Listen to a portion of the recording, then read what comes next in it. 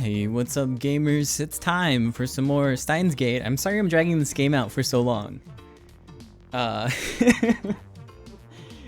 know it's kind of hard to keep track of story details the longer between play sessions I go.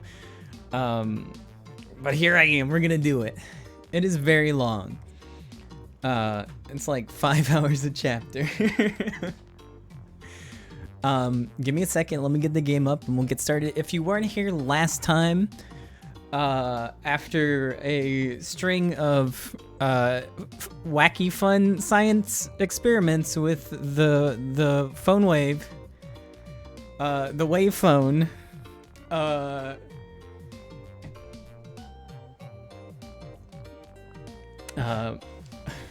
they tried to send back some lottery numbers to their past selves, and it ended up diverging the world line into a new one.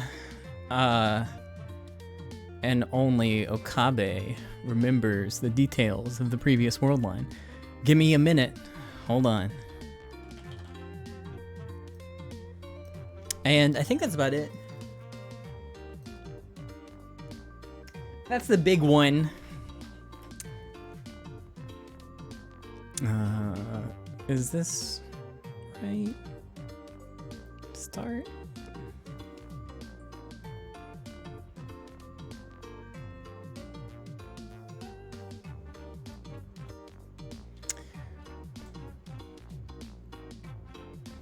Oh, sorry, it's now called the Heavenly Merry-Go-Round, I think. Hold on, I gotta let Joker out real quick.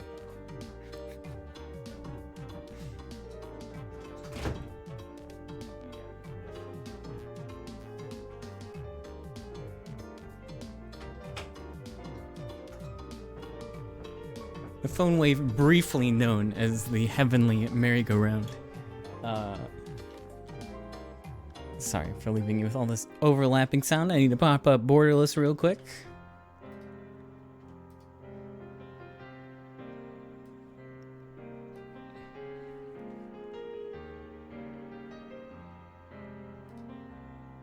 Gotta get rid of the blur. Adjust the audio a little.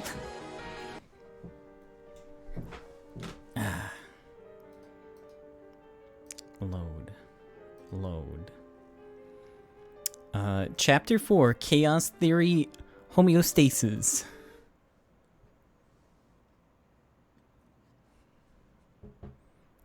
Messiah. 1. In Christianity, a title for Jesus Christ. 2. One who brings salvation to mankind, Savior. 3. One who rescues others from peril. Salvation. 1. Deliverance from pain and suffering. From Kojin Dictionary. John Titor は実にバカだな。I scream at the absurdity. Daru and Kurisu give me an exasperated stare, but I ignore them. この俺がメシアだと？勘弁してもらいたいものだ。人類を救済するなどくだらないにも程がある。俺はメシアとは正反対の資質を持つ狂気のマッドサイエンティスト法院教魔であり、幾多の修羅場をかいくぐり長年機関から逃れ続けてきたのだ。そんな俺が望むのは混沌。権力者を倒せば平和が訪れるとでも思っているのか。答えは否。断じて否だ。そんな夢物語を信じている脳みそがお花畑なやつにはそのまま死ねと忠告してやろう。権力の破壊の後に始まるのは秩序なき混乱なのだ。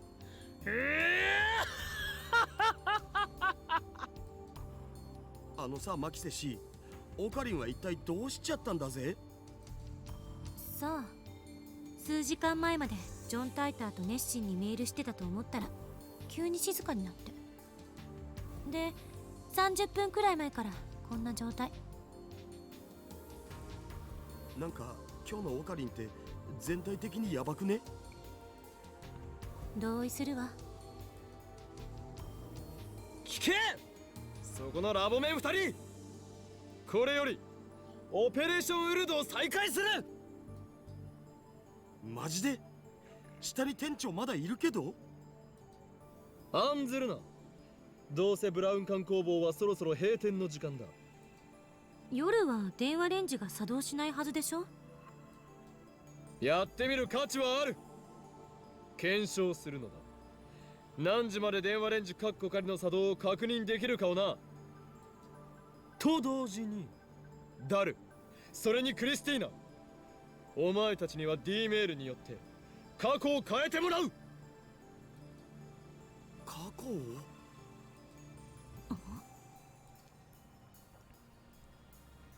？Yeah, whatever. Fuck it. We'll do it again. I still don't believe in the many worlds interpretation or Tider's attractor field theory. Actually, I'm starting to doubt them even more and more. If we want to know how the world works, we'll have to figure it out ourselves. And to do that, we need to experiment. One thing I'm sure of is that the mass disappearance in Akiba is related to D-mail somehow, as is a strange disconnect between my memories and everyone else's. According to Tider, I have a supernatural power. The one I call Reading Steiner. My doubts about Tider's veracity aside, I do need to determine if I'm indeed the one person who keeps his memories when the past changes, or the only. Hey, what's up, Adam? ただし、なるべくわかりやすい形でだ。Preparations for the phone wave, named subject to change, are complete. Daru's eyes wander to the ceiling in thought. Next to him, Krisu shrugs her shoulders and starts gathering her things. 私は帰る。今日の実験結果は明日レポートで見せて。待て! When I grab her by the shoulder, Krisu nearly topples over. 何すんのよ。そのレポートは誰が書くのだ？岡部に決まってるでしょ。作戦立案者なんだから。被験者自身も実験中の書簡なんかを書いておいてくれるとなおいいけど。Krisu glances at Daru. 過去改変には興味がないのか？あれほど実験に前向きだったではないか。あんたね、昼間のことをもうきれいさっぱり忘れたわけ？私は反対した。だが実験が始まってからは乗り気だった。文句一つ言わず付き合った。妄想を垂れ流さないで。I twist my lips into a grin. 客観的に慣れていないぞ、クリスティ・セレセブよ。いちいち言い直すなよ。実験はすでに一度行われた。この俺が過去を改変した。うわ、オカリン、抜け駆け行くない。そうではない。過去を改変した結果、お前たちは改変前の一部の記憶を失ったのだ。今日の昼間のこと？ロト6がどうとか急に言い出したけど。そうだ。I explained what happened earlier this afternoon. それはひょっとしてギャグで言っているのか？本気だ。マジっすか？ One good look at my face and Daru seems to understand I'm not joking. Oh, we got Mayuri. Mayushi won a magazine sweepstakes once. Amazing, huh? You know the hero Gunbam Setsuri? I won an autograph from his voice actor.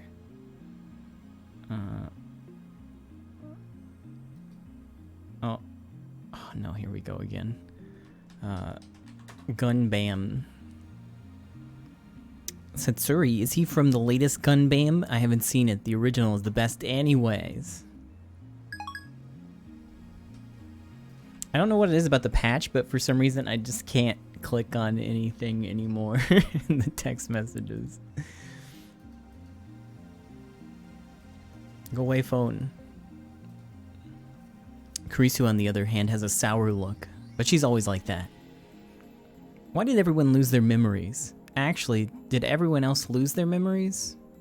In order to find out, I need them to perform the same experiment. うわオッケー。僕一つどうしても変えたい過去があるんだよね。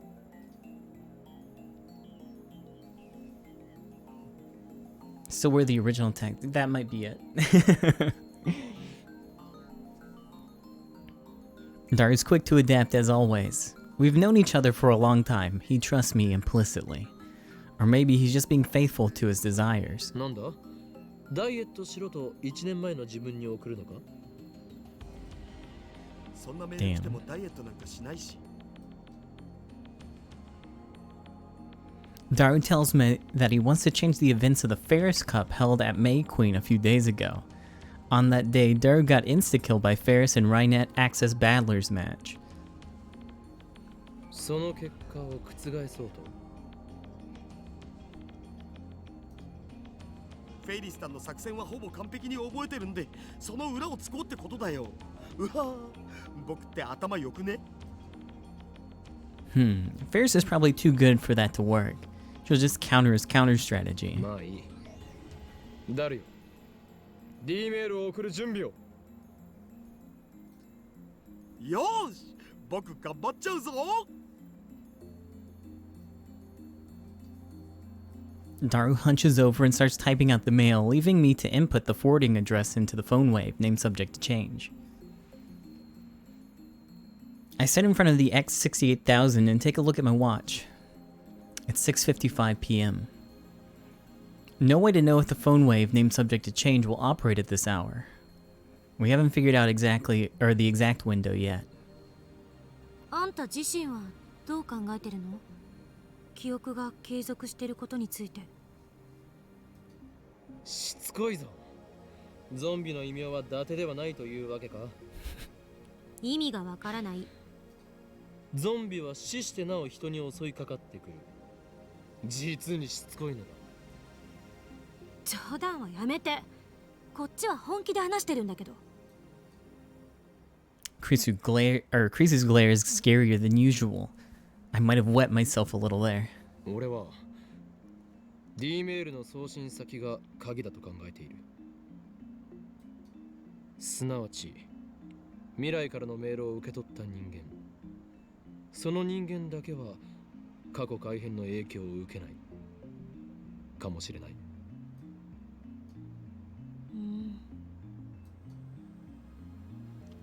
Actually, that hypothesis doesn't explain the mass disappearance in Akihabara.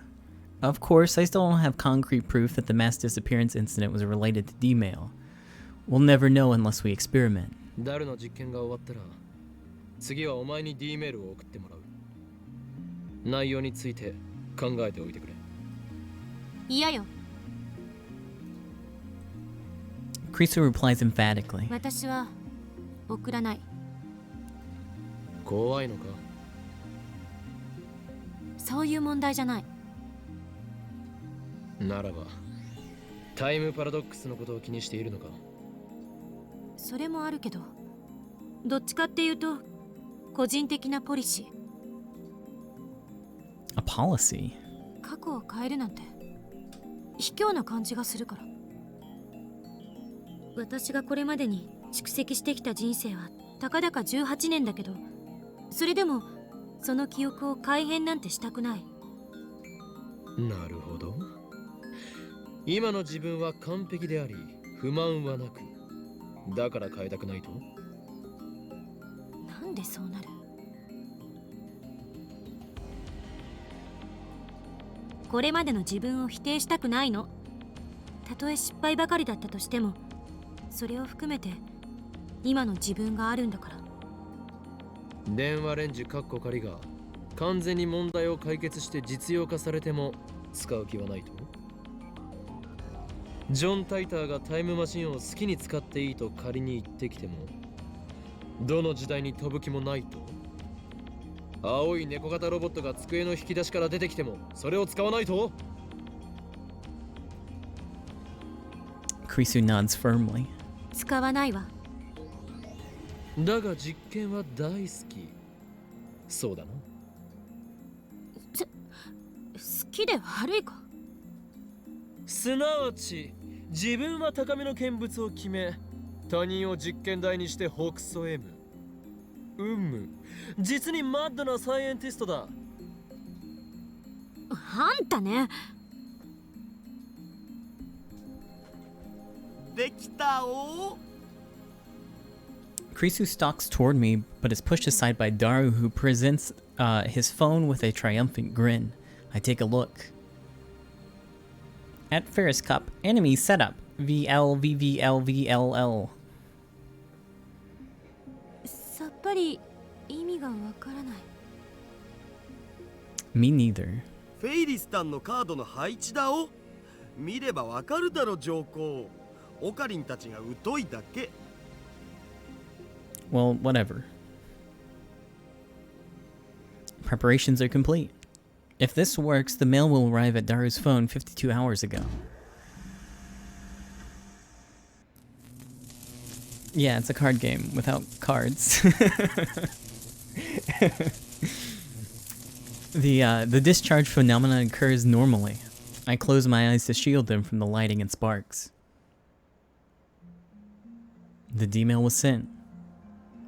Daru should have received it 2 days ago. However, そのことをなんで俺は覚えている。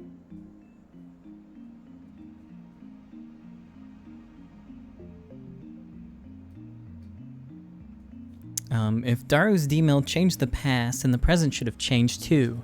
Daru should be the only one who remembers that he sent a D-mail. 過去変わった。 Daru looks around in confusion. ちょっと待て。誰も覚えているんだな。え、何が？今 D メールを送ったことをだ。Daru nods. Then I turn to Kurisu. She answers before I ask. Lukaku. About Rainet. Mayuri-chan's obsessed with the anime called Rainet, so I rented it to see what it was about. I don't usually watch anime. When I do, I prefer romance, but I found this anime to be pretty deep, even though it's aimed at children. I was so surprised. P.S. I was so engrossed in Rainet, I couldn't do any practice swings with Simadare. I'm sorry.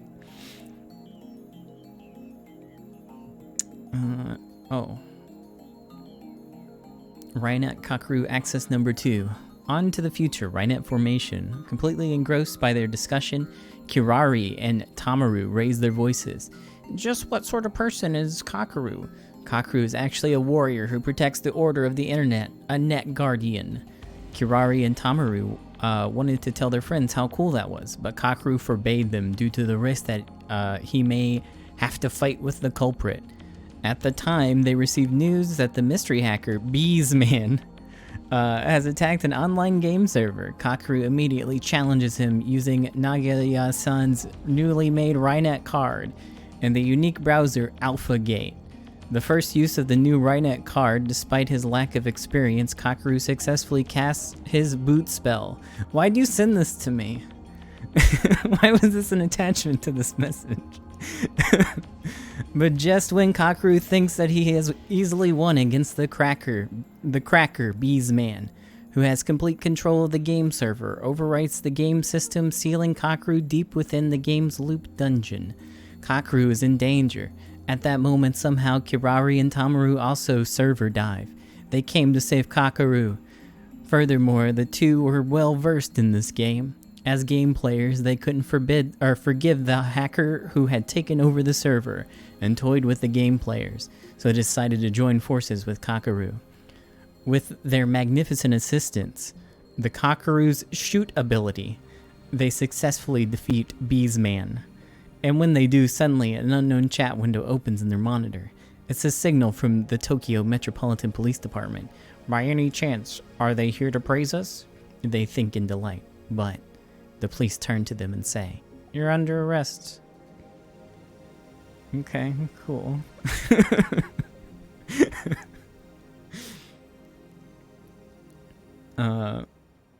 Romance.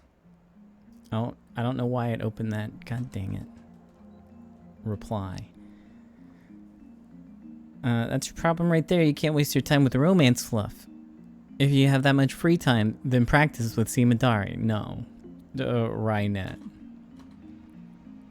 Now you're hooked on Rynet. Everyone around me is buying into this Rynet craze. How can it be so popular? Don't tell me. It's an organization plot. We'll send that one.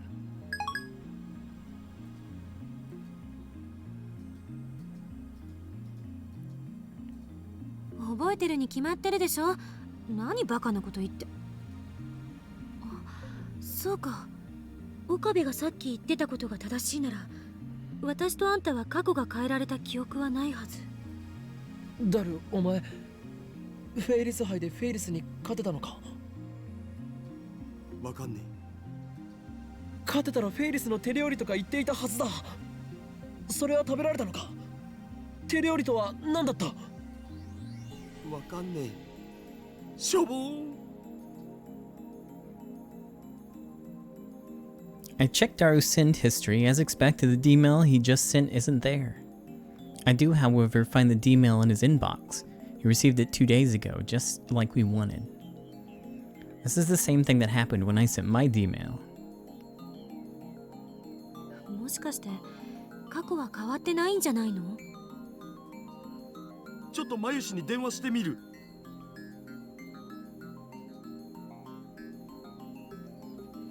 He's the one who changed the past, yet he doesn't remember what happened after the change. That's odd. あ、マユシ、まだバイト中だよね。あのさ、悪いんだけどフェイリスタンはそこにいる？うん、いるんだね。じゃあさ、ちょっと聞いてほしいんだけど、僕ってこの前のフェイリス杯でフェイリスタンに勝ったっけ？負けたっけ？え？負けた？誰が？フェイリスタンが？僕が？あ、そう。瞬殺？そう。わかったお。Daru's shoulders droop as he hangs up the phone. その様子だと過去は変えられなかったみたいね。なんで？オカリンは変えられたんしょ？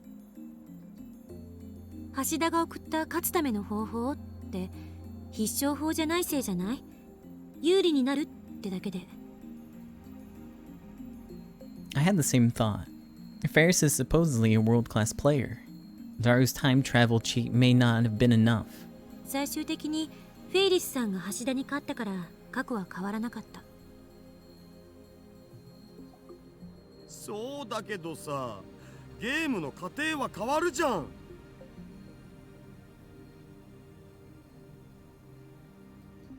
たかがその程度ではダイバージェンスは揺らがないということかもな。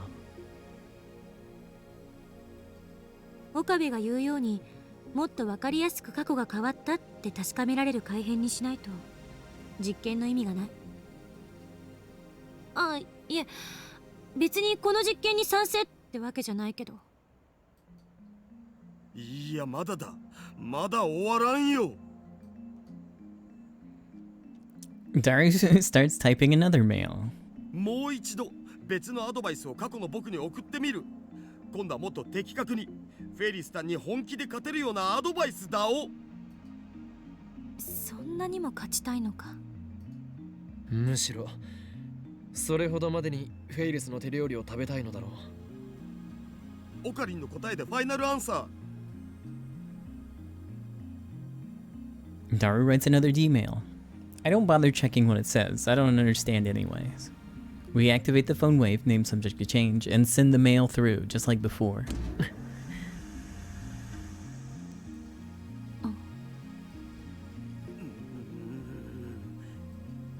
Oh? Nothing happens. No discharge. Usually it happens 10 to 20 seconds after pushing the start button. The timer counts down to 0 without incident. 時間切れ？おそらくな。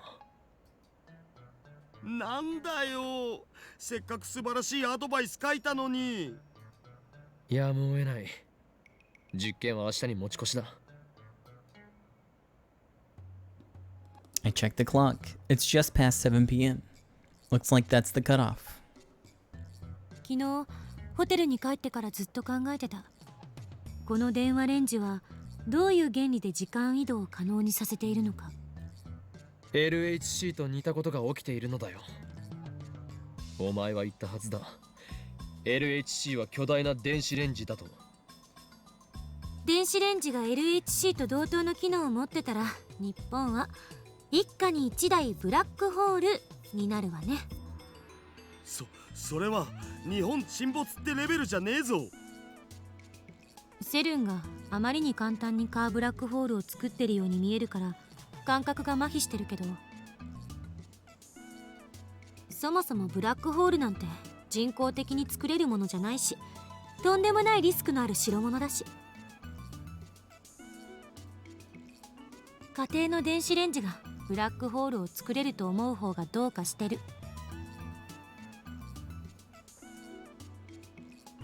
Tider's time machine is small enough to fit inside a car, and it makes black holes. Well, that's what he said, at least. Now that I'm a little skeptical of Tider, I don't feel like bringing it up. 一つ言えるのは、電子レンジ単体じゃブラックホールは作れないということ。この電子レンジに何かが干渉して電子を注入してきているのは間違いない。An outside source of electrons. What could that be? さて、私は帰るから、これ以上むさ苦しい男どもの巣にはいられないんで。また明日レポートをまとめといてね。Krisu flings on her lab coat, or flings off her lab coat and hurries out the door. She was serious about the report. ふむ、マキセ氏の着ていた白衣か。どうね。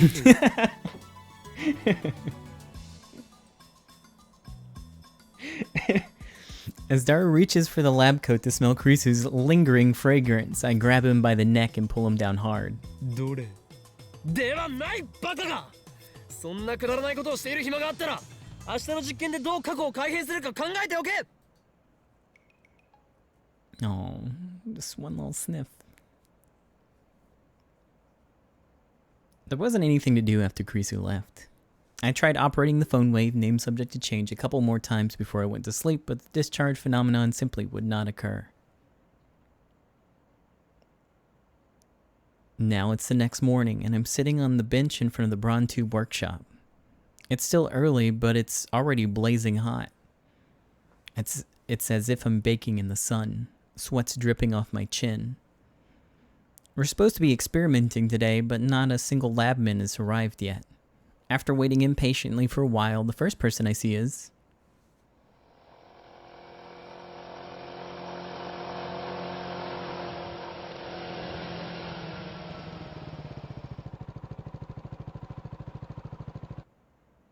Oh, ずいぶん暇そうだな、岡部。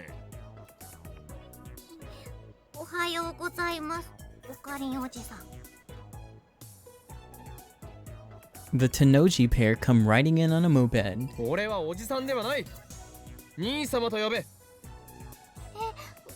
お父さん、どうしよう。岡部、おめえうちの娘に何をふざけたことを吹き込んでやがる。教育がなっていないのではないですか、ミスター・ブラウン。その子が俺のことをおじさん呼ばわりするのを何とかしてください。いいだろ別に。器の小さい野郎だな。なえ、こんな野郎の言うこと聞かなくていいからな。Assistant. Have you written that report yet? For your information, I wasn't joking yesterday. If you blow this off, then you have no right to call yourself a scientist. Maybe this is too much for a freshman like you to understand. Writing papers is a part of being a scientist. Let's see.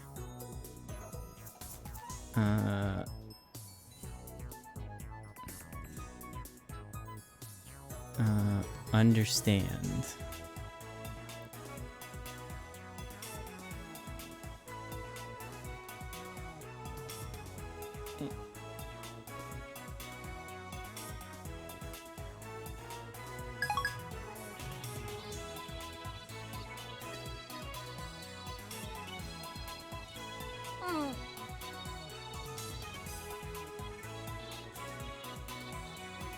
The manager parks his moped and quickly enters the store. Sister Brown's about to follow him when she turns her attention towards the end of the street and instantly brightens up. I follow her gaze and see Mayuri walking this way. おかりおはようまゆりお姉ちゃん Ah. Naya runs up to Mayuri with a happy smile. And without breaking stride, she jumps into Mayuri's chest. なえちゃんおはようおはよ They get along so well that you think they were sisters. Mayuri has the ability to get along with anyone, so it's no surprise. Naya avoids me and Daru, but she adores Mayuri and always goes for a flying hug whenever she gets a chance.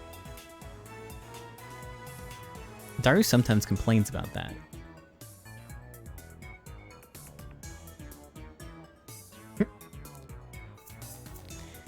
No, wait, maybe it could be better to have Naitan jump into my chest. No. His internal debate went on for hours. うなえちゃんにこれあげるはいどうぞ Mayuri takes some candy out of her convenience store bag and gives it to Nai. うわーありがとうはいおかりにも Hello, assistant. What do you mean, mad scientist? More like bad scientist. Am I right?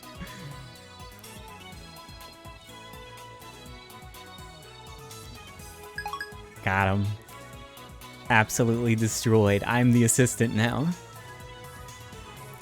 She offers me some, which I silently accept. そこに座って何してるのラボメンが全員集まるのを待っているのだ。おかりんおじさんは暇なの Why, you chipmunk? Do you have to be so blunt? One of these days, I'll teach you to respect me.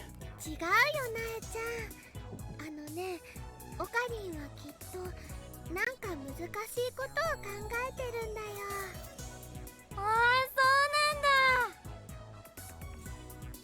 なんだ Good job, Mayuri. おかりんおかりんこの時間だと電話レンジちゃんはビリビリしないんだよねじゃあね焼きそばパンをチンしてもいいかなドアの部分を取っ払ったから温めるのは無理だ。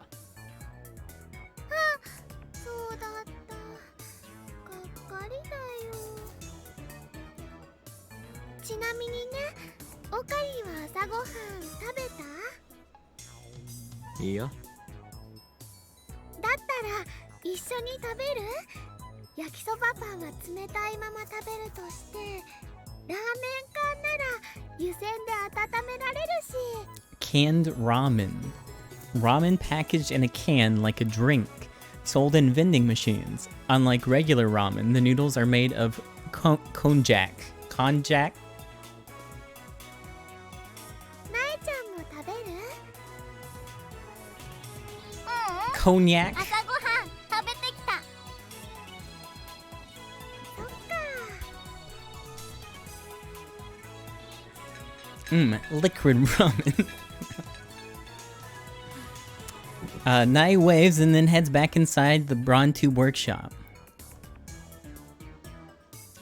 Lured by the prospect of canned ramen, I go inside the lab with Mayuri.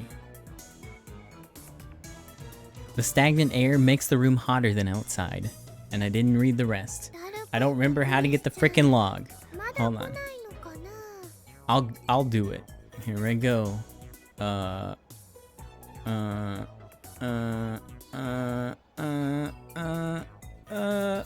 Backlog. That's the first one. It doesn't improve much even after we open the window and turn on the fan. ああ、ラボメンとしての自覚が足りんな。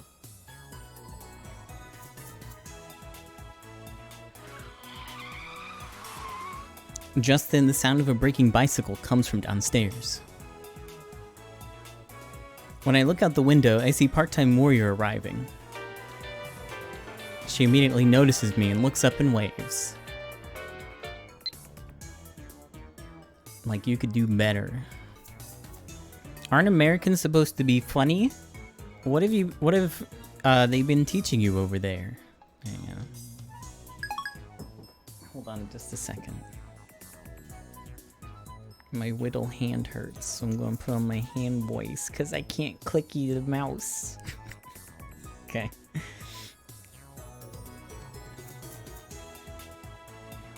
Yeah, read that.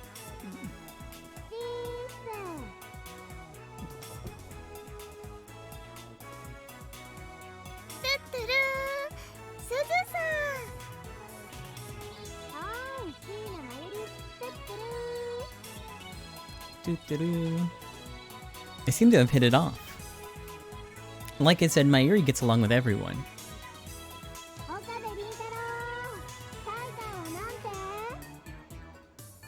I thought I dodged the question, but part-time warrior is persistent.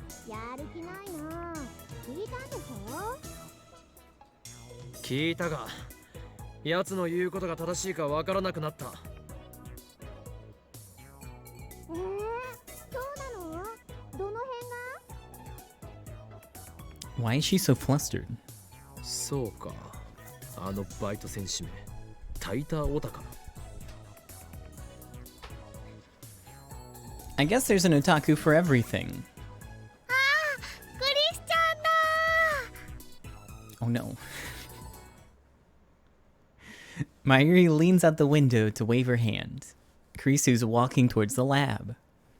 That reminds me, doesn't part-time warrior have something against Kurisu? I look at Suzuha. Her expression has changed dramatically. Now she's staring at Kurisu in complete silence. She doesn't move a muscle. It's like she's trying to start a fight with her glare. Kurisu's pretty stubborn too, so she meets Suzuha's glare for glare. The two of them exchange a word or two in front of the building. For a second, I'm worried they might start throwing punches, but that doesn't happen. クリスチャン、トゥットゥルー。 Good morning. 下のバイトと何を話していたんだ？ Kurisu shrugs her shoulders. 別に大したことは、言いたいことがあるならはっきり言えって。 I don't think that's nothing. She's lucky that that didn't lead to blows. 向こうは何と？何も。悔しそうにうなってるだけだった。一体何なのかしら。牧瀬氏の人気に嫉妬してるに決まってるじゃん、上皇。 Daru bursts into the lab. 本来なら私がラボメンナンバー004になって楽しくみんなと青春する予定だったのに悔しいみたいな。3次元は恐ろしい。ラボメンナンバーなんて好きなだけ譲るけど。なんだと？ラボメンナンバーは某国において数千万円というレートで違法に取引されるほどの貴重な資格なのだぞ。パスポートじゃあるまいし。そもそも某国ってどこだおい。みんな仲良くいられる方がね、マユシーはいい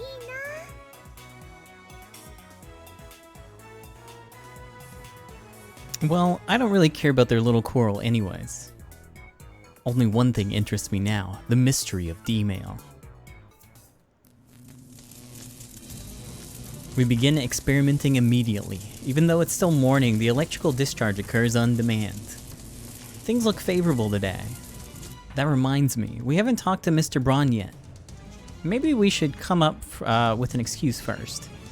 To be honest though, I don't care what he thinks. We're at war. War against the organization and CERN, the dark powers that rule the world from the shadows. 安西先生、フェイリスタンの手料理が食べたいです。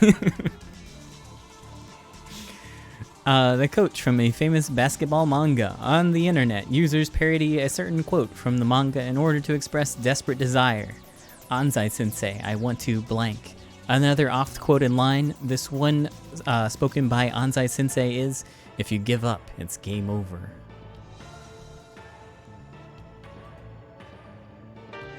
諦めたらそこで試合終了だよ。 Akihabara is such a strange town. Everywhere I look, I see drawings of cute girls. Some of them have their breasts fully exposed, which startled me. Coming here has been a real culture shock. It's amazing how peaceful Japan is now. Drawings of cute girls. Unfortunately, Moe has become the symbol of Akihabara and the chaos that rules here. Get used to it.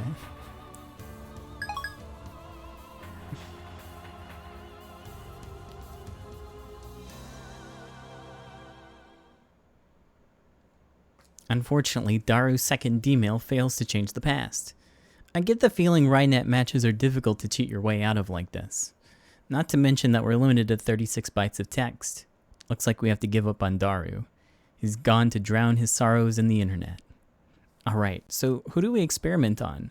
From the look on Krisu's face, I don't think she's willing to change her policy. That leaves only one candidate.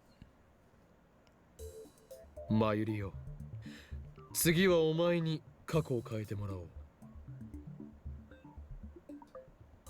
マユシ、変えてもいいの？でもね、過去を変えるって何を変えればいいのかな。 Mayuri looks stumped as she slurps her canned ramen. あ、それじゃあね、こういうのはどうかな。ルカ君にマユシーのコスを着てもらえるように過去を変えるの。どうやって？ルカ君にメールを送るとかだよ。Okay. I don't think a simple request is going to change the past. もっと簡単で分かりやすいものはないのか？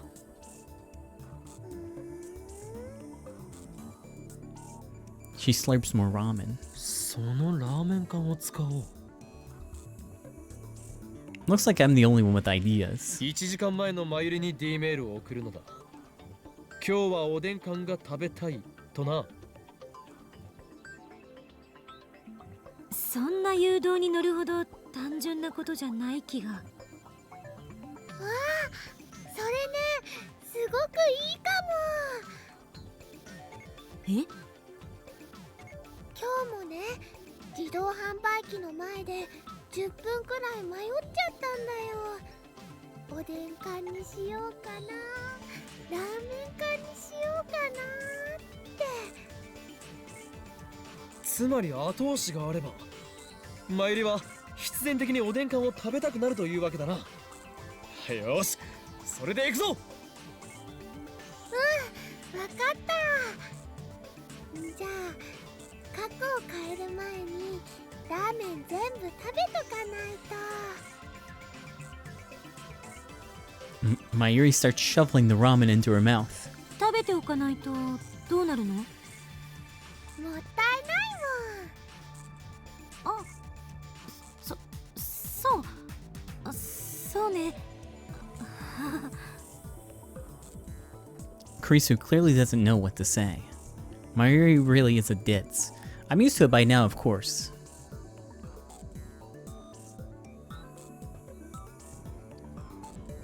I get the phone wave, name subject to change, prepared for D-mail. The contents of Mayuri's mail is simple enough. Canned Odin, piping hot and delicious. I just hope it actually works. We wait for Mayuri to finish eating her canned ramen, then activate the phone wave, name subject to change. To send it 1 hour back, we input 1. In other words, we set the microwave for only 1 second. I wonder if the discharge phenomenon will happen in such a short span of time. That's something else we'll learn from this experiment. 電話レンジカッコ仮起動。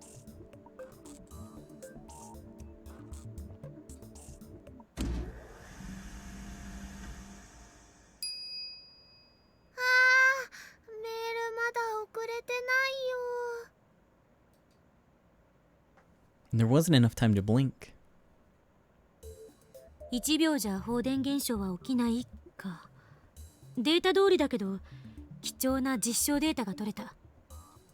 これって例えば事前に暖気みたいなことしたらどうなるん？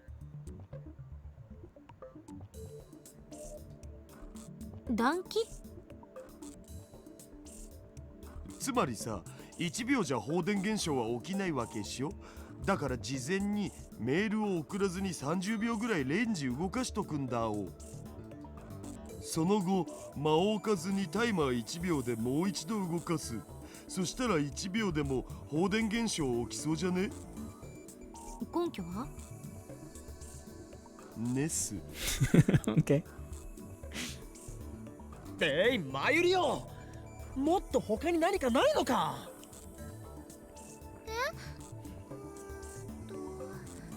じゃあ昨日買ったおにぎりの具を違うものにするとか。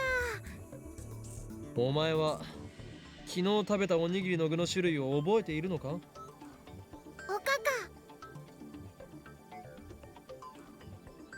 即答？ Impressive. だからね、おかかを明太子にしようよ。 Maybe we should choose another test subject. Something's telling me we're going to have to look outside the lab. I go for a walk to clear my head. After lunch at King Burger, I grab coffee at Starbucks on the first floor of Yodobashi. Coffee chain. Popular fast food burger chain in America. Only a few franchises exist in Japan. I left Mayuri and the others at the lab. I need some time to get my thoughts in order. I recall what happened when I sent myself the Lotto 6 numbers. The moment I sent that D-mail, I felt a strong tremor, and then the world as I knew it changed slightly. The fact that I sent a D-mail had been undone. I know that because it had disappeared from my send history. However, it was in my inbox. The mail had definitely reached the past. What does this mean? The mail was received but never sent. Isn't that a time paradox?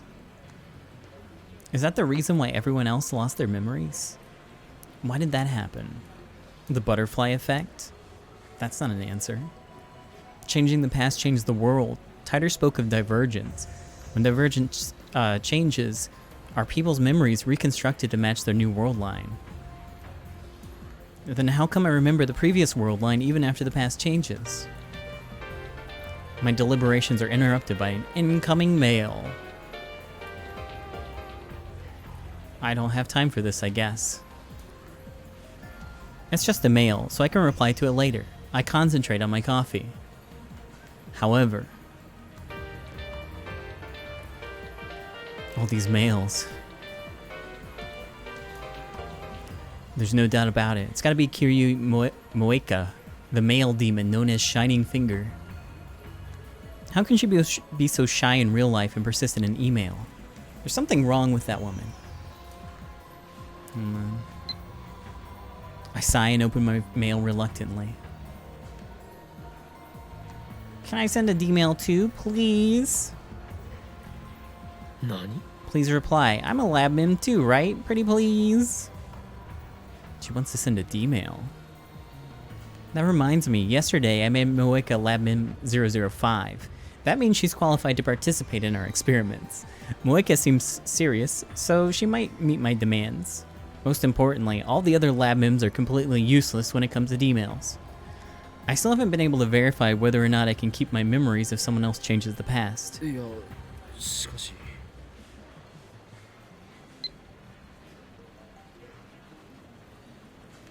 I'm worried. Moeka works at an editorial company. In other words, she's related to the media. What if she sends a D-mail that leaks word of the time machine?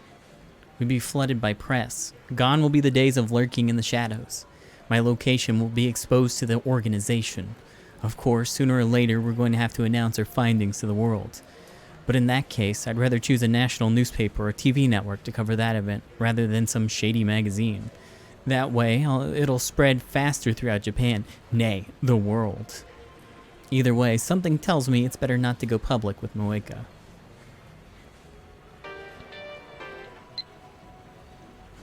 However, Moeka is a lab mem. Yesterday, we told her everything about the phone wave, named subject to change, and emails. Moreover, we made her one of us. It was necessary to buy her silence. Realizing that I have no reason to deny Moeka her request, I put my phone to my ear. 俺だ。ああ、少しばかり迷っている。何？声でわかるだと？叶わないな。電話レンジカッコ仮の実験にシャイニングフィンガーを引き入れるかどうかについて。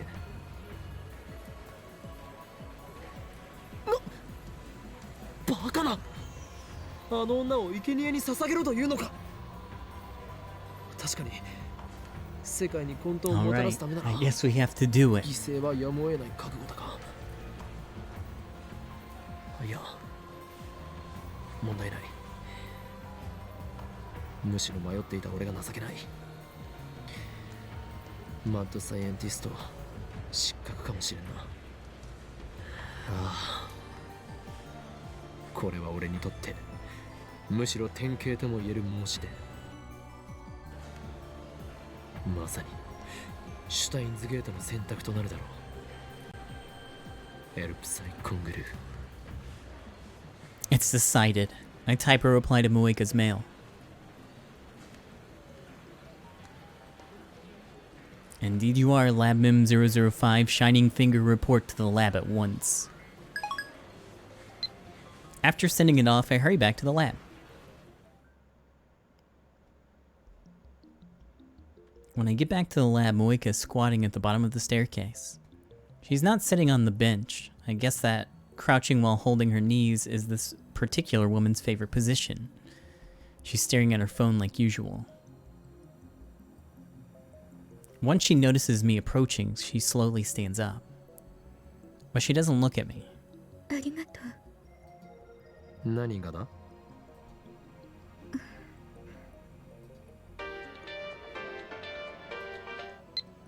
I know it's selfish, but I really need to send a D-mail. 別にわがままとは思っていない。むしろお前の申し出にこちらが感謝しているほどだ。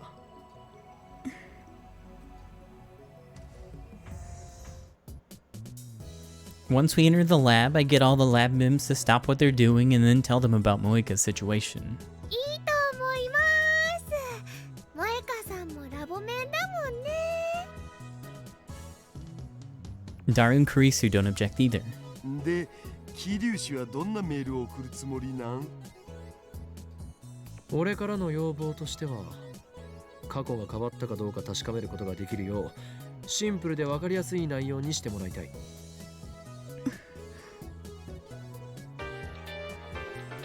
A new mail.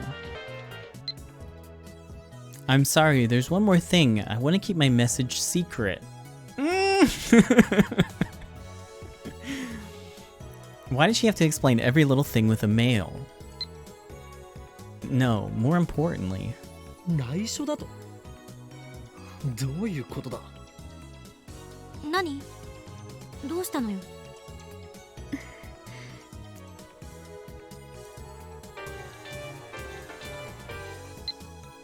It's private.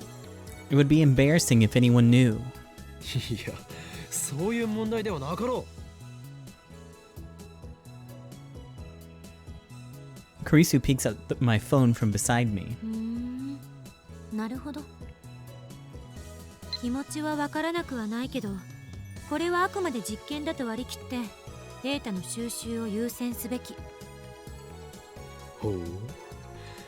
珍しく意見が一致したな、上司よ。別にあんたに同意したわけじゃない。データを収集しないと電話レンジの仕組みがいつまで経っても解明できないって思ったからよ。でも女の子にはね、秘密がいっぱいあるのです。誰にも言えない秘密をね、自分だけに教えろゲヘヘって言ってるのと同じだよ。Okay. くわ、まさかこれってセクハラになるん？落ち着けダル。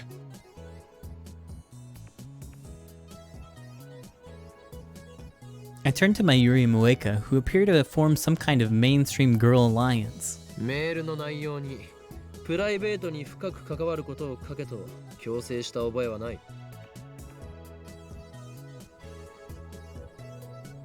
Krisu nods firmly at my words, 私 and 的な内容を送りた my いにしても stupid fat 今 finger はまだ clicked 見 the 送るべき。 thing.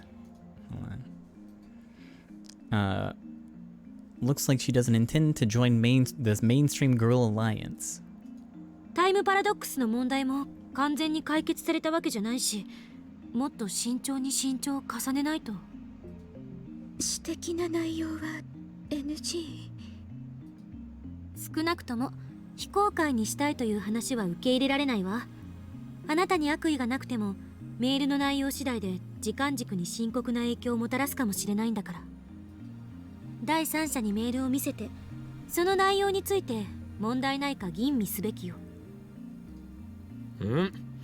俺が言いたいことは全て助手が言ってくれた。そしてそうは言いつつも我らは実験を中止するつもりはない。あんたの意見を代弁したわけじゃないから勘違いしないで。 Cheeky little. そもそも実験においてはプライバシーよりもデータが優先される。被験者になるならその覚悟は必要よ。 Don't tell me that's the reason Krisu won't send a D-mail herself. そうなの？まゆしーはね、さっきそんな覚悟せずに送ろうとしてたよ。ごめんね、クリスちゃん。別に謝らなくても責めてるわけじゃない。一般論を言っただけ。 I imagine some people might take issue with that statement, but I'll refrain from saying anything. I'd rather not get my head chewed off right now. Moeka's expression doesn't change. Same as always.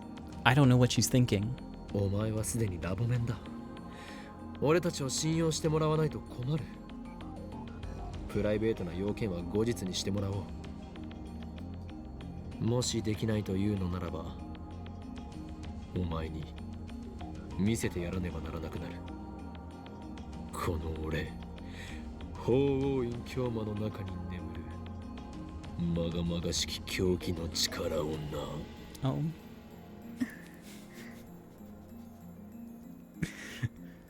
Moeka's already typing on her phone. My threat was ineffectual, it seems. Can I see the D-mails you've sent so far? I want to use them as a reference. 着信履歴ならあるぞ。送信履歴はないというと語弊があるな。送信履歴は消えてしまうのだ。I confirmed that after I sent the D-mail yesterday, Moeka was there, but she doesn't remember either.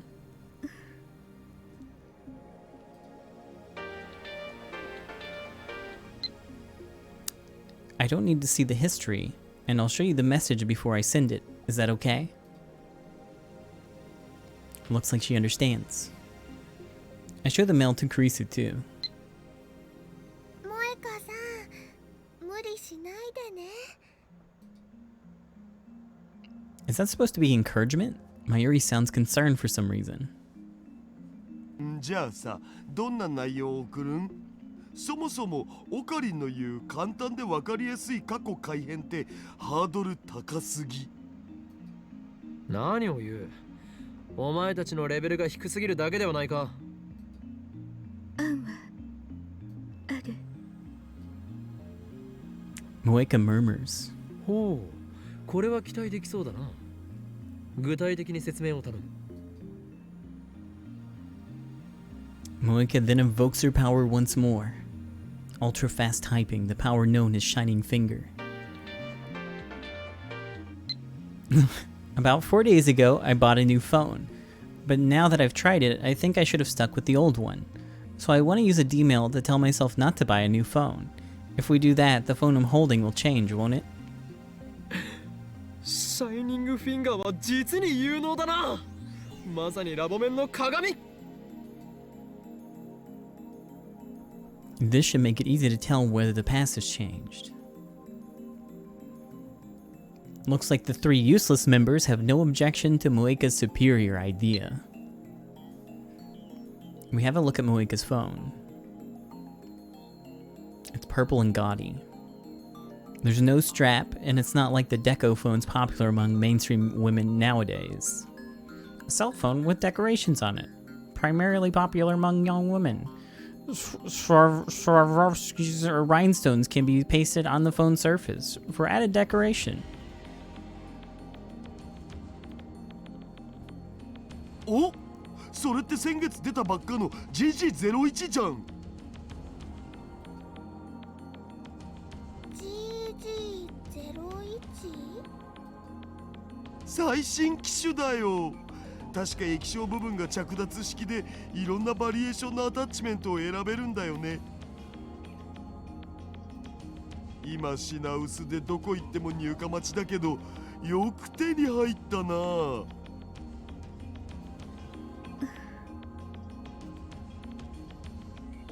It's the most popular model, but she wants her old one back. I guess hardcore phone users have other concerns besides fashion. では、指圧しよねえねえ、どうして萌香さんのこと指圧師って呼ぶの？それが桐生萌香の力に俺がつけた名だ。桐生萌香、お前は今後先行の指圧師、すなわちシャイニングフィンガーを名乗るがいい。 Okay.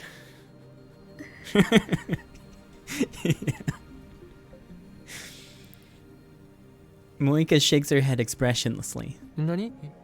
嫌だというのか？能力面をつけてやったのに何が気に入らないというのだ。萌香さんはね、萌香さんだからだよ。それにね、指圧師さんじゃなくて編集プロダクションで働いてて。眉氏、ネタにマジレス、かこ悪い。ネタではない能力名だ。くだらないこと言ってないで。準備するわよ。Damn it. You're just an assistant. Don't boss us around. ブラウン店長に何か言われたらどうするん？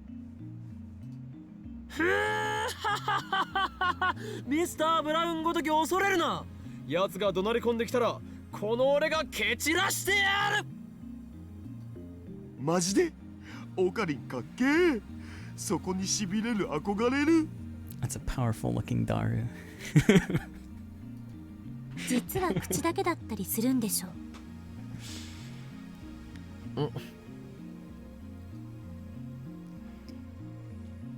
I'll be the adult and ignore Krisu's insult. Moeka has already written her 36-byte mail. When I look at Moeka to see if she's ready, she nods faintly. We set the timer to 100 seconds. The D-mail should arrive at Moeka's phone 4 days ago, July 31st. 電話レンジカッコ仮起動。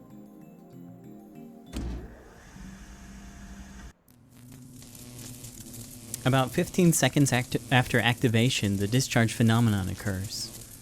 I glance at Moeka. She nods grimly, an unusual show of emotion.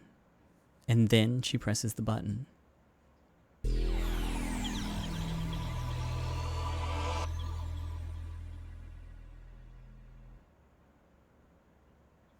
The world twists into unrecognizable shapes. The floor is shaking. Or is it me? My vision blurs and loses color. The world lurches. I struggle to keep my balance. As I brace myself against further shaking, I try to analyze what I'm experiencing. This is far more intense than what happened when we sent the D-mails yesterday. And yet I felt it before. I remember. This is what it felt like right before the mass disappearance phenomenon. The shaking stops. I relax my body and look around. Has the past changed? Of course it has. That bizarre sensation just now was proof. I look around the room. The phone wave, name subject to change, which should have about 90 seconds left on the timer, is silent. Daru's here, Mayuri's here, Kurisu's here. Where's Moeka? 指圧師はどこに行った？ Daru and Kurisu, who are discussing something in front of the X68000, look at me strangely. Ah, again. This feeling of wrongness. It's the same as yesterday. 指圧師？オカリン、日本語で OK。 I leave the development room and check the lounge behind the sofa, in the dressing room, the bathroom, and the shower room. I look out the window at the street below, but Moeka is nowhere to be found. She's gone. No way.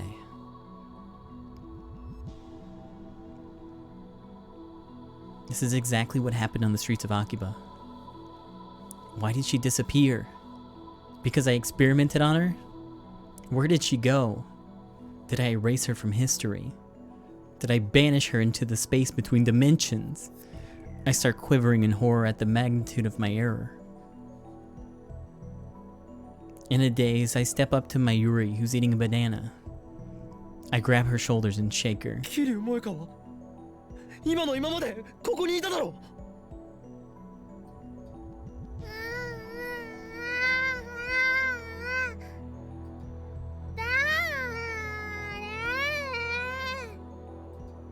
桐生萌香だ。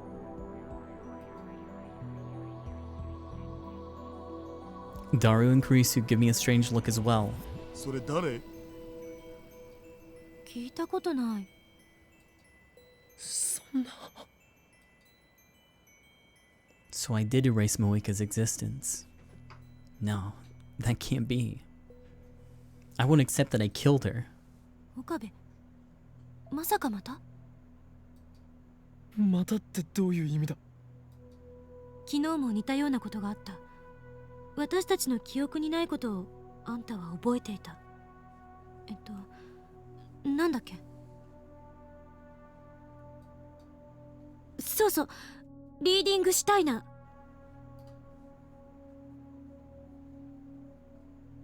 Yes, that's the name I gave this phenomenon, or rather, to my ability to perceive it. When the world line changes, everyone's memories are reconstructed to match. That's what John Titor said.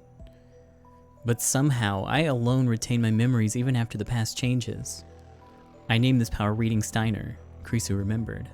To tell the truth, I just made it up out of thin air. But now that Moeka has disappeared, I want to believe that this power is real.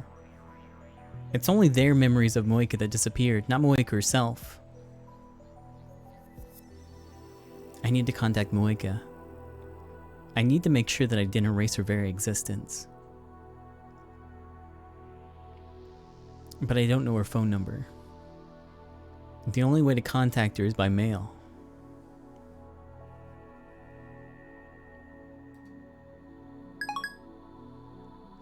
I send her a message saying reply the second you read this email.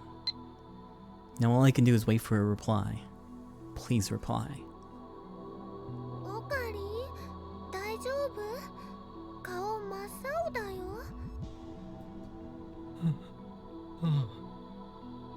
大丈夫だ。 In fact, I'm anything but fine.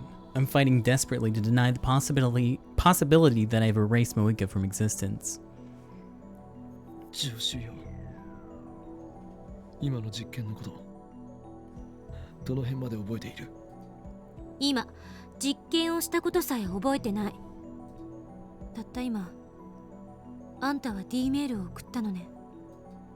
ああ。ただし、昨日とは少し状況が違う。D メールを送ったのは俺ではなく、桐生萌香だ。And then she vanished into thin air.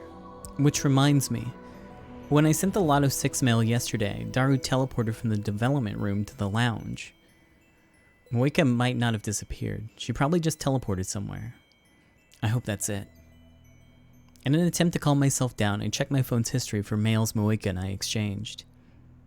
That's strange. The mails she sent me are there, up until the one I received on July 31st at 12:43. But after that, the dozens of mail I remember receiving from her are gone. The D-mail she sent to cancel the phone model exchange was sent to arrive on July 31st. Did a time paradox erase Moika from existence the instant she received the D-mail? I shiver when I realize I can't find any problems with that hypothesis. No way. It can't be. I mean, all her D-mail said was, don't change phone models. That's harmless, right? But then, what caused Moika to disappear from this room like that? Why does it look like Moika vanished 4 days ago? クリスティーナ、もし仮に D メールによってタイムパラドックスが発生したらどうなると思う？わからない。タイムパラドックスを経験した人間は未だかつて一人もいないから。以前世界が消えるというようなことを言っていなかったか？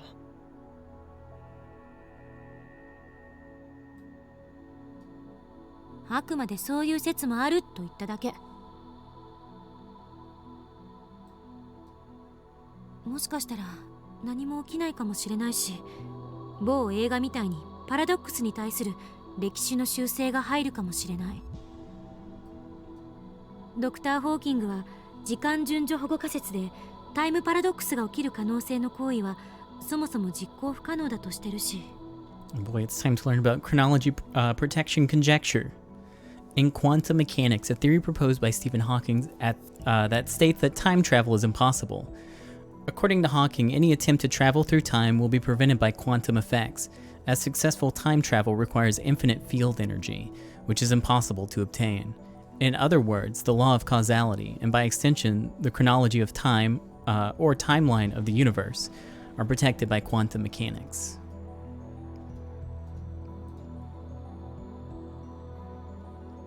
So all we have are theories. あのね、マユシーはよくわかんないけど、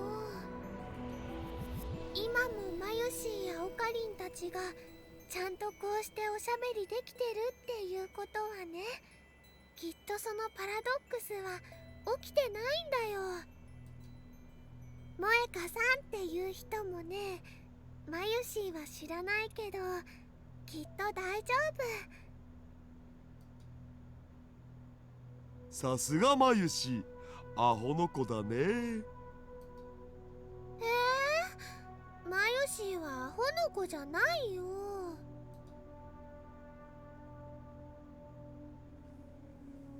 I'm amazed that Mayuri and Daru can have such a carefree conversation despite all that's happened.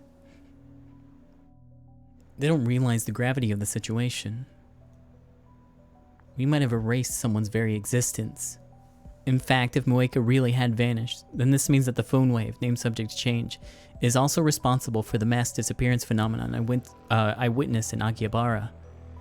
What if I erase all those people?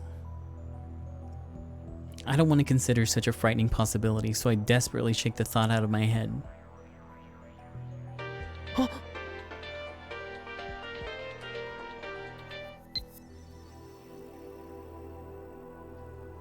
What's wrong? I'm kind of busy now. Sorry. I'll email you later.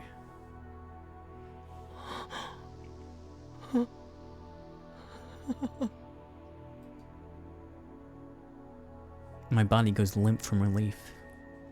A reply. She sent a reply. Moika still exists. She didn't disappear. Relief washes away my fear. My eyes are filled with tears. Not because I was worried for Moika, but because I thought I might be responsible for the horror of erasing someone's existence. 何が起きたか説明して、岡部。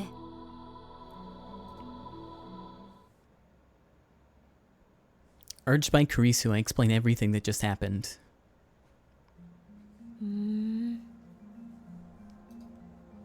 今この場からその桐生なんとかさんが消えたのは因果率を考えれば不自然じゃない気がしてきた。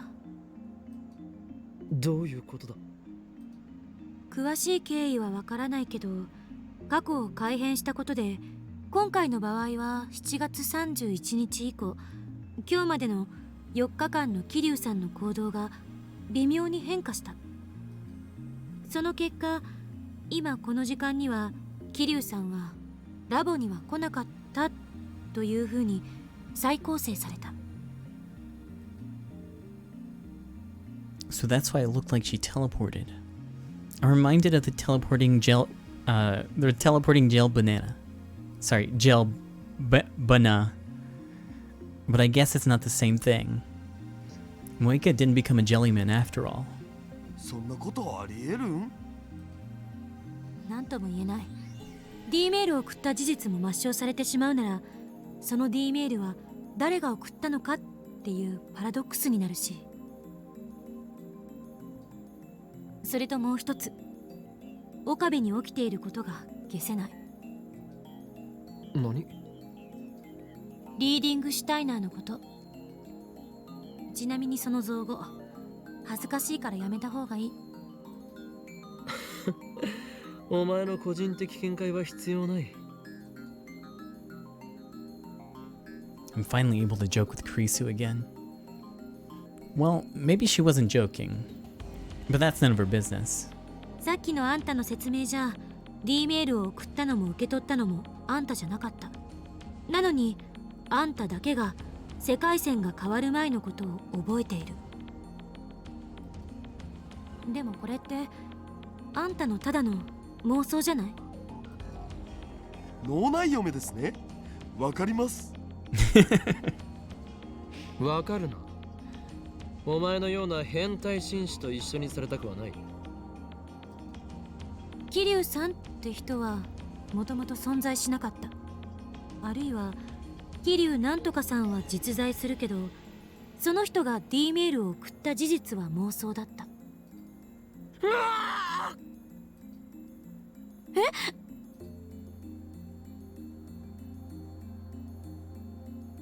？I fall to my knees and press my hand against my left eye.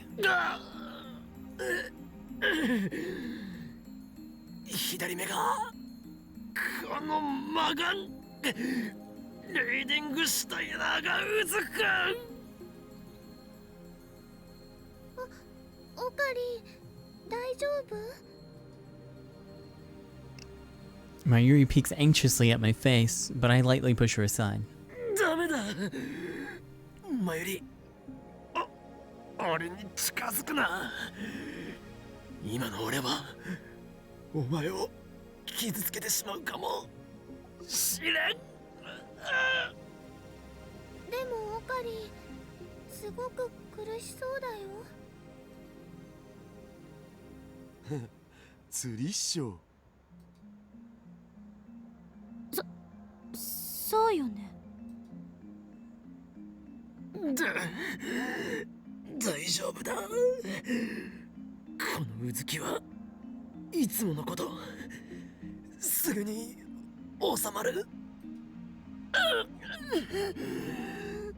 この魔眼がある限り俺は機関に狙われ続ける。あらゆる世界と時間とを見通す力。しかしそれは同時に諸刃の剣でもある。俺はこのあらゆる世界とあらゆる時間を見通す魔眼のせいで人間としての因果率から外れてしまった。だがそれでもこのラボだけは守ると誓ったのだ。だから魔眼よ、静まってくれ。 Bruh. I kneel and press my head against the floor, and then I take a deep breath and gradually remove my hand from my left eye. My Yuri rubs my back. オカリ苦しいの？いや、も大丈夫だ。 I stand up, then I shoot Kurisu a sharp glare. 何よ、今のただの演技でしょ。クリスティーナ、お前は間違っている。すでにこれまでの実験で証明されているんだよ。俺のリーディングシュタイナーは本物だ。はいはい、12秒12秒。え、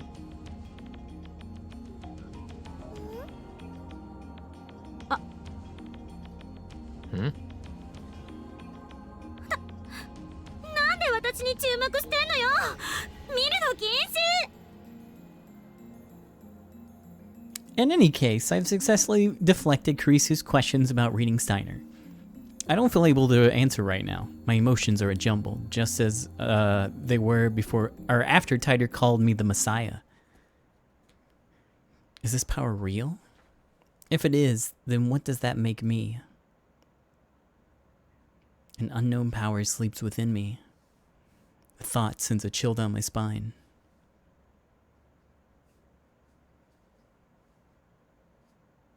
I sit on the bench in front of the Braun Tube workshop, staring into the night sky. I try sorting out what happened this afternoon, but it's impossible. The more I think about it, the more confused I get.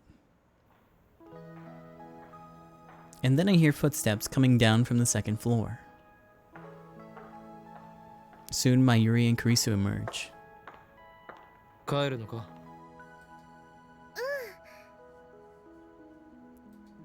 岡部ってずっとここに泊まり込んでるの？まあな、マッドサイエンティストたるもの、研究所に寝泊まりして研究だけに没頭するぐらいでなければ務まらない。形から入るのって良くないと思うわけだが。でもね、この場所ってとっても便利だよね。マユシーもお父さんお母さんが許してくれるならここに泊まりたいよ。え？本気？そしたらバイトに行くのもすぐだもん。ねえねえクリスちゃん、今度みんなでお泊まり会しよう。男性陣がいないのなら OK。 それは無理だ。だったらまゆりさん、私のホテルに来たら？ああ、そういえばそんな約束してたもんね。じゃあ今度お邪魔するね。いつでも言ってくれていいから。それじゃあ。 Kurisu waves goodbye and starts walking in the opposite direction of the Akihabara station. Mayuri doesn't move from that spot. Instead, she starts doing her usual thing, Stardust handshake. She looks up at the night sky, raising her hand as if to grasp the stars. And with perfect timing, a shooting star crosses the sky. ねえ、オカリ？ああ、流れ星だな。願い事はしたか？ Mayuri doesn't answer. She keeps gazing at the sky. オカリンって小学生の頃すごい熱を出して1ヶ月ぐらい寝込んでたことがあったよね。何を突然言い出すんだ？ It was about 10 years ago, at the turn of the century, when the world was in uproar over Y2K. Near the end of 1999, I had a fever of nearly 40 degrees Celsius that lasted about a month. I didn't recover until the new year. At least, that's what I've been told. I don't remember it myself. According to my parents, I was unconscious the whole time, tossing and turning. The doctor said that it was a miracle I didn't die. Because of that fever, I didn't get to experience the Millennium Countdown event. They never figured out what caused it either. あの時ね、マユシーはオカリンが死んじゃうんじゃないかって思ってすごくく怖かったんだよ。だからね、おばあちゃんと一緒にお空に祈ってたの。おかりん死なないでって。この俺が死ぬはずがないだろう。何しろ10年前の時点で俺はトーマス・エジソンに匹敵する IQ170 の頭脳を持つマッドサイエンティストだったのだからな。 Actually, I'm not sure what Edison's IQ was. そうだったんだ。オカリンってすごいんだね。でもね、まだちっちゃかったマユシーはそのことがわからなかったからお空に祈ってて、でね、大晦日もうすぐ年が明けるっていう時にね、流れ星がピューって流れたの。今みたいに。ピュー。流れ星はね、消える前に3回願い事を唱えることができたら願いが叶うんだよ。知ってたかな？ Of course, that's the most common of common knowledge. もちろんマユシーは一生懸命3回唱えたの。Then Mayuri finally lowers her hand and turns to me. On her face is a soft smile. 次の日、年が明けた頃にね、オカリンは熱が下がって目を覚ましたのです。つまりマユシーはオカリンの命の恩人なんだよ。いや違うな。あの状況で助かったのはシュタインズゲートの選択だ。そうなの？そうなのだ。そっか。Mayuri looks a little disappointed. ねえねえ、熱が下がった時ね、オカリンはこんなことを言ってたんだけど覚えてる？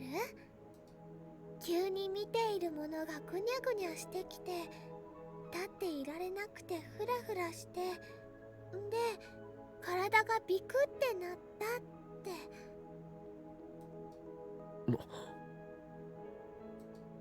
さっきのオカリンもね、そんな感じだったよ。大丈夫？また熱出して倒れたりしない？ The concern on her face is so sincere. Looks like she's worried about my reaction to Moeka's disappearance. Jeez, my hostage is worrying about me. I find myself giving her a wry smile. 案ずるな。何も心配ない。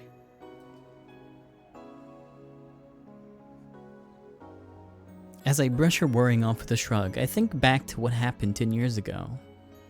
When I woke up from that fever, the first thing I saw was Mayuri's crying face.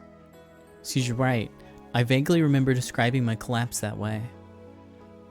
And come to think of it, it does seem to match the sensation I felt a few hours ago when reading Steiner activated. そうか。この俺の魔眼はまさにあの時にこの身に宿ったのだな。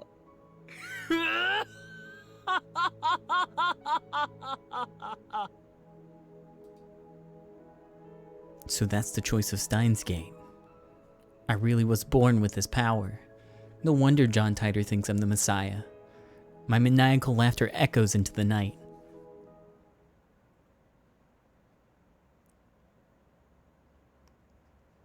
The next day, the lab gets an unusual guest. お邪魔します。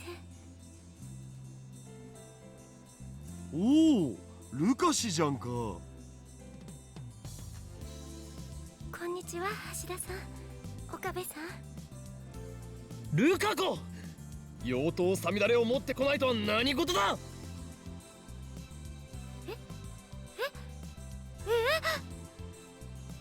今日お前が来ると聞いて、俺は殿下の宝刀ミストルティンの封印を解いたというのに、お前には失望したぞ。 Mistletoe. In Norse mythology, a legendary sword born from a sprig of mistletoe. According to prophecy, the sword will slay the undying god Balder, thus beginning the final war of the gods, Ragnarok. Actually, I didn't know he was coming. すみません。今から取りに戻りますから。いや、もういいんだ。サミダルとミストルティンの開口もまたもお預けか。I look out the window with an expiration of melancholy. つうか本当と北欧神話の負けって Expression. 釣り合わなさすぎてカオスなんだけど、そもそもオカリン模造刀なんて持ってた？僕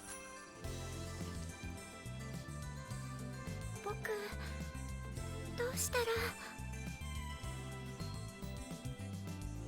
ルカ子よ、お前は俺の弟子でありながらまだいまいち真剣さが足りんな。すみません。こんな調子では使い物になるまでにまだまだ時間がかかるだろう。どうだ、なんだったら我がラボに入ってみないか。僕がですか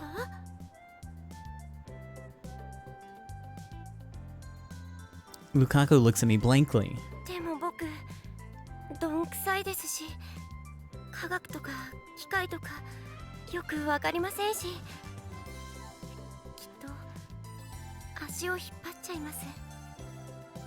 それでもいいですか？なんだ、前入れと変わらないではないか。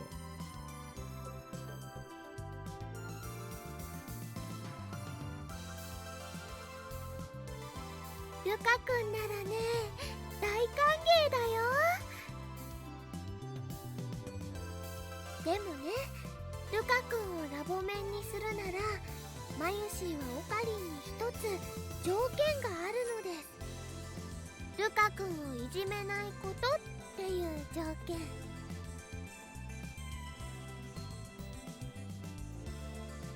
Mayuri forces her way between us as if to protect Lukaku. She's the one who called Lukaku here. They're classmates. それとルカ君はね、今日はマユシーのお客様なんだよ。衣装合わせに来たんだから邪魔しちゃダメなのです。まゆりちゃん、でも僕コスプレはするつもりはないから。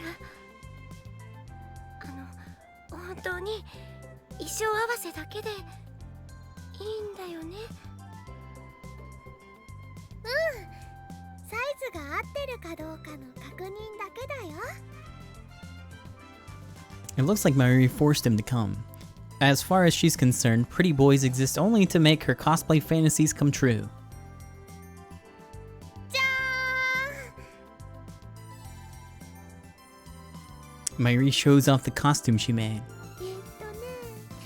ライネットのキラリちゃんだよ。 Is it just my imagination, or is that outfit pretty skimpy? I don't know if it's his first time seeing it, but Lukaku just stares at the costume dumbfounded.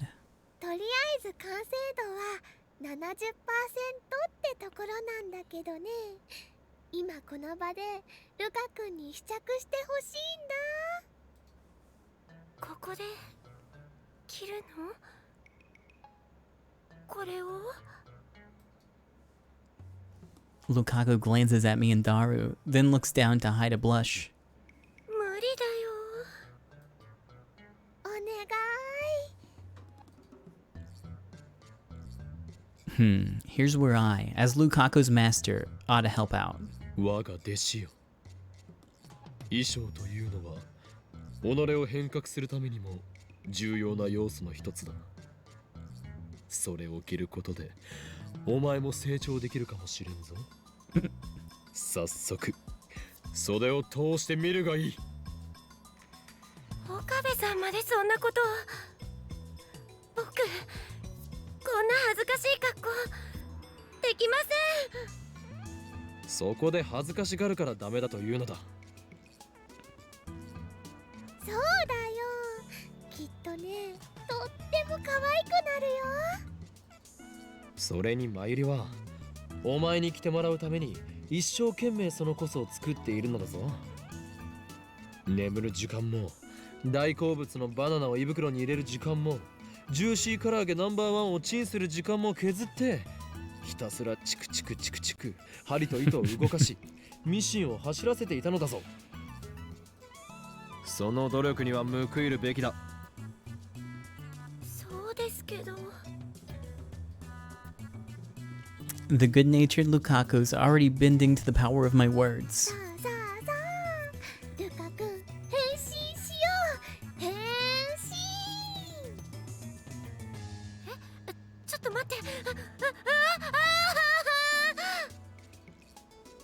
Mayuri grabs Lukaku's arm and drags him into the changing room. ほら、恥ずかしがってないで服を脱ぎ脱ぎして。まゆりちゃん、そんなところ触らないで。分かったから、僕一人で着るから。だからあっちに。でもね、これって着るのにコツがいるんだ。だからマユシーが1から10までちゃんと教えてあげる。お願いだから脱がさないね。すごくゆりです。 F4. Homosexual romance between women are works of fiction depicting such. 違うな。あれはユリではない。なぜならルカ子は男だからだ。ということは逆領辱ですか。むはー、実にけしからん。 His imagination knows no bounds. A few minutes pass, and out comes Mayuri first. She looks satisfied. ルカ君、ほら、恥ずかしがらずに出てきてよ。 Lukaku doesn't make an appearance, even when Mayuri calls him. ルカ君、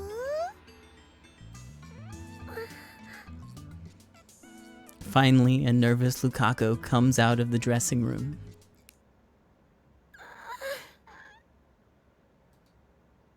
Lukaku looks like he's about to cry. I can already see the tears forming.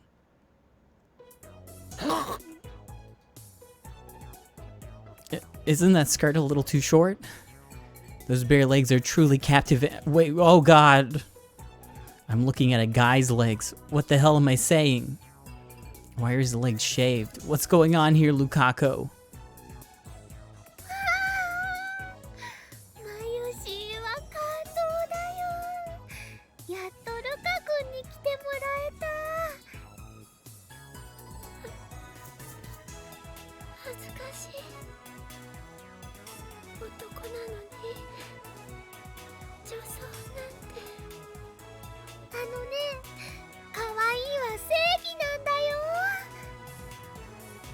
Cuteness is justice. わからないよ。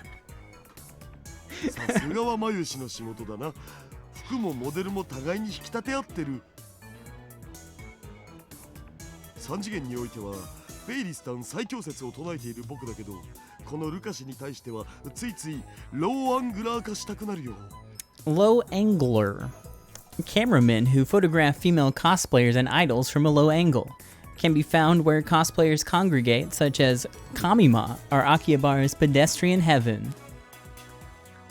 オカリンの感想はどうか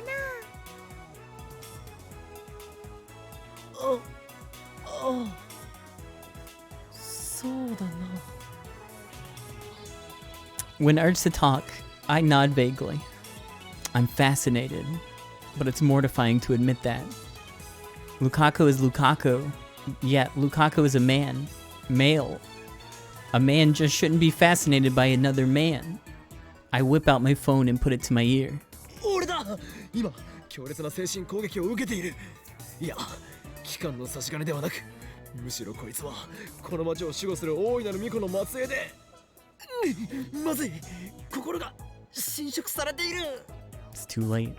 まさか秋葉にはまだこれほどの先盛りがいたとは。こいつを覚醒させられることができれば機関による汚染も最小限にできるはず。分かっている。まだこの町を奴らの手に渡すわけにはいかない。これがシュタインズゲートの選択なのだな。エルプサイコングルー。 I catch my breath, put away my phone, and turn back and smile at Lukaku and the others who are staring blankly at me. ルカコよ、我が不肖の弟子よ。以後戦いの時にはそのコストさみだれ装備で臨むのよ。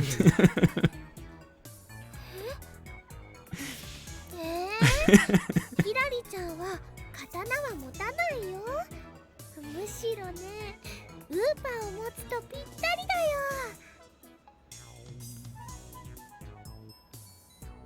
My Yuri in high spirits makes Lukaku hold the Upa cushion.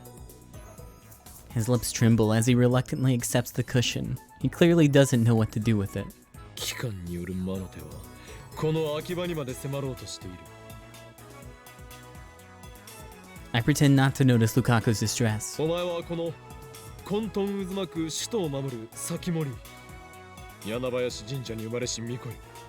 今こそその役目を果たす時。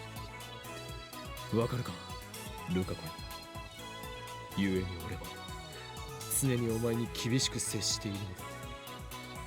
この町を守る使命がお前にはある。そうなんですか？そうだとも。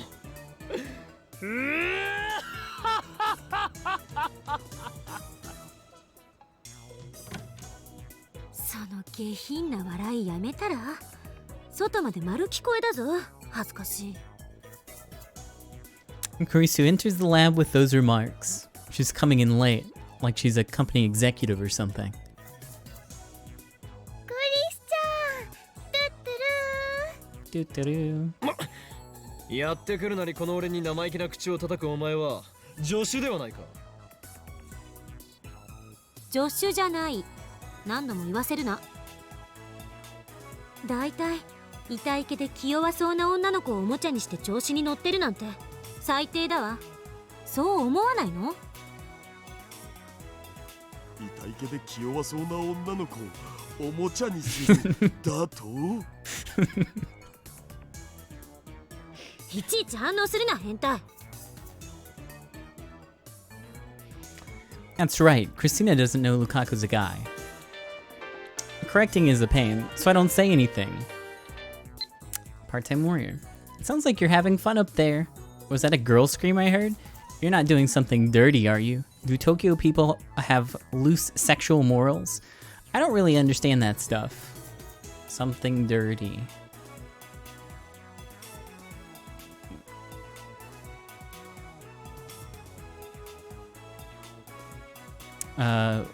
What? Do you want to join the lab? Looks, something tells me you're just looking for an excuse to skip work.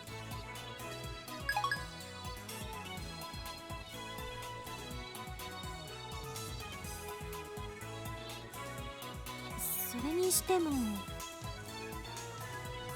クリスティーナよ、ルカ子の全身を下から上へと寝め回すようにして見つめるのはよせ。してないわよ、そんなこと。クリスちゃん、どうかな、このコス。ルカ君にすごく似合ってるって思うでしょ。これが噂に聞くジャパニメーション文化の一つ、コスプレなのか。Hey, Baku, thank you so much for the resub. とてもキュートね。Yeah. キュートだなんて、そん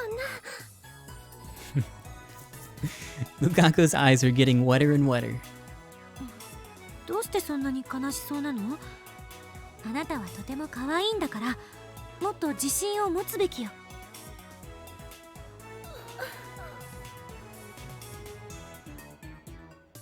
Kurisu doesn't know, so she's not doing it intentionally, but I guess that makes things complicated for Lukaku. I should change the topic for Lukaku's sake. While I am a mad scientist, I also happen to be a perfect gentleman. I comb back my hair with my fingers. ルカ子よ、お前の望みを聞こう。ハイパーアクロバティックな会話のつなげ方だな。聞けルカ子、思考は具象化する。そしてこの日本は言霊の国。一旦下に乗せた言葉には力が宿る。お前も晴れてオタク世界の住人となった今、はっきり望みを言葉に出しておくべきだ。そうすればこの地の混沌がシュタインズゲートの選択に影響を及ぼし、お前を後押しする。僕の願いですか？ Lukaku puts his hands together in front of his waist and bends his head slightly to the side. His cheeks turn light pink. His bashful, squirming appearance with wet, upturned eyes would make anyone who saw him either want to hug him real tight or smack him upside the head. It's that damn powerful. その聞いても笑いませんか？恥ずべきことは何もない。堂々と宣誓するのだ。そりゃ世界を混沌にうんたらとか言ってるバカに比べればどんな願い事も恥ずかしくはないわな。そこの助手、人の望みを笑うとは品性が知れるぞ。マユシーの願い事はね、美味しいものをお腹いっぱい食べることと、ウーパグッズでラボを埋め尽くすことと、ルカ君にコスを着てもらうこと。マユリには聞いていない。マユシーのお願いもショタインザゲートに後押ししてほしいよ。 Shota in the Gate. An exceptionally cute boy or young man. Such characters are primarily designed to appeal to female demographic. ショタインザゲートってその間違い方神レベルだろう。なんかそこはかとなくインモラルな香りが。 We all ignore Daru. Lukaku puts his hands to his mouth and casts his eyes down. The same gesture as a female junior confessing her love to a male senior underneath a cherry tree. Cuteness overload must resist. 女の子になりたいです。はい。 Krisu's the first to react. Her expression is one of utter confusion. Well, that's only natural. Not even I expected that, so I accidentally swallowed my mwahahaha. 自分の顔あんまり好きじゃなくて、だからもし女の子になれれば少しは自信が出るかなって昔から思ってたんです。 So he has no confidence in himself. He's prettier than any girl here, and yet he has no confidence. I'm well aware of the reason for this. It's because he's a guy. 待て、ちょっと待って。 Kurisu starts rubbing her temples. 彼女は何を言ってるの？我が助手よ。いや、クリスティーナよ。助手でもクリスティーナでもないと言っとろうが。お前は決定的な間違いを犯している。間違い？わからないか、クリスティーナ。わからないだろうそれはお前の目が邪念で曇っているからに他ならない。どういうことよ。ならば教えよう。お前はここにいるルカ子のことを痛いけで気弱そうな女の子と言ったが、こいつは女の子ではない、男だ。何の冗談だそれ。冗談も何もアカシックレコードにも明記してある揺らぐことなき真実だ。Akashic Records, the database in which every event in the in the whole universe from past to future is recorded, the memory of humanity's collective consciousness, not in vinyl.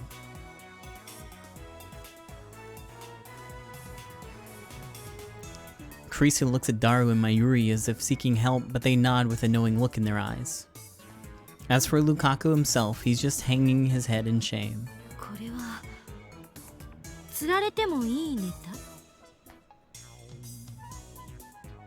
タ？え？え？ Kurisu suddenly turns away as if to avoid my gaze. Then she walks up to Lukaku. 漆原さん、岡部の言ってることは本当なの？はい、僕男です。嘘だ。こんな可愛い子が男の子のはずが。いや、逆。それを言うなら、こんな可愛い子が女の子のはずがないだし。そういう意味で言ったんじゃなくて。Does that mean Kurisu knows the meaning of the phrase, someone this cute can't be a girl? So she is an at channeler. ルカ子よ、ありのままのお前でいればいいのだ。俺たちは男だろうが女だろうがお前を否定しない。同時にお前の望みもまた俺たちは否定しない。いちいち俺たちって言い直さなくてもよくね？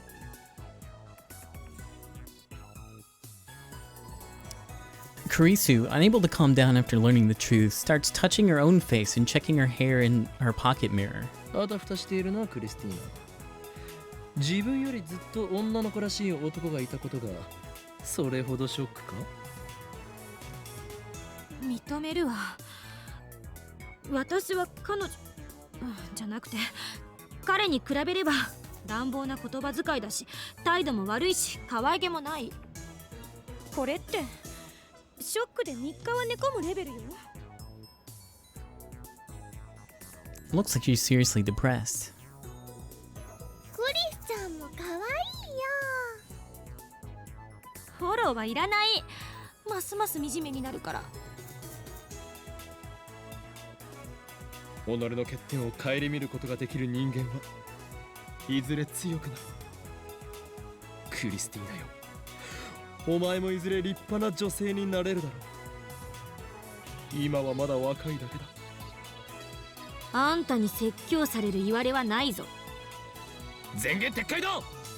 己の欠点すら顧みようとしないとは器の小さいやつめ。うるさい。あんたが言うな。ごめんなさい。僕が変なこと言ったせいで。 Lukaku bows his head for some reason. His eyes are red and puffy. With such a cute girl or boy on the verge of tears, Kurisu and I have no choice but to stop arguing. さて、僕の愛用のデジカメはと。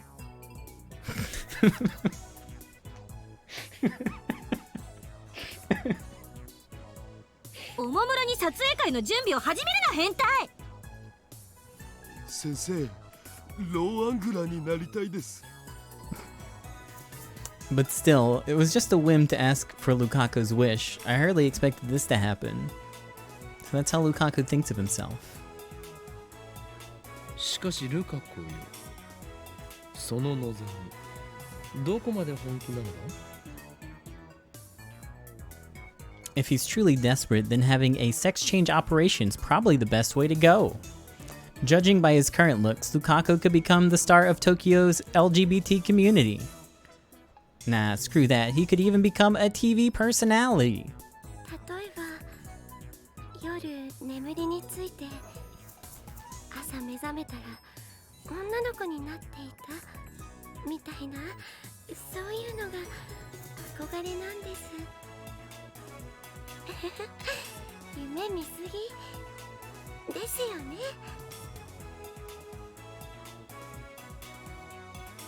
Stop it with those puppy dog eyes. Are you that chihuahua from a certain popular commercial? ルカ君かわいいね。So cute. It looks like Kurisu's been struck by Lukaku's cuteness too. The skimpy clothes he's wearing isn't helping. It's like dunking your brain in a vat of pure moe. Then you die. The scary part is that afterwards, you feel an irresistible urge to grant Lukaku's every wish. But as Lukaku said, it's going to be very hard to find a nice, clean solution to his problem. And then Kurisu clears her voice. そういえば聞いたことがあるんだけど。解説セリフ来たこれ。お肉をたくさん食べれば男の子を、野菜をたくさん食べれば女の子を産むことができるっていう俗説があるらしい。ソースは Yeah, alright. That 人間消防 sounds like science. A fictional publishing house that appears in a certain manga. In this manga, Miname Shobo publishes books on fictional martial arts. On the internet, quoting Miname Shobo is a way of jokingly make statements that seem factual. インターネットで見た。そういう返しをするとはお主やるな。何のこと？ Anyways, it sounds like an old wives' tale. 知らなかった。じゃあマユシーのママもクリスちゃんのママもたくさんお野菜食べたんだね。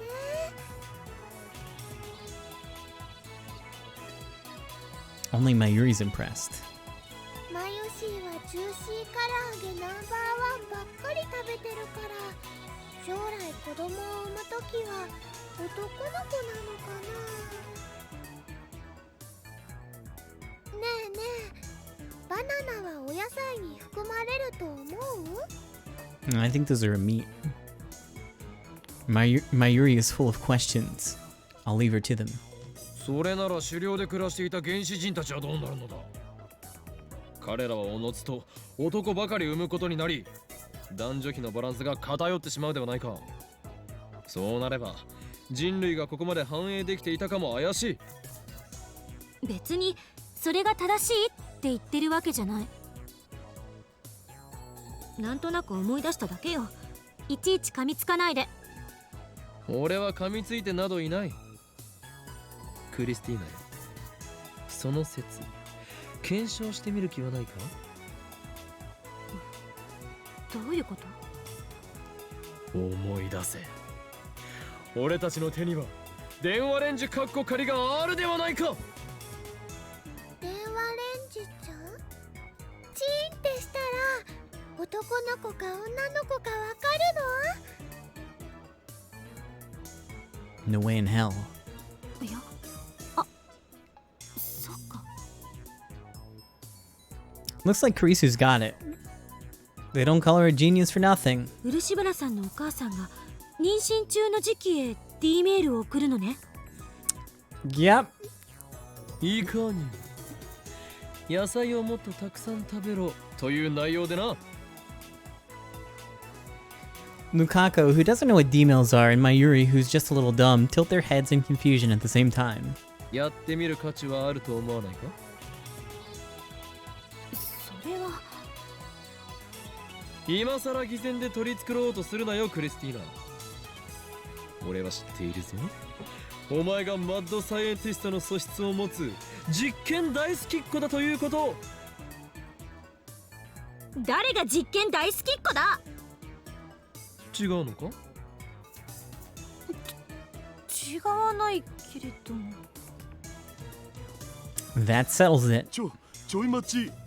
それでもし実験が成功したらどうするん？どうするとは？だってルカ氏の性別がマジで変わっちゃうってことじゃん。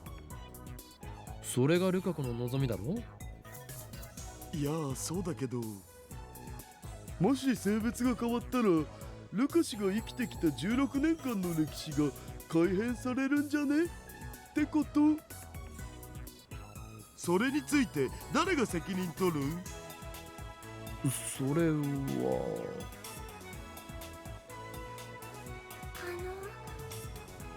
責任は僕が。 Okay.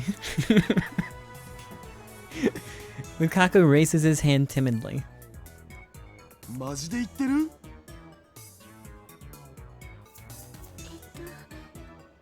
くわからないんですけど、その方法を使えば女の子になれるかもしれないんですよね。だったら試してみたいです。I'm sure 16 years of change will propagate perfectly naturally to now, and everything will be fine.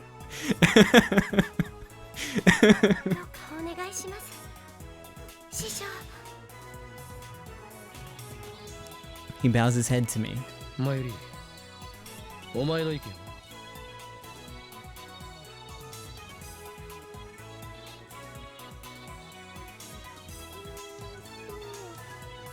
ルカ君が女の子になっちゃったらね、今度からはルカちゃんって呼ばないとダメだね。ルカちゃんはマユシーのコス着てくれる？それとこれとは話が。 At any rate, it doesn't look like Mayuri has any objections. 決まりだな。ならばルカ子よ、お前をラボメンナンバー006に命じる。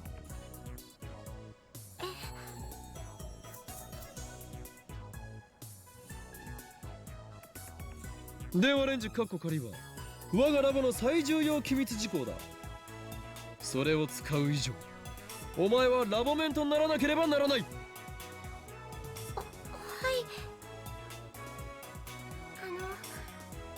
僕、このラボのメンバーにずっとなりたいって思っていたんです。そうだったの？言ってくれればよかったのに。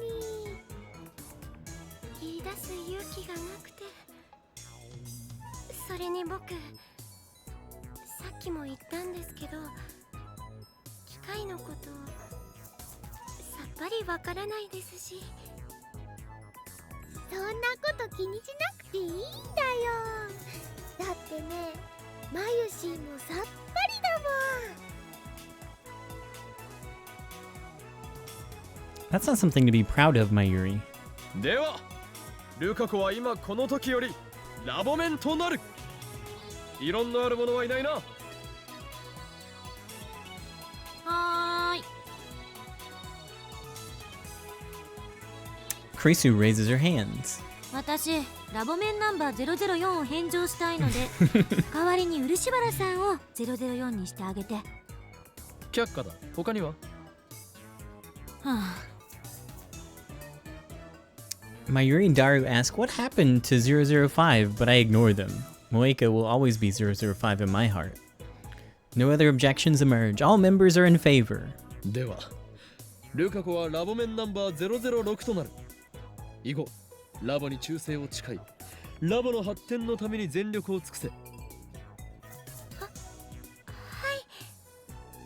とっても嬉しいです。さて、ということで早速実験を。 Wait. I suddenly realized something that makes me smack my forehead in dismay. 始まった。ルカ子は今16歳だったな。はい。つまり1993年生まれ。そうだよ。マユシーと同い年なのです。それがどうしたの？ In order to tell Lukaku's mother to eat a lot of vegetables, we need to send a D-mail to 10 months before Lukaku was born, meaning we have to send it to 1992. 携帯が日本で普及し始めたのはいつだ？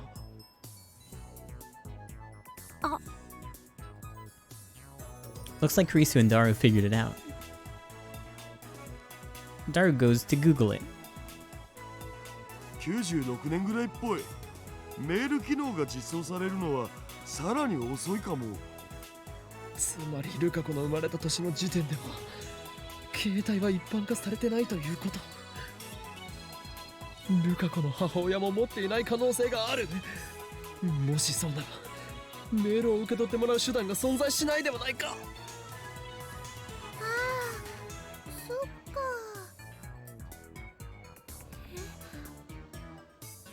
ダメなんですか？ Lukaku's face darkens. I fold my arms in thought. Some way to receive the email in an era when cell phones weren't yet widespread. こうなったら毒電波を飛ばせるよう改造するとか。Yeah, modified send crazy waves. 何よ、毒電波って。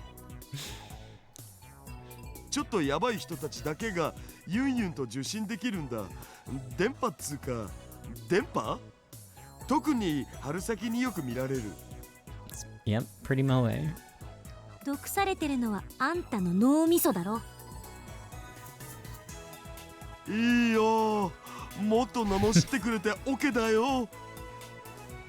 だったら手紙をタイムカプセルに入れて埋めるっていうのは？それじゃあ過去じゃなくて未来に行っちゃうわ。そっか。こうなったらあれだ。ルカ氏が雷に打たれるとか、それで性別転換。古臭いコミックとかアニメで手垢がついてそうだけど。D メールを使わなきゃ Sounds legit. 実験の意味ないでしょ。脱線しないで。じゃあクリスちゃんのナイスアイデアにマユシーは期待です。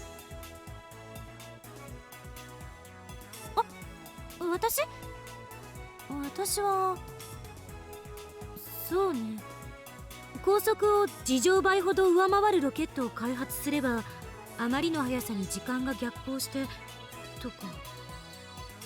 自分だって電話レンジのこと念頭に置いてないじゃんか。しかもこの天才少女ね、今自ら相対性理論を否定したぞ。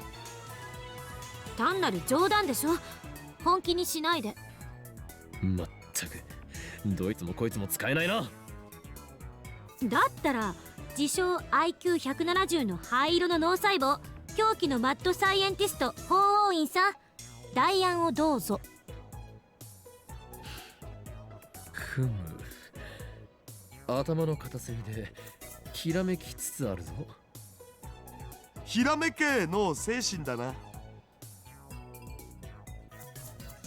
This sensation, yes, my natural mad scientist inspiration is about to explode. 思いついた。 All eyes focus on me.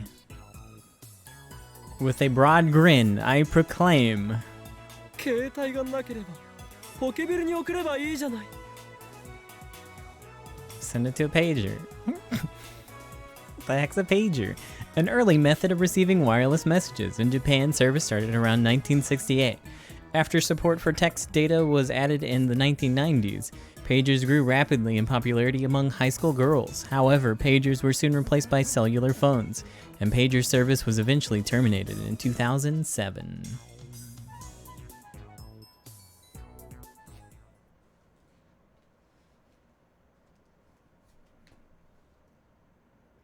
About 22 hours have passed since I made my mind-blowingly awesome proclamation. こんにちは。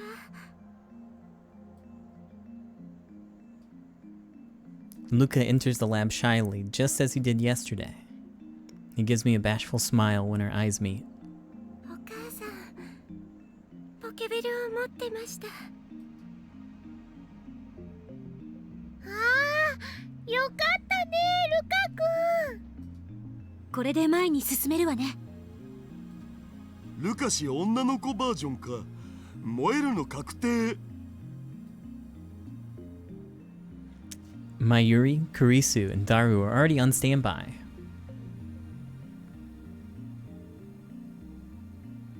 Sending a D-mail to a pager. Yesterday, we argued about whether it's even possible. Eventually, we settled on probably. Data is data, after all. The rest depends on the pager radio wave stations 18 years ago, but it should be fine as long as our data gets through safely. We already Googled how to send data to a pager.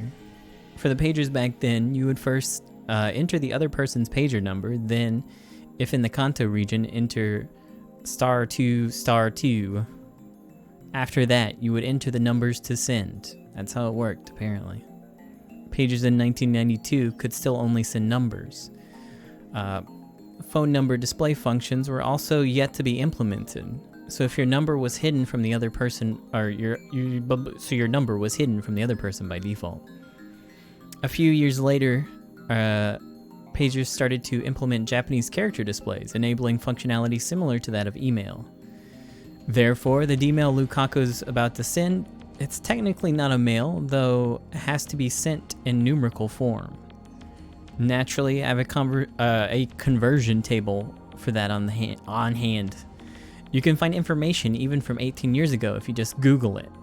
I was pretty worried about the lack of information on pagers at first, but that's my little secret. 漆原さん、あとは過去のお母さんに向けての文章をあなた自身で考えて。僕がですか？自分の夢を叶えたいなら自分自身で道を切り開くがいい。俺たちがしていられるのはその強払い程度のことだけだ。わかりました。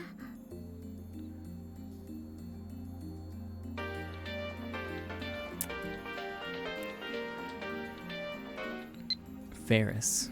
Oh no, he escaped, nya. If we don't find him and kill him, misfortune will fall upon Akiba, nya. His name is the end of Tutorial. He's small and nimble, and he cries, choo choo, nya.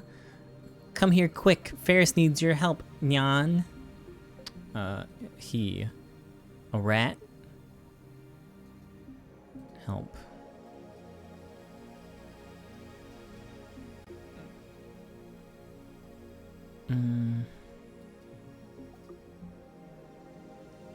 A rat? What kind of cat girl's afraid of rats? You disappoint me, Ferris. Nyan nyan.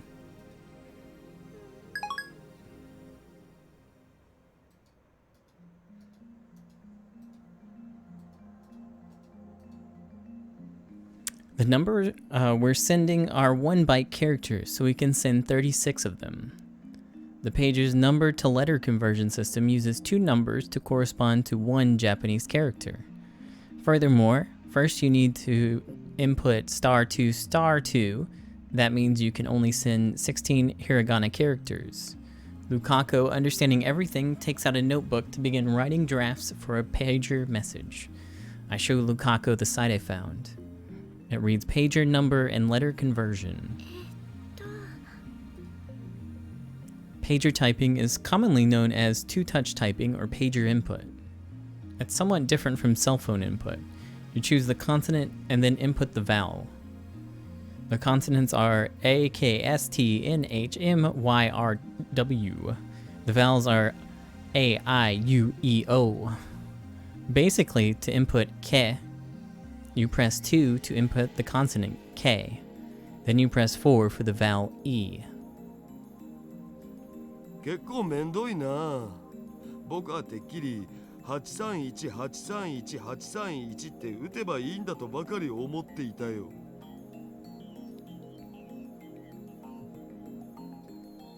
うして831なの831で野菜じゃん上皇。野菜野菜野菜ってのルカシのお母様の頭にすり込めばいいのかと。そん Okay. なメッセージだいたずら扱いされるだけだ。だったら29292929っていうのは一応聞いてやるが、どういう意味だ？肉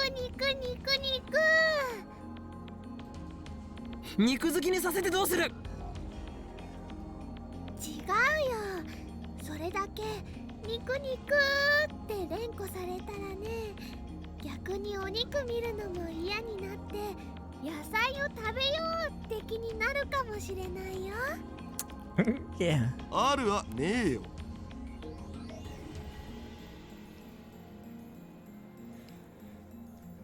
Lukaku completes his composition while we speak our nonsense. こういう内容でどうでしょうか。母さん野菜をたくさん食べてね。 Yeah, I guess that's fine. そのまま過ぎじゃね？冒頭の母さんは不要だろう。余計な疑念を抱かせるだけだ。じゃあ野菜をたくさん食べると女の子を産めます。ひねりすぎるのもね。それに文字数オーバーしてるわよ。野菜食べると元気な子を産める。ちょい待ち。この変換表によると濁点も数字2個で表現しないとダメっぽい。その文章だと半角4文字オーバーする。ならば少し改変だ。野菜食うと元気な子を産めるでどうだ？言い方が下品じゃない？相手は漆原さんのお母さんでしょ。食うとの部分通じるかな？ならば代案を出してもらおうか。 Krisu shrugs her shoulders and says no more. Then it's settled. じゃあ早速打ってみようよ。 Alright, goodbye, Lukaku. When sending to a pager, the number encoded message is handled like a telephone number, so we enter the input into the X68000. That. The long, random-looking string of numbers is complete. よし、準備万端 OK だ。 Now we just activate the phone wave, name subject to change, and have Lukaku call. The microwave timer is set to 154152 seconds. It should arrive around January 1st, 1993. The margin of error is around 1 to 3 days. I guess leap year's calculation's a pain, so I ignored it. Yeah, fucking dude. Lukaku's slender fingers start to tremble on top of the enter button. いいか。起動するぞ。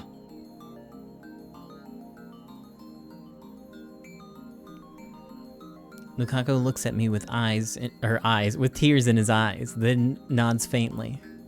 With eyes in his eyes. Oh no. A discharge phenomenon soon occurs. Lukaku flinches and takes a step back, but then I see determination flare in his eyes.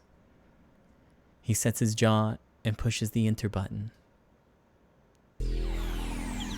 What the fuck? Bruh.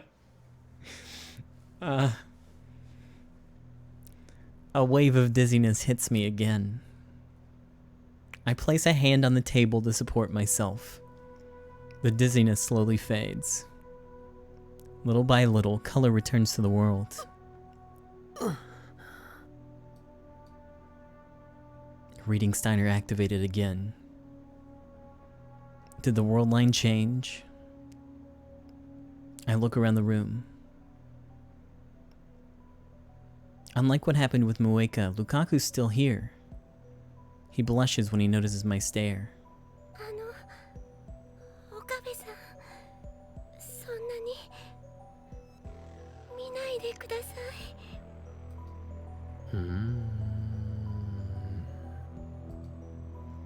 I fold my arms and tilt my head. Lukaku's appearance hasn't changed a bit. I'm paying particular attention to his chest, and his chest, and his chest. As a guy, it's natural for him to have no breasts. But if he's a girl now, that's a different story.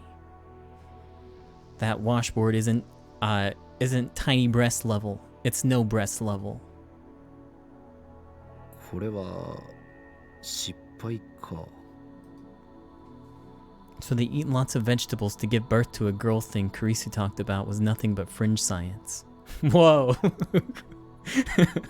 What kind of scientist believes such a flimsy theory anyways? 失敗って何が？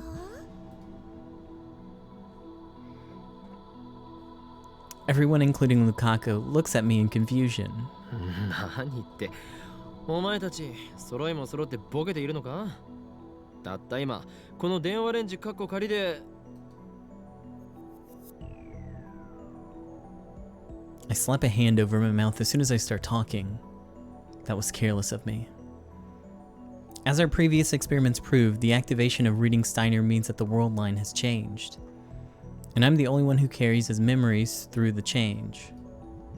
Nobody else here knows what we did. いや、なんでもない。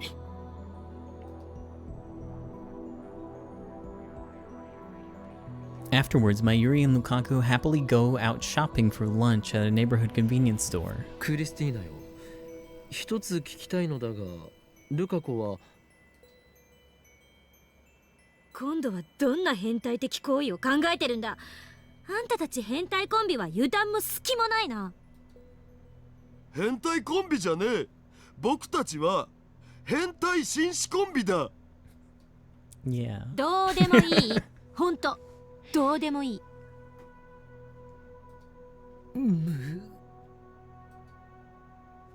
Damn, I can't ask now. It's really annoying that no one remembers. I don't want to think about how Kurisu might react if I suddenly ask, is Lukaku a girl? I should wait until I can get Lukaku alone and check then.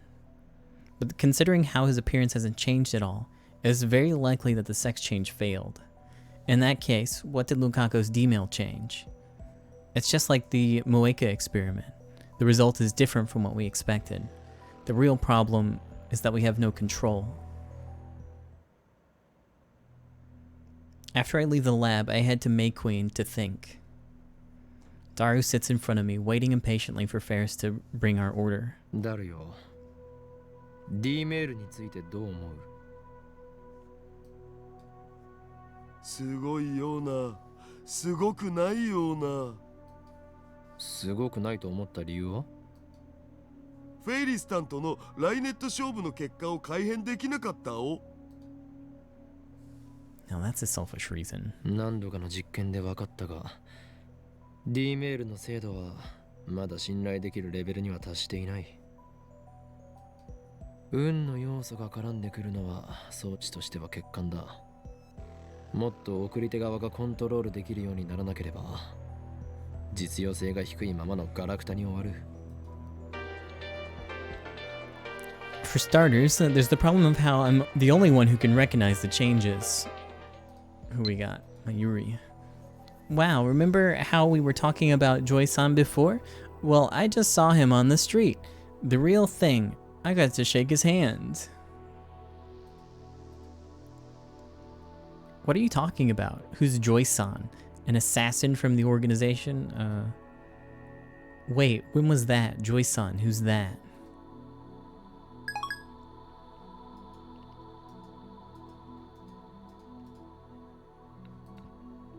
Without my special power, we wouldn't even be able to check the results of the experiment. Ridiculous.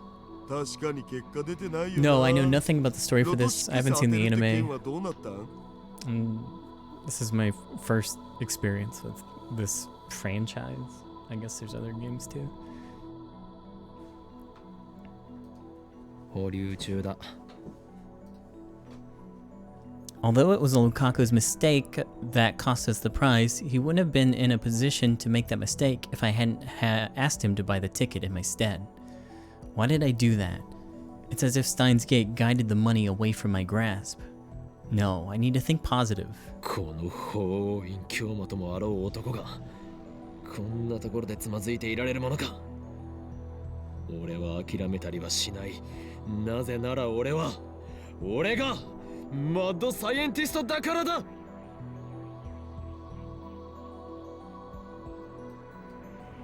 言葉の意味はわからんが、とにかくすごい自信だ。あの電話レンジカッコ仮でゆくゆくは人間を、それも過去ばかりでなく未来にも向けて送り出すことができるように改良する。改良してみせる。いや、改良しなくてはならないのだ。それがシュタインズゲートの選択なのだからな。タイムマシーン。Ferris is standing right next to me. Where the hell did she come from? オノレフェイリス、盗み聞きとは卑劣な。何言ってるのにゃ。京馬の声が大きすぎて店中に響き渡ってたにゃ。 What? No! Once again, I leaked classified information concerning the future of mankind. アイスコーヒーとアイスティーと猫まんまお待たせしましたにゃ。Daru's order of cat food is one of the main cafe's specialties. It's not the usual miso over rice, but a stylish risotto instead. It's one of Daru's favorites. It's actually pretty tasty. Ferris placed the iced coffee in front of me. ミルクとかむしろは入れますかにゃ。断る。そんな京馬には全部入れちゃうにゃ。脳には適度な糖分が必要にゃ。 Despite my refusal, Ferris pours all of the milk and syrup into my glass. にゃんにゃんにゃんにゃ。 Then, speaking some nonsense incantation, she mixes my iced coffee with the straw. And the whole time she stares straight into my eyes. 出た。これぞフェイリスタンの秘技。目を見て混ぜ混ぜだ。Daru starts explaining in excitement. 普通ならドリンクをこぼさないようにするだけでも大変なはずなのに、フェイリスタンはそれを平然とやってのける。そこにしびれる、憧れる。この秘技によりフェイリスタンはメイクインにおける人気ナンバーワンメイドとして君臨しているのだ。 The iced coffee in the glass changes from black to brown. Damn, she's dragging me into her pace again. Next, Ferris performs the same exact secret on Daru. フェイリスタン、ありがとうございます。おいしくいただきます。 He bows deeply, such a polite man. I take a sip of my iced coffee. Its bitterness and sweetness flow down my throat.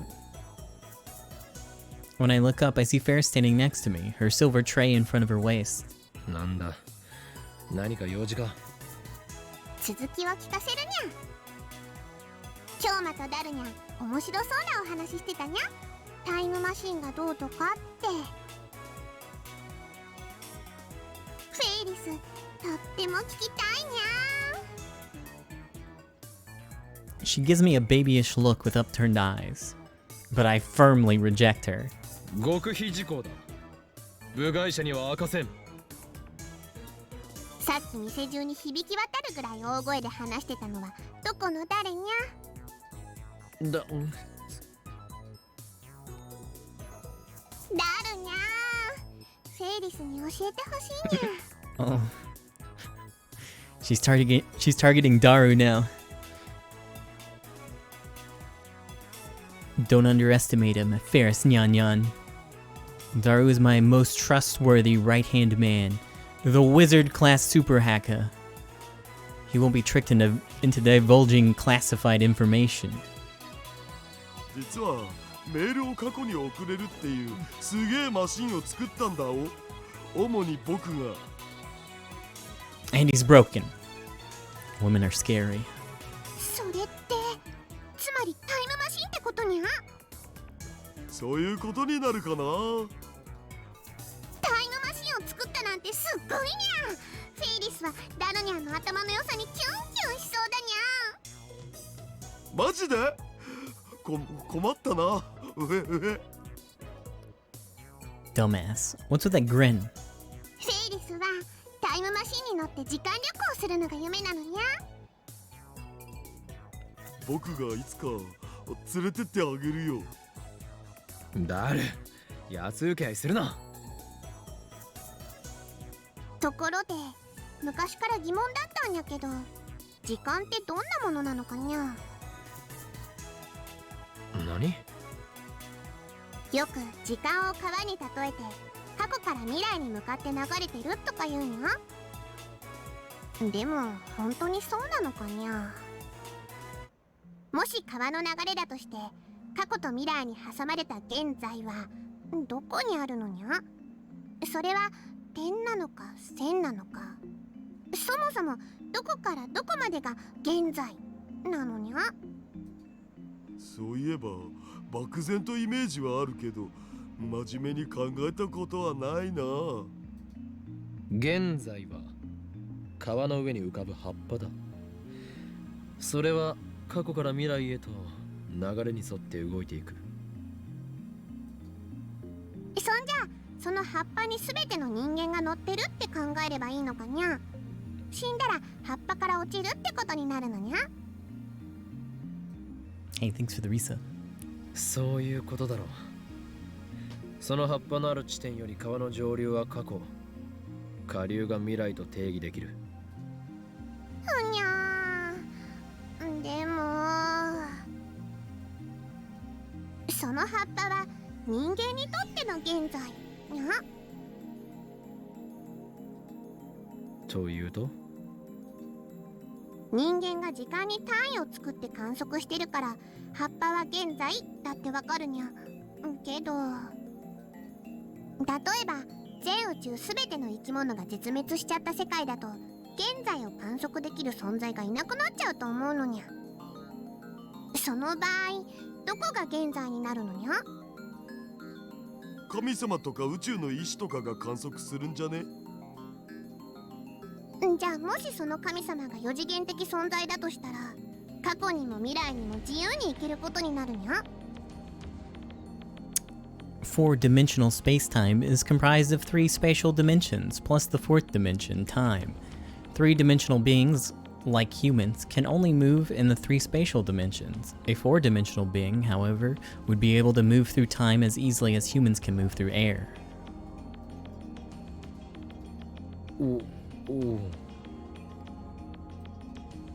その神様の現在が基準になるならフェイリスたちの現在も過去方向に行ったり未来方向に行ったりしないとおかしいにゃ。むむむ。つまり現在は観測者の主観に委ねられると言いたいのか。もしそうなら過去と未来も主観次第になっちゃうにゃ。もしタイムマシンでフェイリスが1週間前にタイムトラベルしたとしたら京馬やダルニャンの現在とフェイリスの現在は1週間ずれちゃうにゃ。そういえばそうだな。だとしたらそのズレは葉っぱだとどうやって表現するのにゃ。 Neither Daru nor I have an answer to that. Perhaps nobody has an answer. Just like the collapse of causality thing that Kurisu mentioned. Does that mean that time machines and time travel are impossible after all? But CERN's jellified test subjects physically traveled as far back as 1921. そもそも観測者の主観に委ねられるなら時計は関係なくなっちゃうのにゃ。楽しい時間は早く過ぎるし辛い時は時間が過ぎるのが遅く感じるにゃ。つまり主観だと時間の流れは変動しちゃうにゃ。そういえばさ、年を取るにつれて時間の流れって速くなってるような気がするよな。ジャネの法則だな。 Proportional theory. A theory explaining the passage of time proposed by philosopher Paul Janet. For some reason, as one ages, time seems to pass by more quickly. According to the theory, the subjective length of time is inversely proportional to age.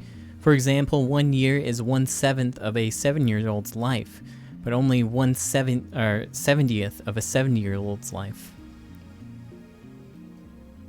とまあフェイリスはたまにそんなことを考えてるのにゃ。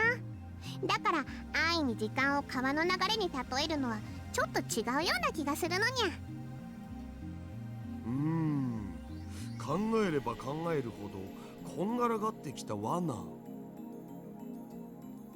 Alright, Ferris, thanks for the existential crisis while I enjoy my iced coffee.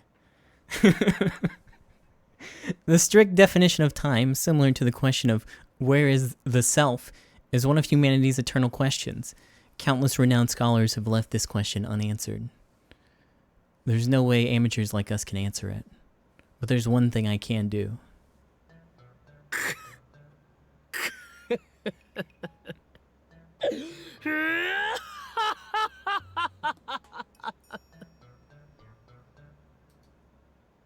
Nya. 案ずるな。俺たちが開発するタイムマシンはそういう哲学的であったり物理学的考察など関係なく時空跳躍を可能にしてしまうのだな。そうだよな、ダル。そうそう、そういうこと。 Nya. Daru's a big boy. 開き直っちゃったにゃ。でもダルニャンたちの作ったタイムマシンフェイリスも使ってみたいにゃ。ダメかにゃ。まあ僕の権限ならフェイリスタンにも使わせてあげなくもないよ。ほんとかにゃ。約束だにゃ。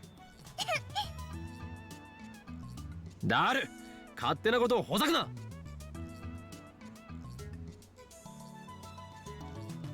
Ferris springs up with joy and hugs Daru's rotund body. That's all it takes to make Daru look like he's died and gone to heaven. After killing some more time at May Queen, I leave Daru and head back to the lab. When I arrive, I find Kurisu sitting on a bench in front of the Brawn Tube workshop, talking on her phone. 何よそれ。日本に呼びつけておいて今さらそんな。そう。結局会うつもりなんかなかったんでしょ。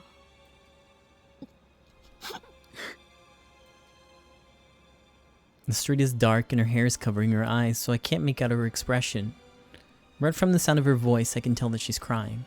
一体何がしたかったのよ。それすら教えてくれな。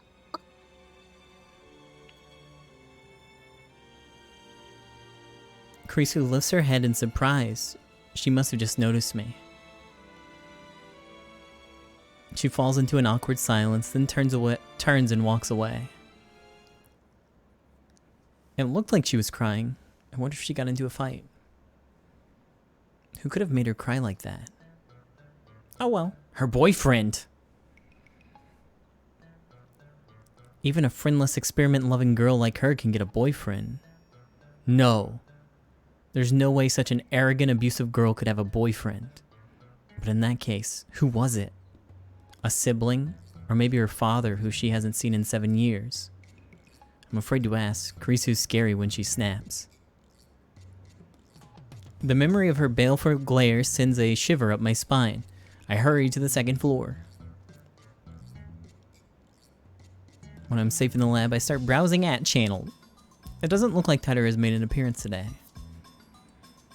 The Tider craze that has dominated the occult board for the past week is starting to die down. In the end, it looks like I'm the only one who took Tider seriously. Just about everyone is skeptical of him now, especially the poster called Kuri Gohan and Kamehameha. Honestly, I can't tell Tider's true intentions either. Suddenly, I hear the door swing open. Startled, I turn to face the sound.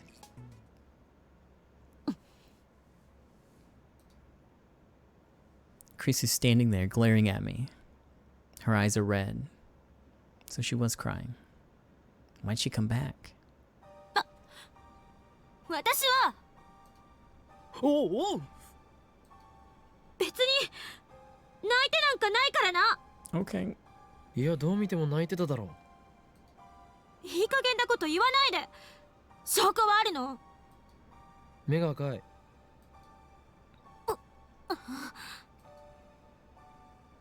Her glare weakens for a second, but then returns at double the intensity. でも泣いてないから。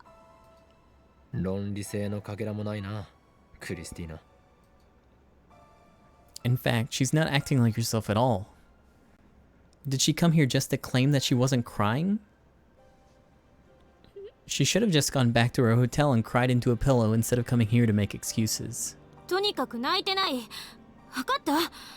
これ以上追求するなよ。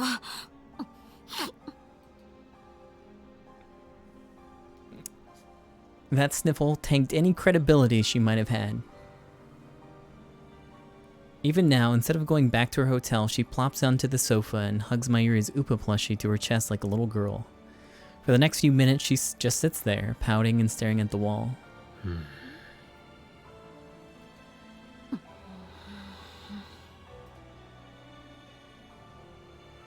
If the TV were on, then we could have a little BGM for some distraction. But unfortunately, a painful silence prevails. The only sounds are the whirring of the desktop's hard drive and Kreesu's occasional sniffle. Jeez, what an annoying assistant. How are we supposed to get any science done like this? クリスティーナ。うっさい。話しかけるな。Your lips say don't, but your aura says please. Maybe she's begging for attention. いいか。話さなくていいから黙って聞け。お前が困っているならば、俺は全力で解決に協力する。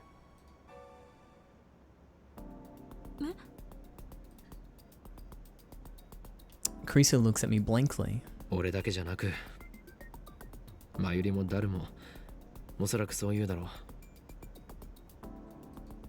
う。だから、気軽に相談するといい。一人で強がって抱え込んでいるより、弱音を吐きたい時には吐いてしまえ。俺たちはそれを拒絶したりしない。ちゃんと聞いてやる。なんで？お前はすでに我がラボの大切な仲間だからだ。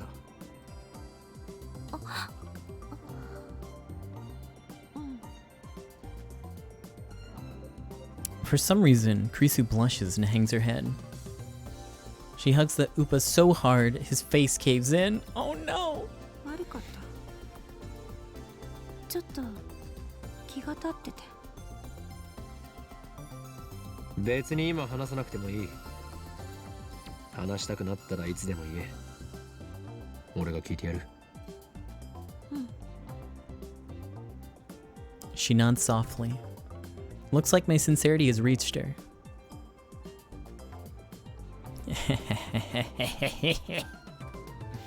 Just as planned. Show a friendless, experiment-loving girl just a little kindness and she'll easily grant you her favor. How do I know that? Because I, too, have few friends. Kreesu's help is critical to solving the mystery of the phone wave named Subject to Change. Now that my plan has succeeded, her petty private matters shall no longer be an impediment to our science. Normally I, the great Hoen Kyoma, would not concern myself with the mental health of my minions, but if this is the price I must pay to rearrange the ruling structure of the world, so be it. With this, Kreesu's loyalty is assured. Soon the world will tremble before us.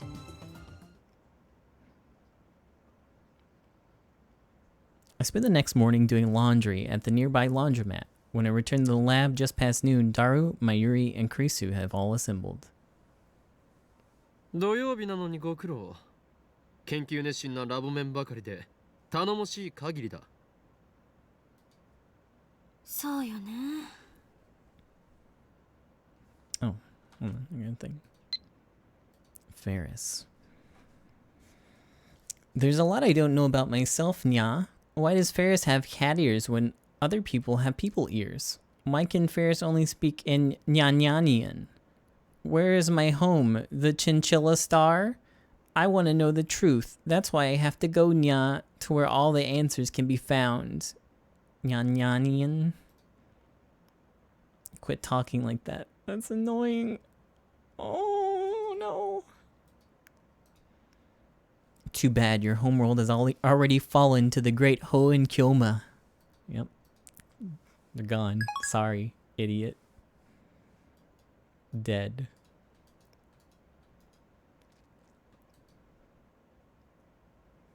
Kurisu sighs deeply. 夏真っ盛りのこの時期にバカンスにも行かずにこんな暑苦しい場所で変態どもと話してるなんて。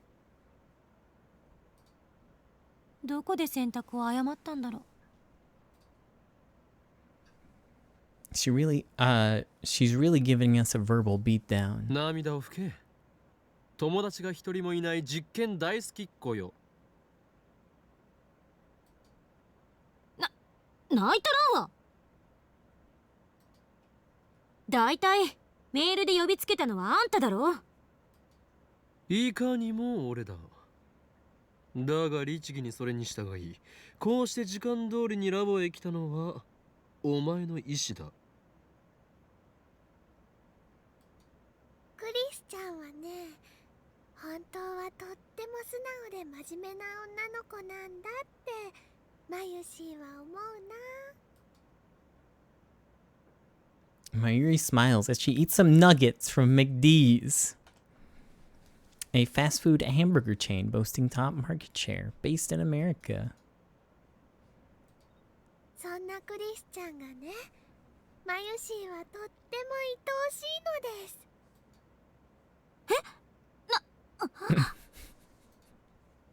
ナゲット食べながらいきなり何言い出すのよこの子。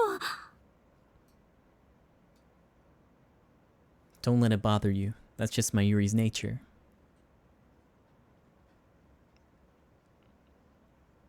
I've been with her a long time, so I'm used to it.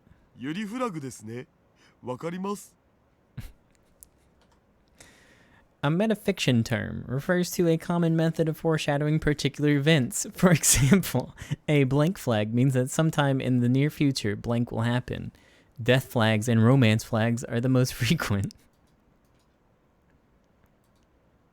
わからんでよろしい。はい、クリスちゃんにナゲット1個あげるね。 Yeah, Christian, have a nugget. ありがとう。 While listening to their heartwarming banter, I go to put my laundry on the table. However, そんなところに置くなよ。汚いな。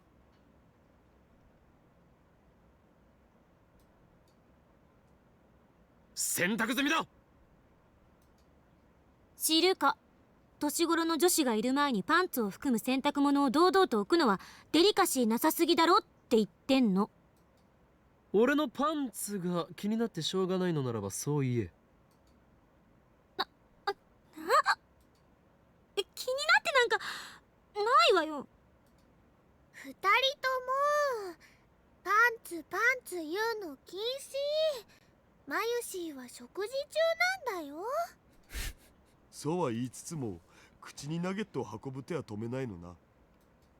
俺の話の腰を折るな。I end up putting my laundry in the changing room. 昨日ダルには話したが、これまでの一連の実験の結果を受けて気づいたことがある。 D メールには不確定要素が強すぎるということだ。結果に対する確実な保証がない。しょうがないんじゃない。受け取った側がどういう対応をするかに結果が委ねられているんだから。逆に言えば相手の性格、性質を分析し誘導させることだって可能かもしれないし、そういう心理学的な要素を考えるのはどこぞの法王院パンツさんには無理かもしれないけど。マキセ氏さ、パンツって言いたいだけちゃうんかと。パンツはともかくとして D メールにまだ博打のような感覚があるのは確実。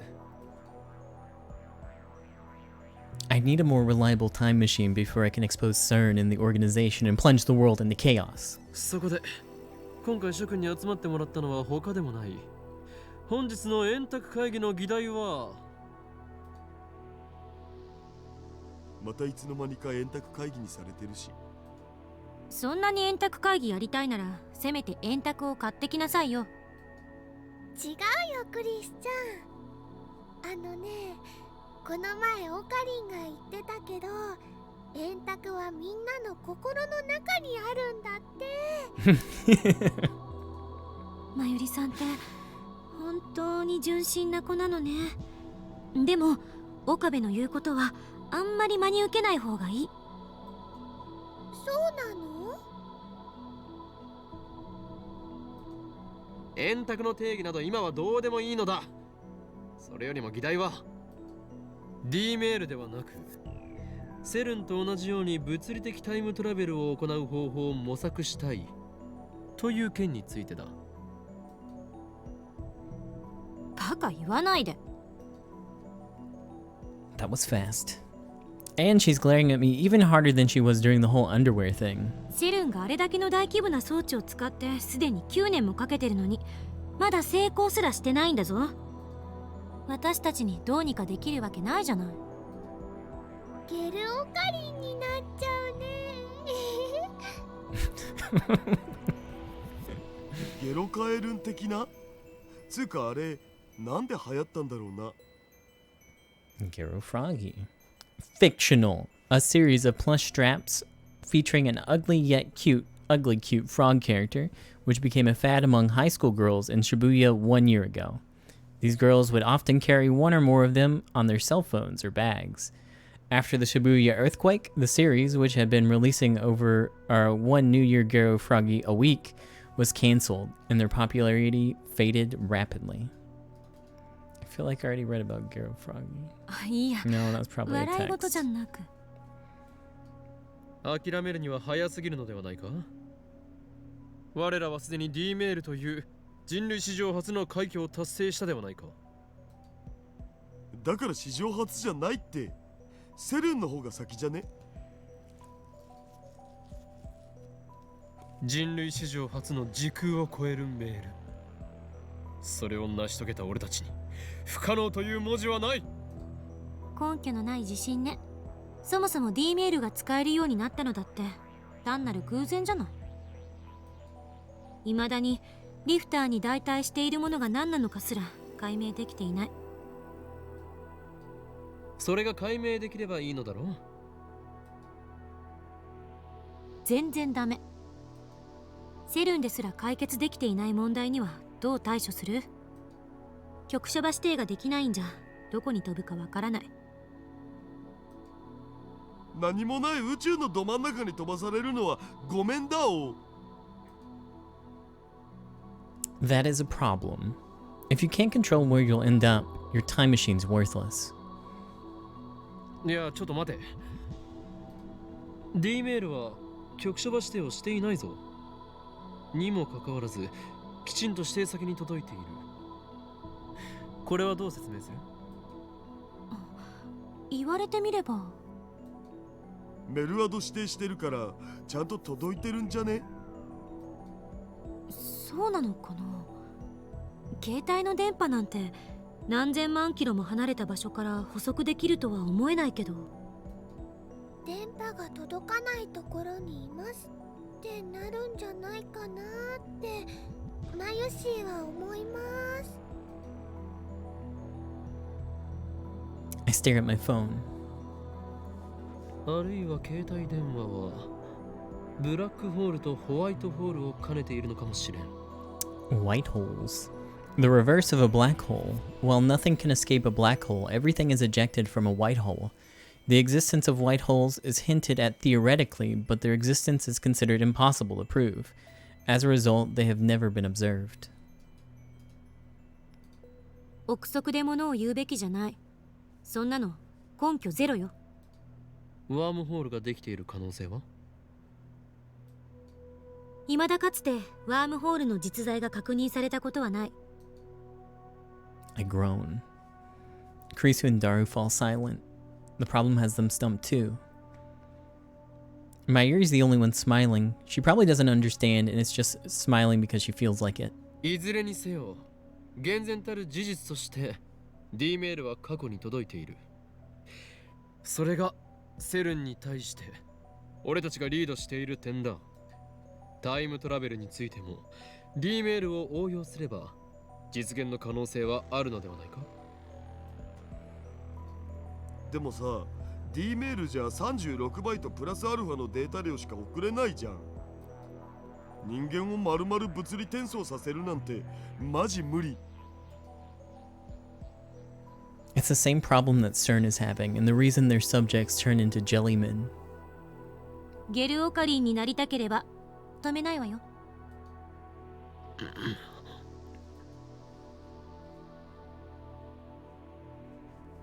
Recalling the fate of CERN's researchers make my skin crawl. Car black holes, ring singularities, supergravitational space-time distortions. If you can adjust the lifter's volume of electron injection, you might be able to make the ring singularities naked. But even CERN is having a hard time controlling the lifter. Even if we do figure out what's functioning as a lifter in our time machine, I doubt we'll be able to solve the problem easily. Meaning, at present, we can only send a mere 36 bytes of data. I wonder how much data there is in a human body. I bet there's more than an exabyte. 10 to the 18th. Prefixes are kilo, mega, giga, tera, peta, exa, in order of increasing magnitude. 1 exa equals 1 quintillion. 物理的転送なんて考えない方が身のためね。データだけのタイムトラベルだけでもすごいことなんだから、それで我慢すべき。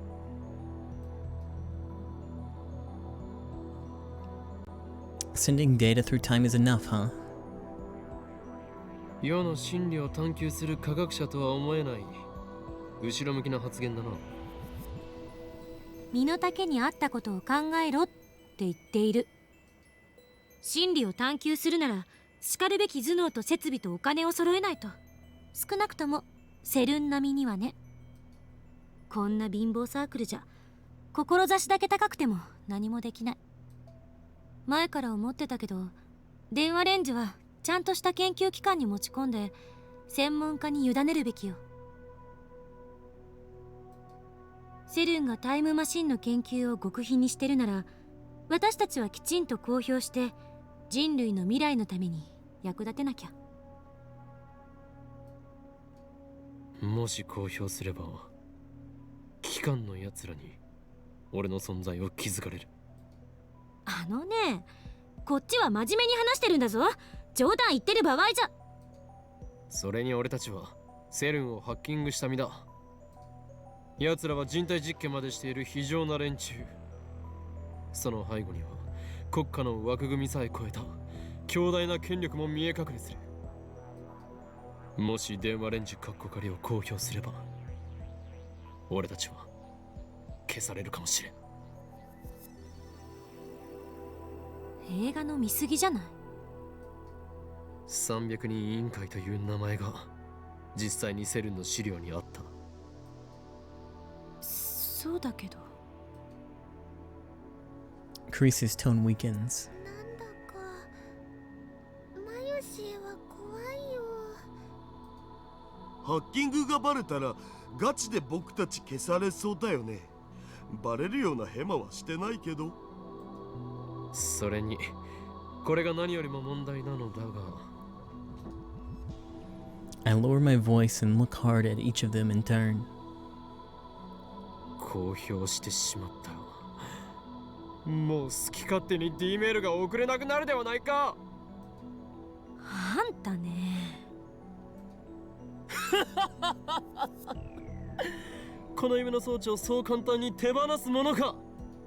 俺は法王院京馬、時空を支配する狂気のマッドサイエンティスト。望むのはそう、混沌。ダメだこいつ。早くなんとかしないと。 A quotation from a popular manga about death notes, spoken by the protagonist in reference to his foolish accomplice. The full quote is, "This guy's hopeless. I better do something quick." Used to express exasperation. え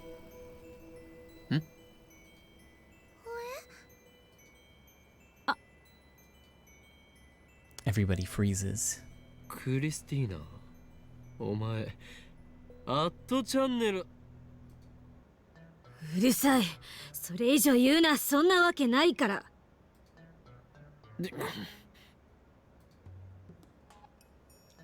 Krisu gives me her sharpest glare yet. Her eyes are so cold my spine turns to ice.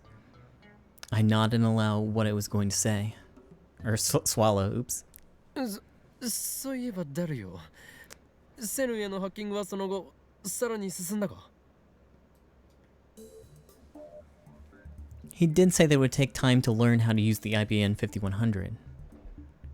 But I know he's been coming to the lab every day to work on it. His monitor is always displaying some kind of program, and his fingers are always busy on the keyboard. ああ、今はセルンの膨大な資料を漁ってるとこ。翻訳しながら全部読むのに何年かかるやら。一応重要そうなところはマキセ氏に渡しておいたけど。まあ基本的には僕にはもうやれることはないよ。セルンは今や僕の思いのまま。お前が味方でよかったとつくづく思うよ。 If only you weren't so weak to seduction. それでクリスティーナ、翻訳状況について報告を。そのいちいち芝居がかった喋り方、どうにかならない？なんか軽くイラッとくるのよね。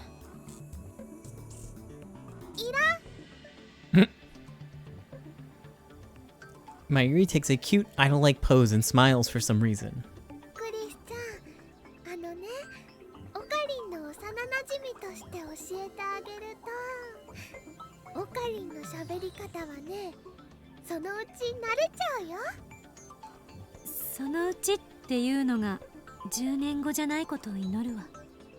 お前、この俺と10年来の付き合いをしたいというのか？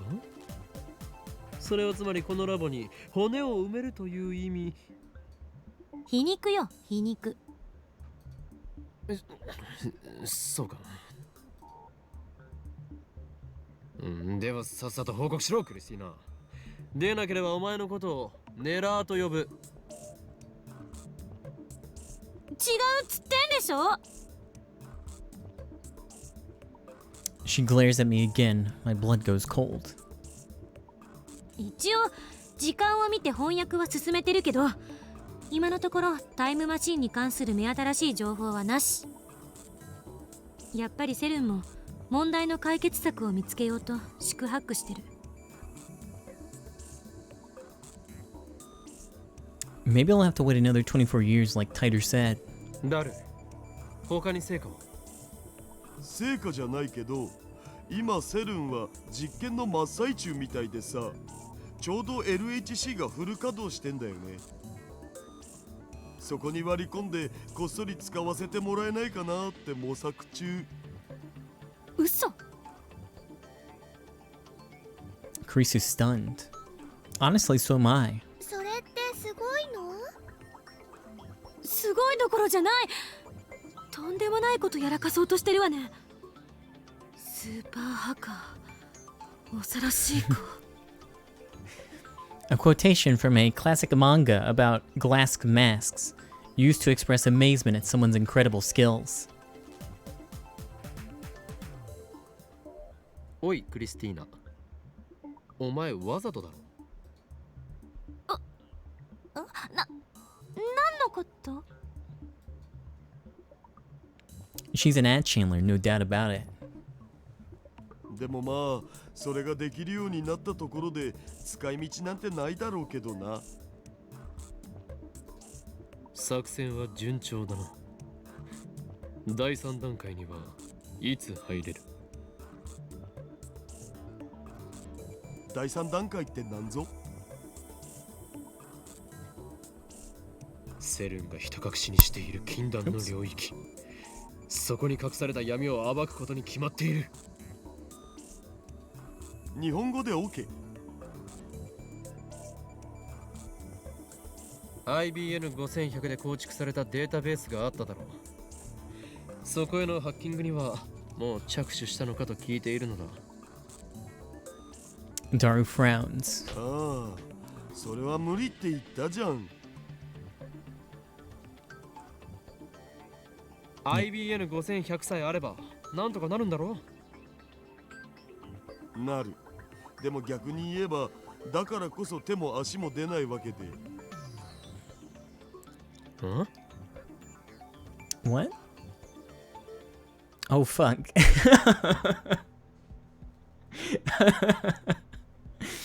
Again, this feeling of disconnect. The conversation isn't making sense.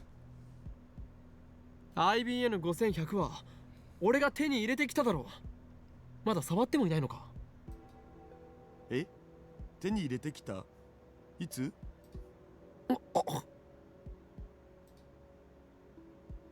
Puzzled, I look at Kurisu and Mayuri. Mayuri looks confused, like always. Kurisu meets my eyes and shrugs her shoulders. 私も聞いてないわよ。手に入れたなんて話は。バカな。 That just can't be. I dash into the development room. The IBN 5100 I borrowed from Yanabayashi's shrine should be on the shelf inside. It's in a cardboard box and weighs 25 kilos, too heavy for a single person to carry. But when I go to look, ない。 it's no longer where I left it. IBN5100 ここに置いてあったのにどこに消えた？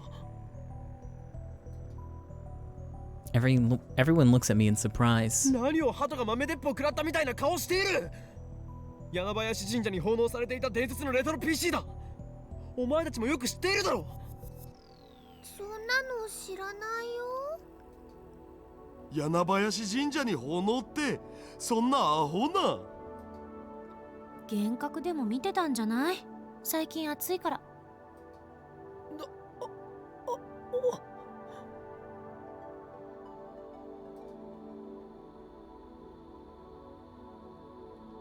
Despair drags me down like quicksand.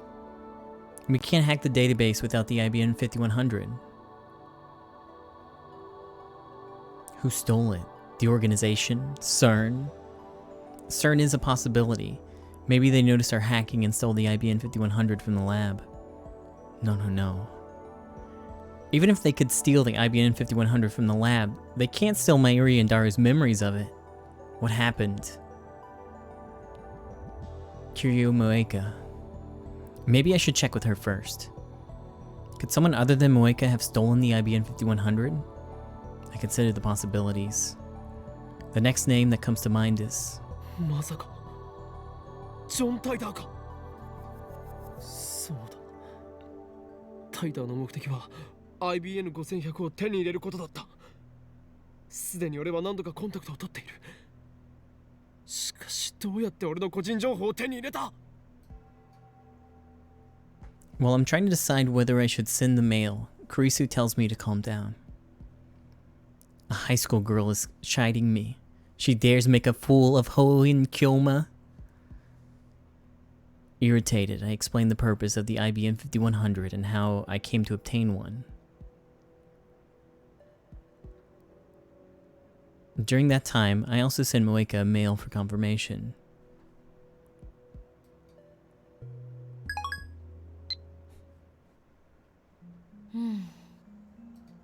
IBN5100 が消えたのはこれまでに過去を改変した誰かの影響かもね。おお、俺の話を信じてくれるのだな。でも私の主観ではこれまでに送った D メールは些細な内容ばかりよ。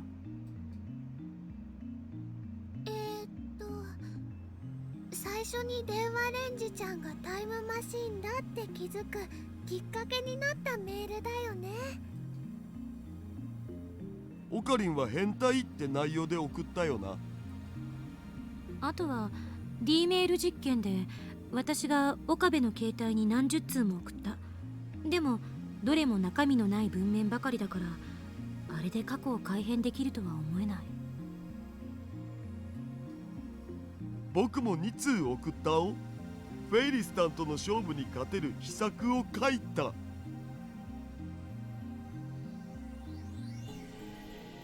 それともう一つ、岡部が一番最初に偶然送った私が死んでるうんぬんってメール。だが俺の主観ではそれ以外にも何通か送られている。ロト6の当たり番号を書いて送ったんだっけ。ルカちゃんがその番号を買ったけど結局当たらなかったやつ。岡部以外は送ったところを誰も知らないけどね。だがお前たちにもその後で見せたはずだぞ。俺の携帯に残っていた着信履歴を。あれは惜しかったよね。I might be quitting in 2 days. Don't tell the boss, okay? He'll kill me. You're quitting? Don't be hasty. He really will kill you.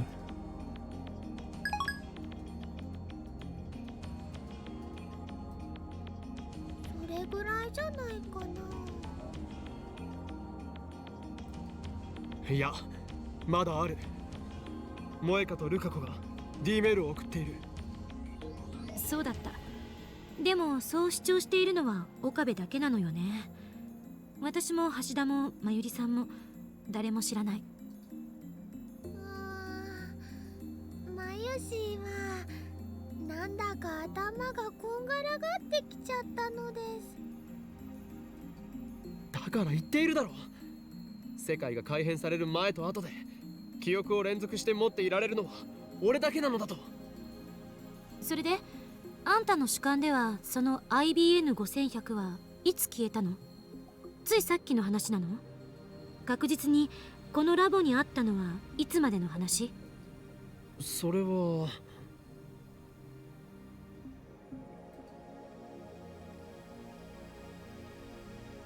I put my index finger to my forehead and search my memories. IBN 5100, IBN 5100. 確か8月3日だ。記憶では8月3日までは確かにこのラボに存在していた間違いないのね。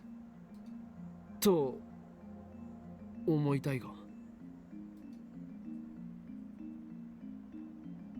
So many things have happened. My memories are a jumble. Let's go over the events which led to me obtaining the IBN 5100. I heard that Ferris was a retro PC maniac who knew about the IBN 5100. I learned that 9 years ago she donated her IBN 5100 to Yanabayashi Shrine. I asked Lukaku's dad for help. He lent me the IBN 5100 just like that, mission complete. At the very least, Ferris and Lukaku should remember what happened. I should give them a call. First up is Lukaku.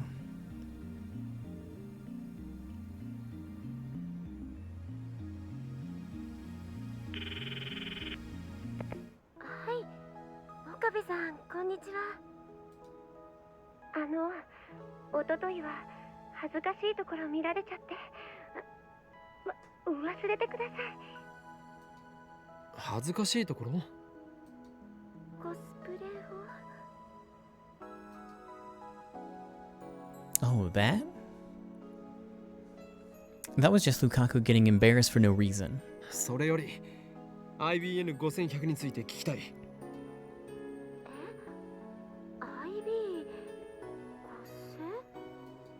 IBN5100 柳林神社に9年ほど前に預けられたレトロなパソコンのことだ。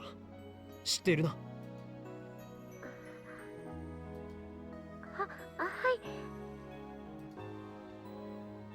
He remembers. Lukaku really remembers. 俺が少し前に神社に行って探し当てたんだよな。それでお前の親父さんに頼んで貸してもらった。間違いないよな？そんなはずは。違うのか？僕の記憶ではそんなことはなかったような気がします。 What? Is this another effect of changing the past? IBN5100 がその神社にあったのは事実なんだな。今もあるのか？いえ、わかりません。僕、それほど詳しいことは。今どこにいる？近くにお前の親父さんはいるか？いません。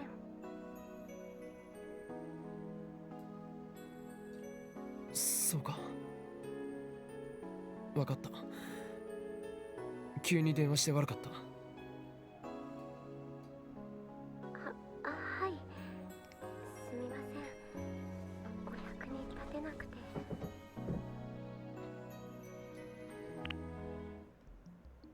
I think a lot of the original documents they got were just from getting the administrator ID, and then they got the Jellyman reports out of the database. So they wouldn't know about the Jellyman reports. So mostly the human experimentation, but I think they should know the rest.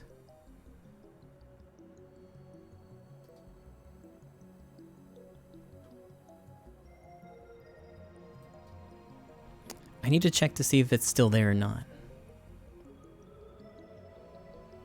Could the IBN 5100 have returned to the shrine? Did that huge retro PC sprout legs and trot back? That's just silly. But Gelbanas have teleported out of the microwave.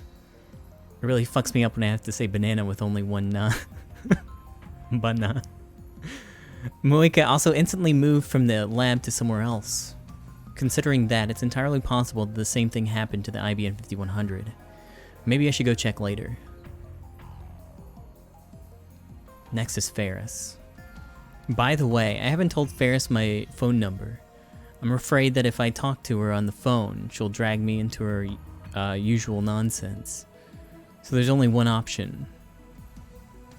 マユリオ、フェイリスと連絡を取りたい。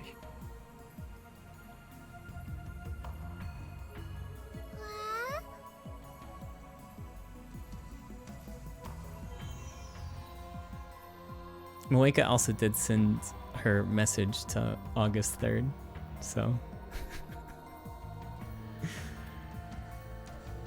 Mayuri's eating an eclair. She must have stuck something in the fridge when I wasn't looking. おかりんも食べる？おいしいよ。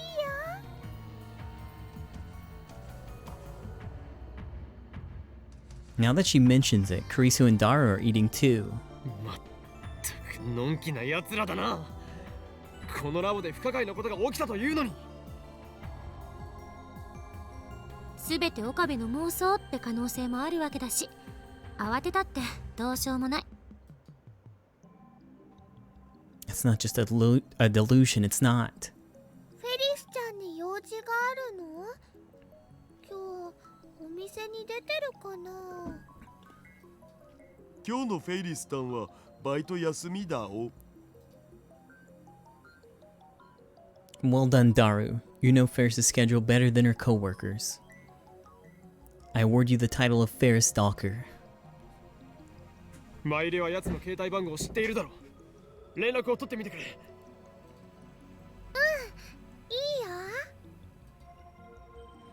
Mayuri takes out her phone and makes a call. After a short wait, Mayuri smiles. あ、フェリスちゃん、こんにちにゃんにゃん。なゆしいにゃん。にゃん。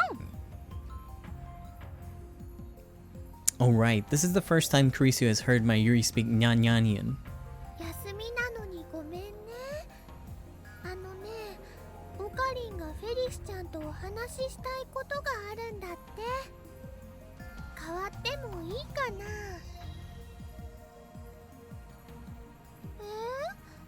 おかりんはおかりんだよ。京馬？京馬って誰？ The hell are they talking about? By the way, Ferris is the only person who calls me by my true name, Ho and Kyoma. I'm thankful for that, but she still drives me crazy. とにかく変わるね。はい、オカリ。I take my Yuri's phone. Ferris's face is displayed on the LCD. She's wearing cat ears even though it's her day off. 俺だ。おーい、今日もだ。今日のがフェイリスに用事なんて珍しいんや。どうしても聞きたいことがあったんだ。お前は昔、柳林神社にレトロ PC を奉納した。それに間違いはないか。何？にゃんとはどういう意味にゃ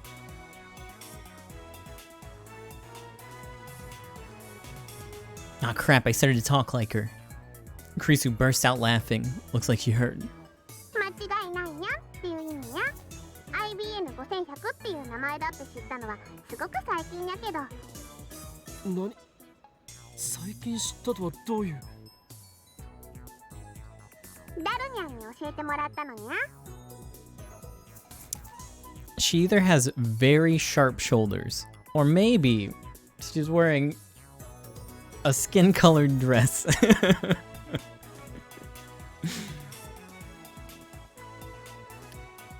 So that's it. At any rate, Ferris has confirmed that the IBN 5100 was at Yanabayashi Shrine. So did the IBN 5100 disappear from the lab after I retrieved it? No. Kurisu and the others lost their memories of me bringing it back to the lab, so I'm considering two possibilities. One, I went to the shrine but didn't acquire the IBN 5100. It's still at the shrine. Two, before I went to the shrine, someone moved the IBN 5100 somewhere else. Looks like I'll have to go to the shrine after all. レトロ PC がどうしたんや。いや。Ferris was a retro PC maniac, wasn't she? Let's just make sure. IBN5100 について他に情報はないか。超レアな PC なのだ。お前はカリスマメイドとしてこの秋葉に強いネットワークを持っているだろう。それを使って今秋葉にある IBN5100 を探してもらいたい。We only need to find one. It doesn't matter if it's the one I found at the shrine. 探してもいいけど条件があるにゃ。条件？ She trying to strike a deal? That's unexpected. 聞こう。じゃあこれからフェイリスのお家まで来てほしいのにゃ。うちだと？お前のうちはどこだ？ I quickly prepare a memo pad and write down the address Ferris recites. なんだ？お前秋葉に住んでいるのか？ That'll make things quick. Judging by the address, it should be right next to the station. それじゃ待ってるにゃ。I return my Yuri's phone and stand up from the couch. Let's stop by Yanabayashi Shrine and then head to Ferris's place. で、 I look over my shoulder with a frown. なぜお前たちまでついてくるんだ？ My Yuri and Daru are following me even though I didn't ask them to come. Kurisu stayed back at the lab. だってね、マユシーはフェリスちゃんのお家遊びに行ったことないんだもん。一度ね、行きたいなって思ってたんだ。つうかフェリスさんのプライベートとか凸せざるを得ないだろ上皇。 It might be a bad idea to take the Ferris stalker along. A really bad idea. Well, whatever. If Ferris has a problem with it, then she can send him away when we get there. Nothing else matters as long as I get Ferris to search for the IBN 5100. Of course, if the IBN 5100 is at Yanabayashi Shrine, then that won't even be necessary. I stopped by the shrine, but Lukaku's not there. I guess he was out when he answered the phone earlier. I've got no other choice. I've got So I go to the humble shrine office and press the intercom button. Luca's dad comes out. When I try asking him if the IBN 5100 was donated to the shrine, he answers, it certainly was. But after he tries looking for it, he says he can't find it anywhere, and he has no idea where it went. I ask if he lent me the IBN 5100 before, but that event is gone from his memory. What's going on here? While heading towards Ferris's place, I analyze the situation. The IBN 5100 has disappeared from the lab, even though it was there just a few days ago. And it has also disappeared from Yanabayashi Shrine. It's like some god is messing with me, moving it every time I get close. The D-mails definitely have something to do with this. I can only begin to imagine how the past has changed. At any rate, it looks like we'll have to rely on Ferris. The usual weekend crowd packs in front of Akiba Station. Girls dressed in maid outfits and school uniforms diligently distribute flyers to passers-by. I appreciate their effort in this god-awful heat.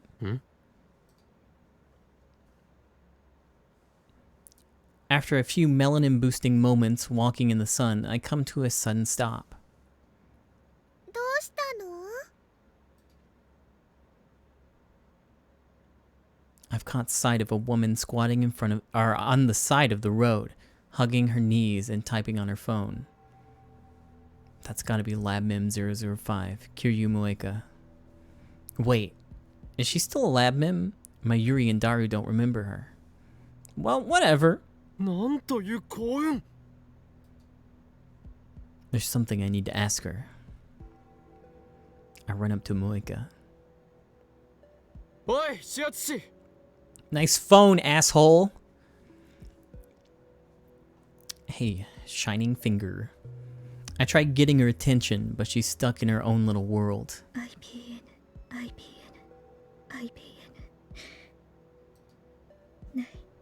ないどうしてないの？どうしてどこにもこの町に本当にあるの？もしかしてもう聞いているのか、シャイニングフィンガー。どこかにあるはずじゃないとおかしい。 FB はあるって。 No reaction. 桐生萌えか。 Moika stops muttering. She finally looks up. Actually, she just looks at my feet. 岡部君。お前、ラボから IBN5100 を持ち出したか。 My Yuri and Daru look askance at me, but I ignore them. 俺はお前の仕業とは思いたくない。仲間だからな。しかし、お前はあの PC に異常な執着を見せていた。どうだ？ Yo, what's up, Sarah? やったのか？ How's it やってないの going? か？ IBN5100 見つけたの？ What do you miss? We've misplaced the IBN 5100. And Luca might be a girl now. Not sure yet. 見つけたがなくなった。なくなった。案ずることはない。やっていたとしても、お前を警察に突き出すような真似はしない。あれを返してさえもらえるならな。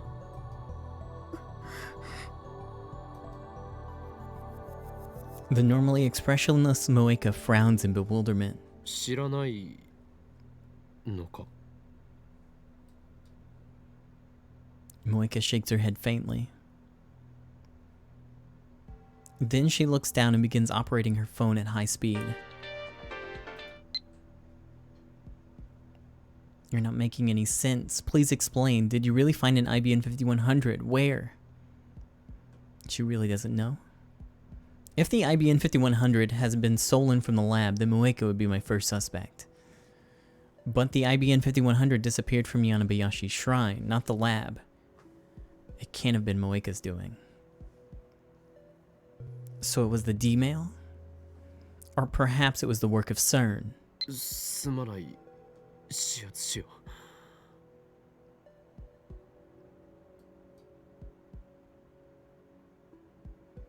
I squat in front of Moeka and bow my head. 俺はラボメンであるお前を、仲間を疑ってしまった。最低な男だな。殴ってくれても構わない。だがこれだけは分かってくれ。俺は機関から命を狙われ続けた結果、誰も信じることができなくなってしまったんだ。Why? Why did they have to be born with these gifts that others so covet? 俺は常に疑心暗鬼で、どれだけ仲間に囲まれていてもいつも孤独を感じている。滑稽だよな。 Just tell me about the IBN 5100. するか。つうかオカリンさ、秋葉の路上で芝居始めるとかどんだけだよ。暑さにやられた。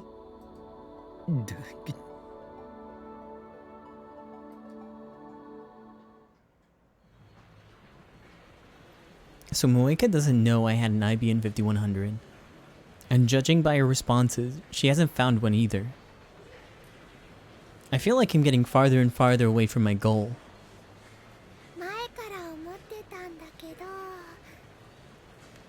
萌歌さんって綺麗な人だよね。スタイルも抜群だし、背も高いし、コスプレさせたら映えそうだな。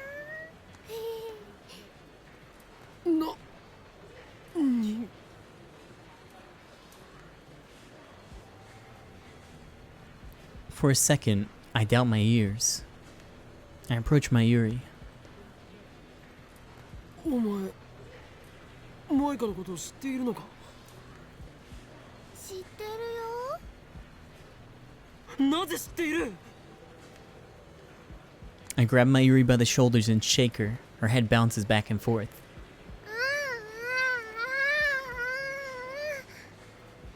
オカリンが連れてきた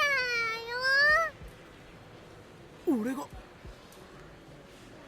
ダルはあの女のことを覚えているのか？桐生氏なら前にラボで挨拶したわな。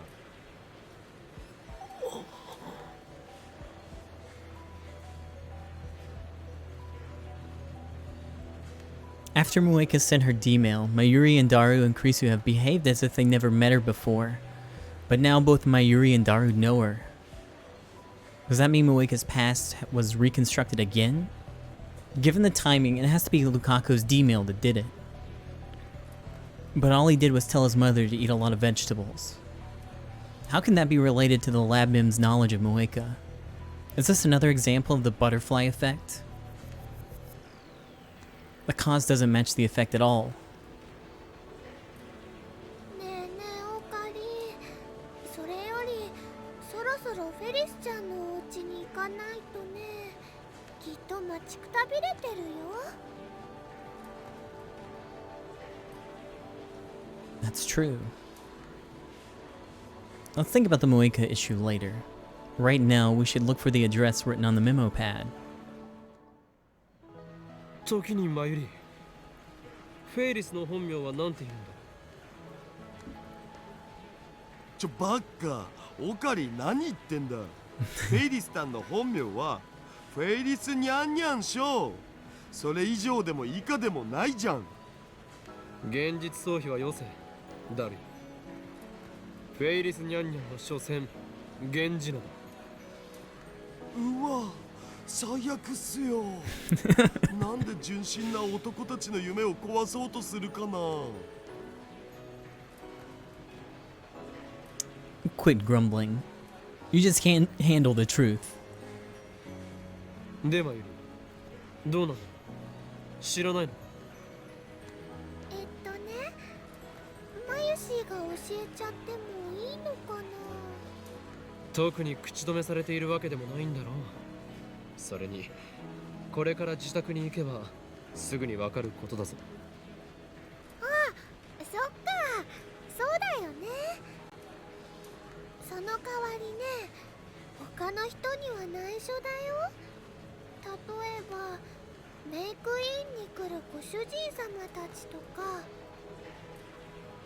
I nod. フェリスちゃんの本名は秋葉ルミホちゃんって言うんだ。聞こえない。Daru covers his ears and drowns the sound out. 秋葉か。 The same characters as in Akihabara. Appropriate.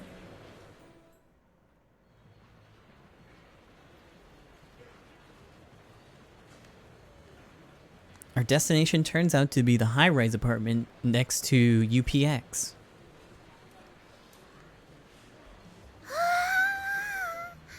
す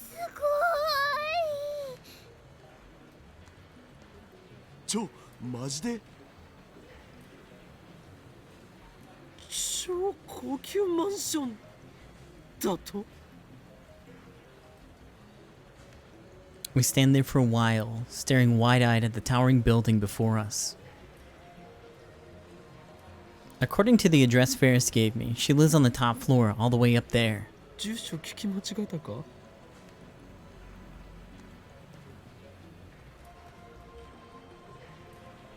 No, I wouldn't make such a stupid mistake. まさかフェイリスは機関の手に落ちたのか。 I quickly scan the area. No suspicious figures in sight. 怪しげな黒服連中に命じられるまま俺を組織の網の中へと呼び寄せ一網打尽にするつもりだな。妄想オツ。事実は小説よりきなり。それにあのフェイリスタンの素顔が実は金持ちのお嬢様だったとか。うわぁ、超燃える展開じゃね。お前こそ妄想オツだな。とりあえず入ってみようよ。 When we call the top floor room via intercom, we're greeted by the voice of an elderly man. He lets us in immediately once I introduce myself as Hoin Kyoma. I feel like we're walking into a trap, but I can't turn back now. When we get off the elevator, the elderly man from the intercom is there to lead us inside. He turns out to be a silver-haired gentleman in a tuxedo. リアル執事さんだ。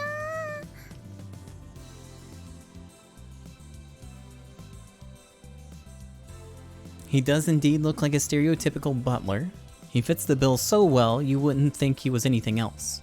お嬢様、法院京馬様とそのお友達の皆様がお越しです。 The butler leads us into a room. Ferris is standing before a large window with a panoramic view of Akiba. It is a dress.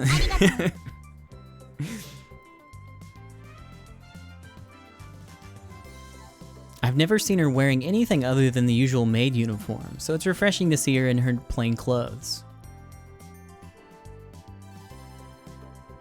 But why does she still have her cat ears on? I want to ask, I can't help but wonder, but I restrain myself. Even if I did ask, Ferris would just say something like, I was born with these, nya. にゃにゃ、マユシーとダルニャも来たのかな。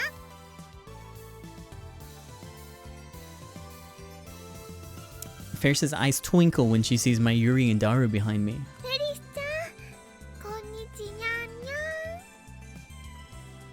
ゃん。むほ、フェイリスタンの私服姿とか可愛すぐる。I silenced the mouth-breathing Daru by introducing his ribs to my elbow. マイリとダルは勝手についてきたわ。迷惑なようなら帰らせる。構わないにゃ。みんなようこそいらっしゃいませにゃ。というか、自宅でもその語尾は変わらないのか？何のことかにゃ。あくまでとぼける気か。秋葉ルミ。 Let's see, is it okay to leave me alone here?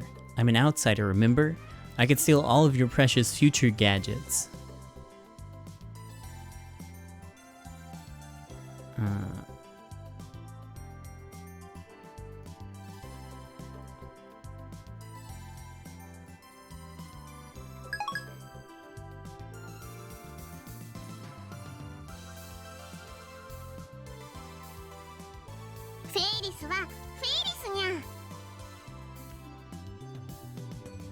Whatever. しかしこの家は一体どういうことだ。秋葉の一等地の超高級マンションとは。 I look around the room again. The interior design and furnishings give a very refined impression.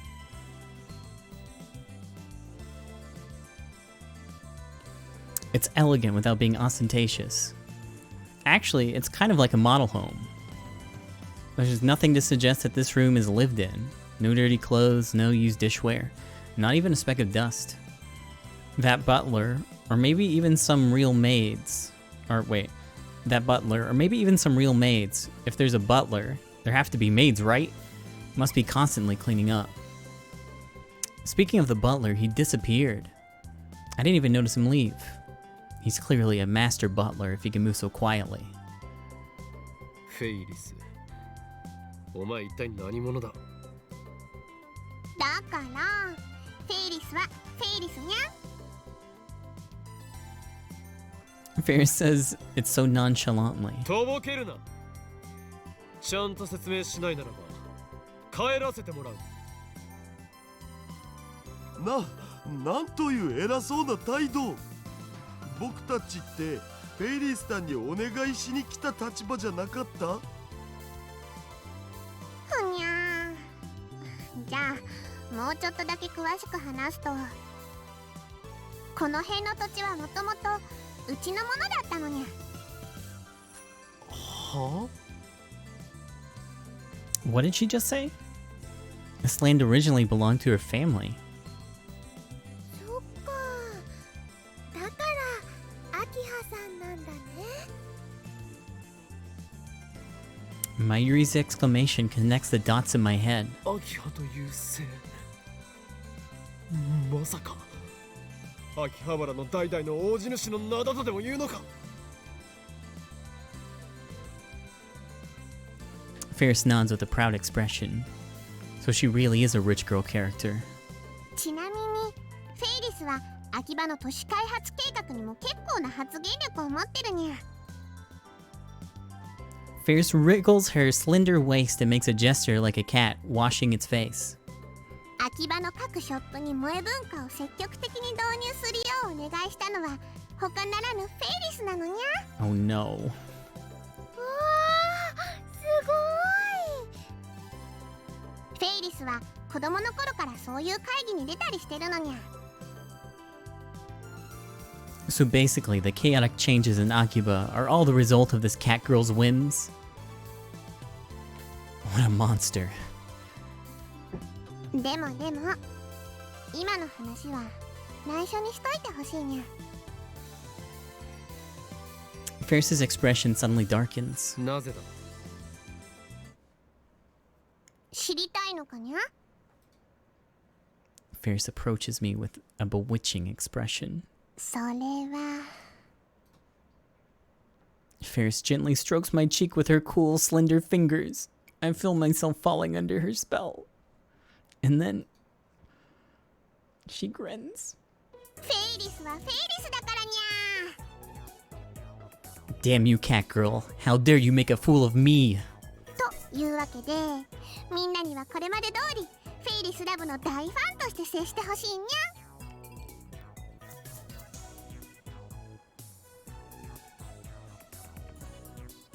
ゃ。Daru starts fist pumping when he sees Ferris's cutesy act. 接します。全力で接します。マユシーもね、フェリスちゃんのファンだよ。フェリスちゃんのメイドさん魂はとってもすごいんだもん。憧れちゃうよ。 Mayuri and Daru might have fallen for her charms, but not I. 俺はフェイリスラブなどではない。 I thrust my fingers at Ferris. あまり調子に乗らないでもらおうか、フェイリスニャンニャン。でなければこの高級マンション全体が血に染まることになるぞ。家にわざわざ呼びつけて自らのセレブっぷりを見せつけ、この俺との交渉において精神的優位に立とうとしたのだろうが無駄なこと。なぜなら俺は狂気のマッドサイエンティスト法王院京馬だからだ。理由になってね。 Heh, perfect. Now Ferris will tremble in fear and beg for my forgiveness. Or so I thought, but instead she looks at me with gleaming eyes. 自分を貫き通す人って素敵にゃん。なんだと？ That's my line. I wanted to threaten her, not seduce her. Is Ferris a masochist? 正直なこと言うと、あんまりフェイリスのこと話したくなかったにゃ。これまでいろんな人と会ったけど、アキハの跡取りって話すとみんなフェイリスをフェイリスとして見てくれなくなるのにゃ。フェイリスとアキハルミホは分けてみてほしいのにゃ。分けるも何もお前はすでにフェイリスニャンニャンとして確立しているではないか。その点については全面的に同意するぜオカリン。ニャンニャン語を話し猫耳をつけている時点でそこにいるのはフェイリスなんだ。意識しすぎているのはお前の方だということだろ、フェイリス。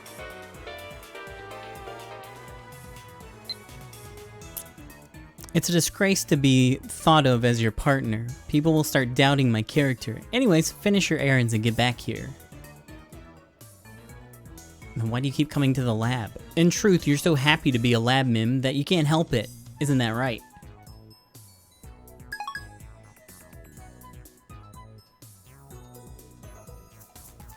そうなのかにゃ。お前は自意識過剰なのだ。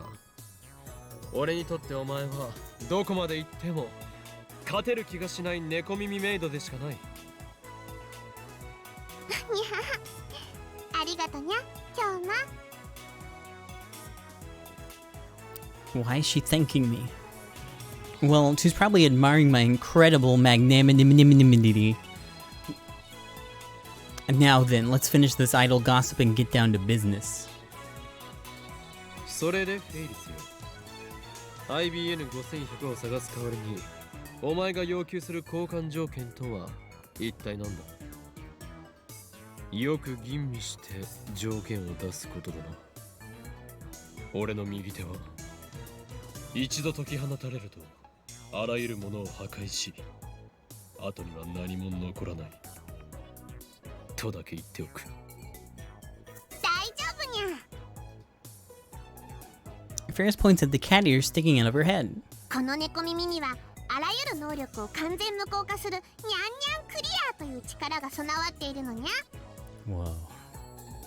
京馬の力が暴走した時はフェイリスがきっと止めてみせるにゃ。 Bruh. I shouldn't have mentioned my hand to Ferris. Ferris's most terrifying power is one known as dubbing 10. It allows her to steal other people's stories and add them to her own. I'm the one who named it, of course. The number 10 doesn't really mean anything. さてさて、それでは発表するにゃ。フェイリスからの条件は Ferris chuckles, but I notice something. Her eyes aren't smiling. タイムマシンを使わせてほしいにゃ。Yes, I had a feeling that was it. 昨日メイクインで京馬たちが話してたにゃ。タイムマシンを開発したって。いかにも。俺たちは人類史上初のタイムマシン実験に成功済みだ。だから人類史上初はセルンだっつの。だが勘違いするな。タイムマシンとは言っても机の引き出しを搭乗口にしている青い猫専用の4畳半タイムマシンほど万能ではない。俺たちが成功したのは過去の誰かの携帯に18文字までのメールを送れるというレベルだ。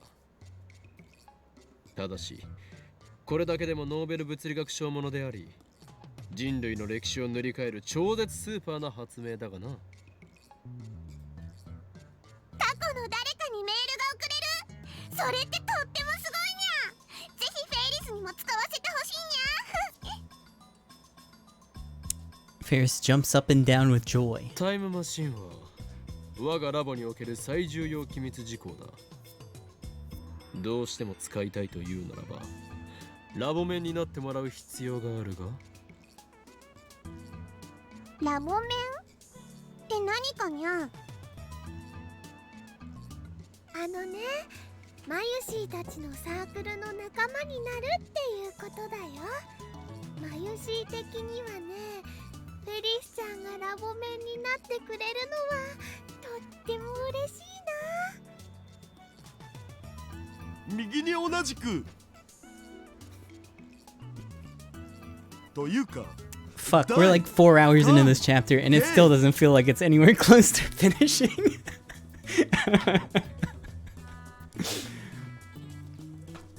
ぜひ入ってください。お願いします。This might be one more we quit out early. どうすればラボ面になれるにゃ。契約書などは存在しない。必要なのはそう契約者同士による血の盟約のみ。血の盟約。The windows close, but a gust of wind blows through the room. It's coming from the air conditioner. But outside the window, I see rain clouds cover the sky.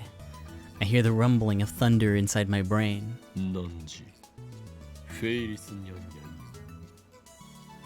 ャン。いにしえよりハイエンシェントワードにて語り継がれる法典に従いラボ面へと加わることを望むのならばその肉その骨その血を天の杯へと捧げることを誓い盟約という名の洗礼を受けよ。 Now give me your blood, Ferris. さすれば古代の神はそれに応え汝にラボ面ナンバーを授けるだろう。何を言ってるのかさっぱりわかんねえ。あわわ、どうしよう。マユシーは血の盟約も良薬も飲んでないよ。ということはマユシーはラボ面じゃないのかな。マユシしょんぼりしなくても OK。 これはオカリンのいつもの癖なのだぜ。そっか、いつもの癖なら仕方ないね。でもよかった。わかったにゃ。血の盟約受けるにゃ。With a grim expression, Ferris grabs the small knife on the top of her desk and suddenly slashes it against her wrist.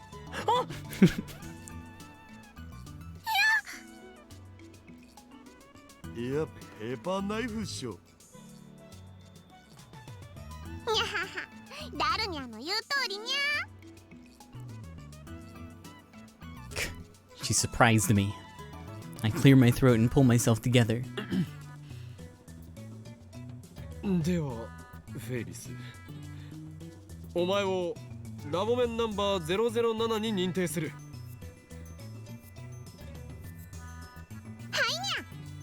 これでタイムマシン使えるのにゃ。ああ、そういうことになる。ただし他言無用だ。裏切り者には死を。それが我がラボの掟だと覚えておけ。そうだったん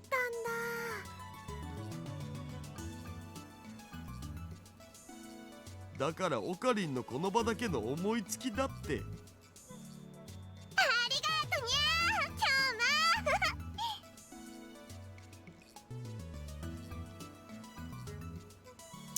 も。 Ferris hugs me by the neck.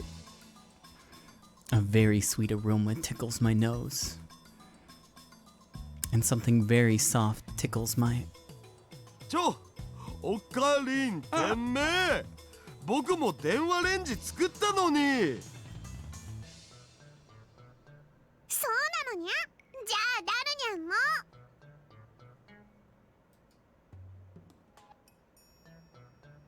Ferris flies over to Daru. オカリンオカリン、フェリスちゃんが喜んでくれてよかったね。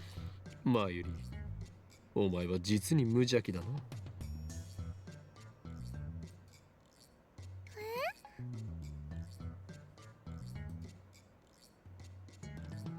I take out my phone and put it to my ear.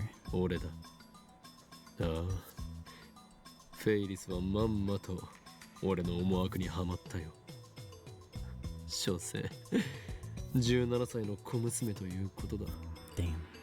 あの猫娘は俺との交換条件によって人類の夢、禁断の果実であるタイムマシンを使うという欲望を満たしたつもりでいるが、この俺、法院京馬の手のひらの上で踊らされていることに気づいていない。俺が猫娘との条件を受けた理由だと？そんなもの決まっているだろう。すなわち。 Then I twist my lips into a grin. My razor sharp shark teeth are probably glistening right now. Damn, I wish I had shark teeth. あの猫娘は実験台なのだ。何？下道とはひどい言い草だな。あながち間違ってはいないがね。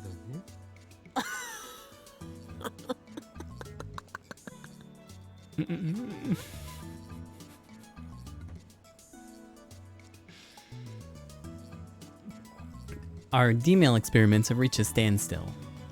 Krisu refuses to become a subject, and Mayuri and Daru are too dumb to be useful. We managed to experiment on Moeka and Lukako, but we still need more data. Along comes Ferris. She's going to provide me with both an IBN 5100 and new data. Two birds with one stone. ああ、つまりフェイリスは俺たちを利用したつもりでいて、実は逆に飛んで火にいる夏の虫状態だったというわけだ。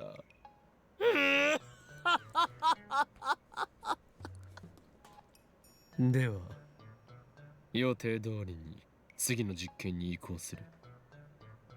すべてはシュタインズゲートの Oh 選 no, 択だ。 Ferris is gonna become a gel エルクサイ nyanya. コングル。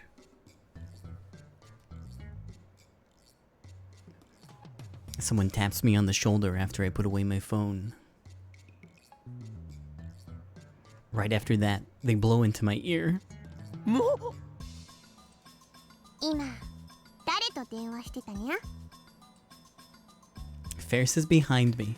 She must have finished servicing Daru while I was still on the phone. No doubt she heard everything. 気づくのが遅かったな、フェイリスニャンニャ。すでに血の盟約はなされた。契約を破ればお前という人間には破滅が訪れるだろう。もう逃げることはかなわんぞ。オーケーにゃ。んでタイムマシンはどこにあるのにゃ。 She certainly is in a hurry. タイムマシン、正確には電話レンジカッコ仮と呼ぶが、それは我がラボにある。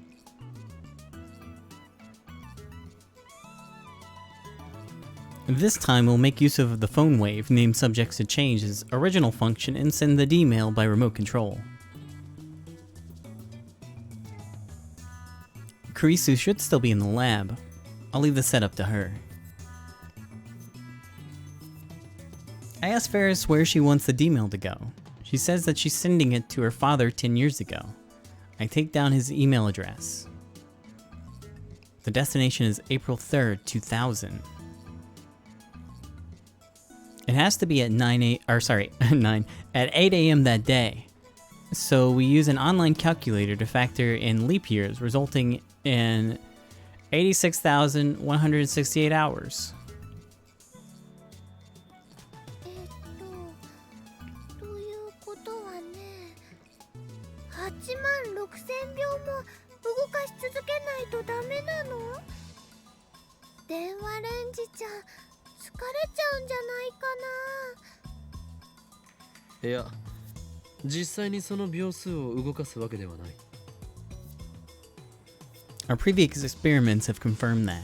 放電現象が起きた時点で送れば過去へは届くのだ。故にバタフライ効果により残りの秒数についてはキャンセルされるはず。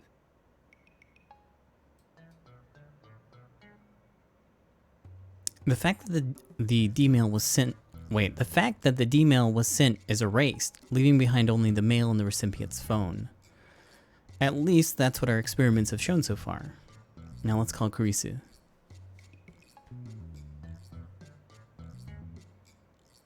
Do I gotta do it? Okay. ハロー。俺だ。そちらの状況を伝えろ。切りやがった。そりゃ切られるっしょ。オカリンの電話の仕方に対応できるのは多分僕とマユシぐらいじゃね。Again. ハロー。おーい、今日まだ無言で切るな。なんだ岡部か。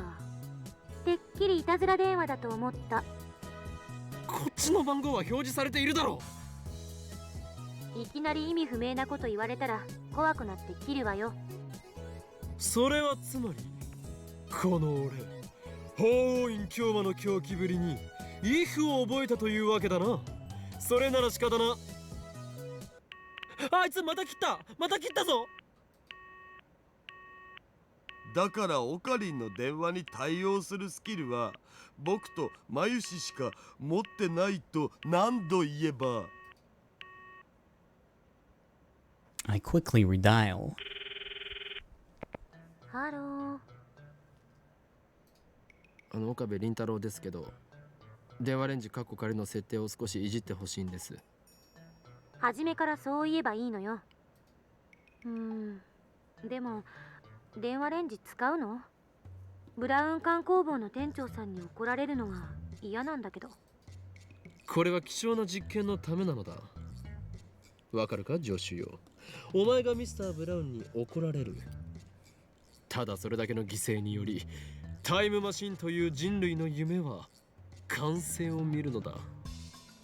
ほんとあんたって適当よね。でどう設定すればいいんだ？I tell her Ferris's dad's email address, and I have her set the timer. はい、入力したわよ。よし、ご苦労。少し待て。I turn to Ferris. 送る文章は書き終わったか？ I already told her the phone wave named subject to change his email address. Ferris nods. どんな内容だ？過去を変えるものなのだろう？それはその。What happened to her usual confidence? 恥ずかしいにゃ。企業秘密だにゃ。秘密だと？ふざけるな。これは実験だ。内容を公開してもらわねばデータを検証できないではないか。何言ってるにゃ。これは実験じゃなくて交換条件だにゃ。フェイリスは実験のためじゃなくて自分のためにタイムマシンを使うのにゃ。卑怯だぞ。オカリンも人のこと言えないけん。 Daru, you horny fool. Are you siding with Ferris? And you call yourself a super hacker? Ferris covers her phone with her body. Looks like she plans on hiding it to the bitter end. Should we halt the experiment? ちょっと岡部、いつまで待たせんのよ。 An impatient Kurisu nags me through the phone. Don't rush me, damn it. オカリ、あのね、きっとプライベートな内容だから制作するのは良くないと思うんだ。 What? Even Mayuri's on Ferris's side? She was like this with Moika too. This is bad. I thought I had Ferris in the palm of my hand. Was I dancing to her tune all along? 岡部、返事しないなら切るぞ。待て。分かった。電話レンジカッコ仮を起動だ。Damn it, I submitted to the cat girl. 放電現象始まった。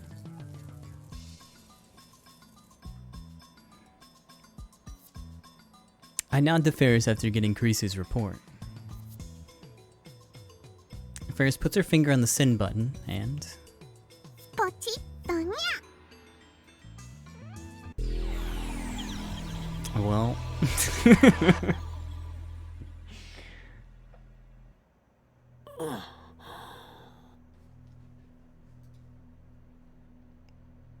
As the dizziness fades, I exhale slowly and open my eyes. Alright, world, show me your new form. Man, I wish I knew what kind of mail Ferris sent. First things first, I'm still in her room. When I look out the window, the octopus sprawl greets me. I scan the room. それじゃあカードをオープン。あらら、またウイルスカード。まだまだ爪が甘いにゃ。リンクカードは3枚取られたでしょ。ウイルスカードは3枚取っちゃったでしょ。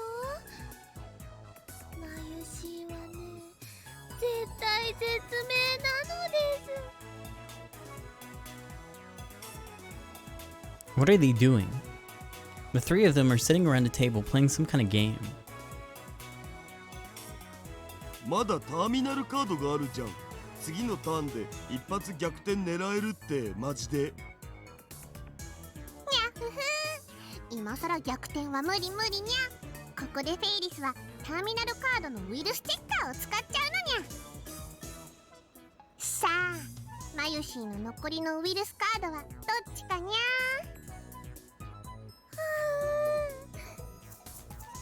マジパネっすね、フェイリスターン。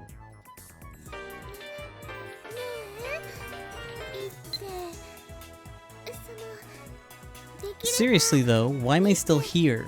I was supposed to have gone back to America by now.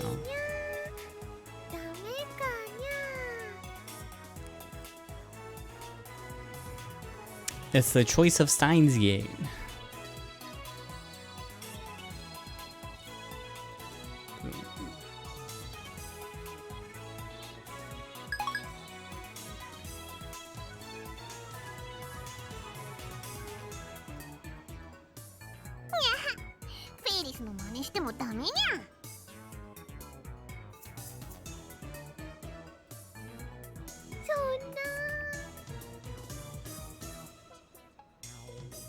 Mayuri puts her fingers to both her eyes as if to mime tears.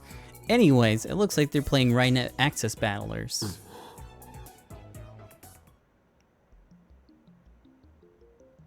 It happened again, reading Steiner. I'm the only person in the world who keeps his memories after the past changes. Ferris's D-mail worked. That's why the three of them are now playing a card game instead of waiting for Ferris to press the button. Ferris never even sent the D-mail. If I look at her phone, there won't be any record of it in her send history.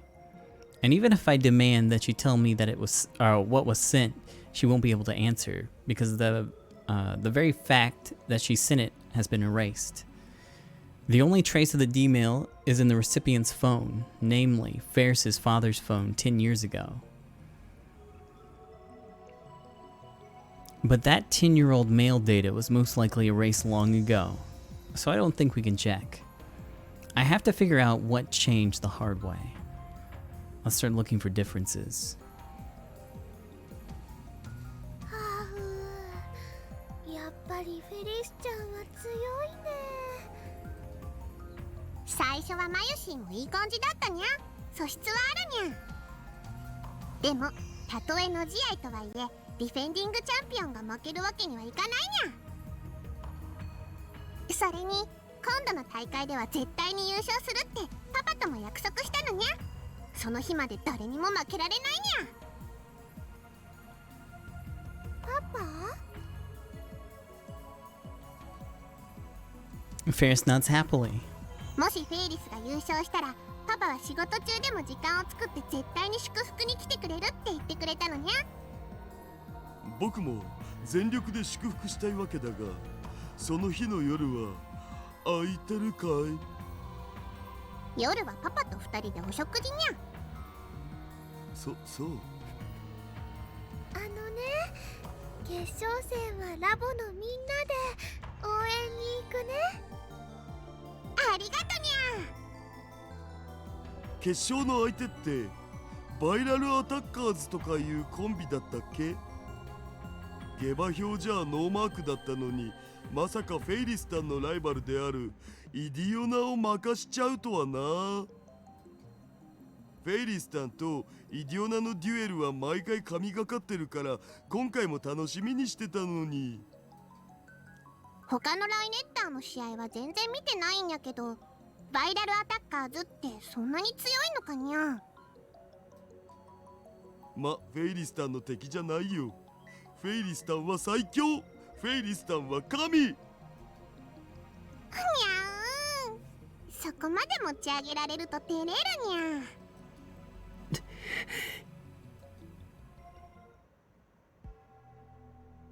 As I listen to their conversation, I feel a strange churning in my gut. Something's not right here. A voice whispers from deep within, deeper than reason. I play the conversation back in my head and soon realize the source of my discomfort. The Ferris I knew had never been to an official Rynet tournament. And yet now she's about to compete in the tournament finals. Which means that she's been going to tournaments for a while. Is that the change that Ferris wanted to make? Considering the recipient was her father, maybe he was strict and wouldn't let her go to the tournaments. But is that a reason to change the past? Ferris is only 17 years old. It's not too late for her to start participating in tournaments.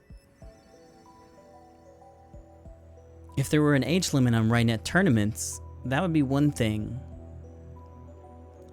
I guess it was just that important to her?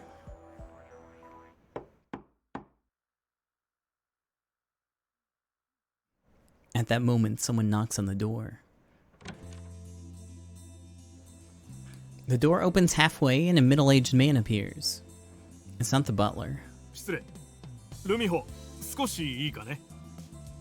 パパ。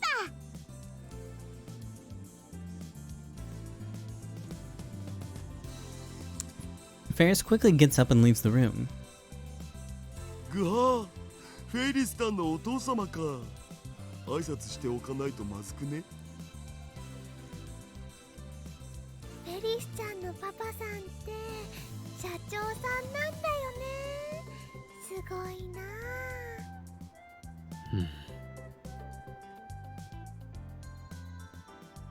Ferris soon returns. Then she turns to us and puts her hands together in a gesture of apology.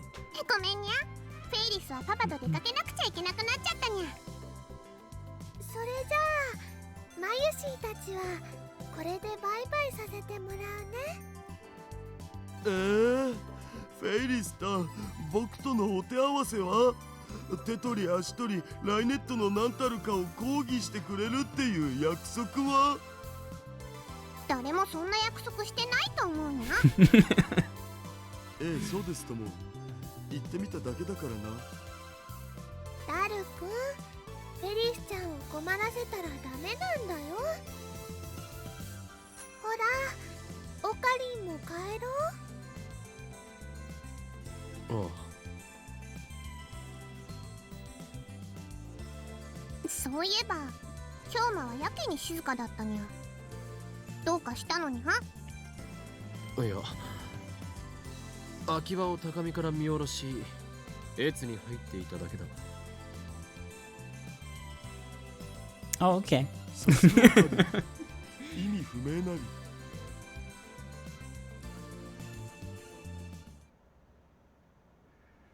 Ferris, her dad, and the butler see us off. Her dad tells us to come visit again. Ferris's dad seems like a cool guy. He's not pompous like you'd expect rich people to be. The sun's setting, but there's still a crowd in front of Akiba Station. More foreigners than usual.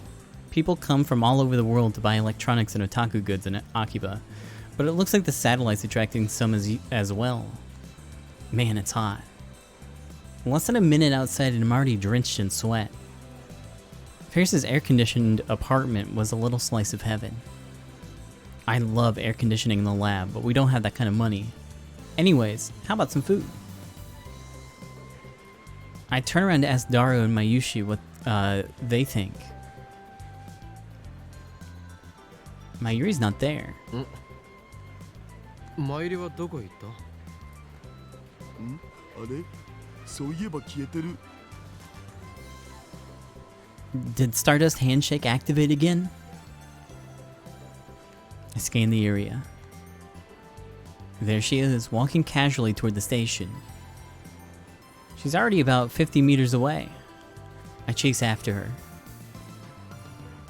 マユリ、どこへ行く？オカリン、あのね、マユシーはこれからお家に帰るんだけど、中野に寄っていこうと思って。帰るなら帰るとなぜ言わんのだ？ごめんね。でもね、中野に行かなきゃって考えてたらね、そのことで頭がいっぱいになっちゃったのです。マユシの気配を消していなくなる能力は異常。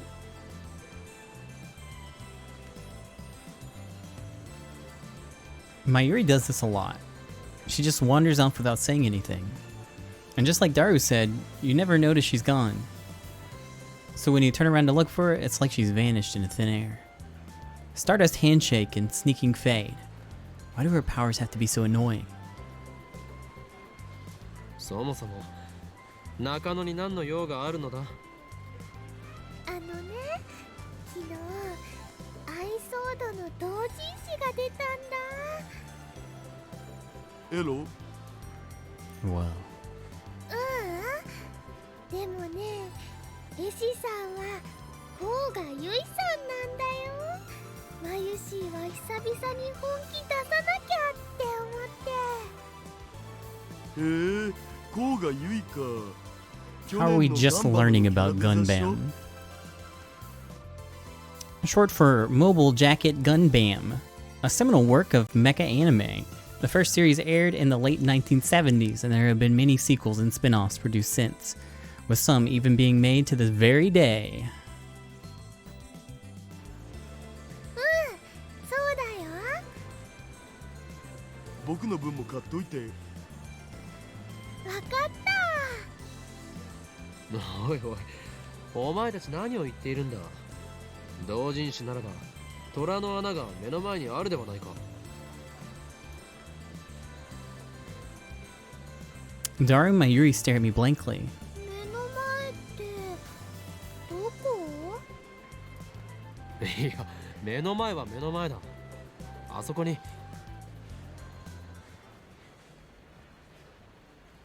I follow my pointing finger. Tora no Ana isn't there. 俺 I rub my eyes, blinking several times. It doesn't help. Maybe I'm looking in the wrong place. I check it up and down the street, but no, it's nowhere to be found. And what's more, I can't find Animate either. It's supposed to be right next to Tora no Ana. Instead, I see electronic stores. Daiichi Kaden and T21 Minami. Never seen them before in my life. Wait. I remember Mr. Braun saying that Akiba used to have a lot more electronic shops. Many of them closed. I think Daiichi Kaden and T21 Minami are among them. 虎の穴もアニメイトも一体どこ行ったのだ。それはひょっとしてギャグで言っているのか？は？秋葉には虎の穴もアニメイトもないよ。だからマユシーは中野まで同人誌を買いに行くのです。ないってどういうことだ。昨日までは普通にあったよな。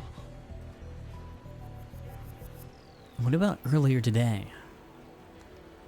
I wasn't really paying attention on the way to Ferris's apartment, but I'm pretty sure they were still there.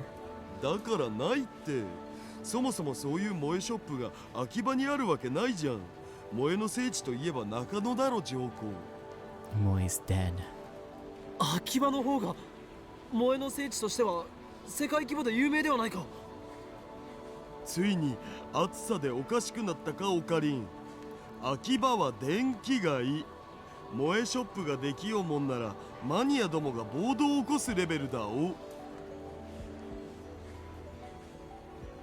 This feeling again. Dissonance. My memories don't match reality.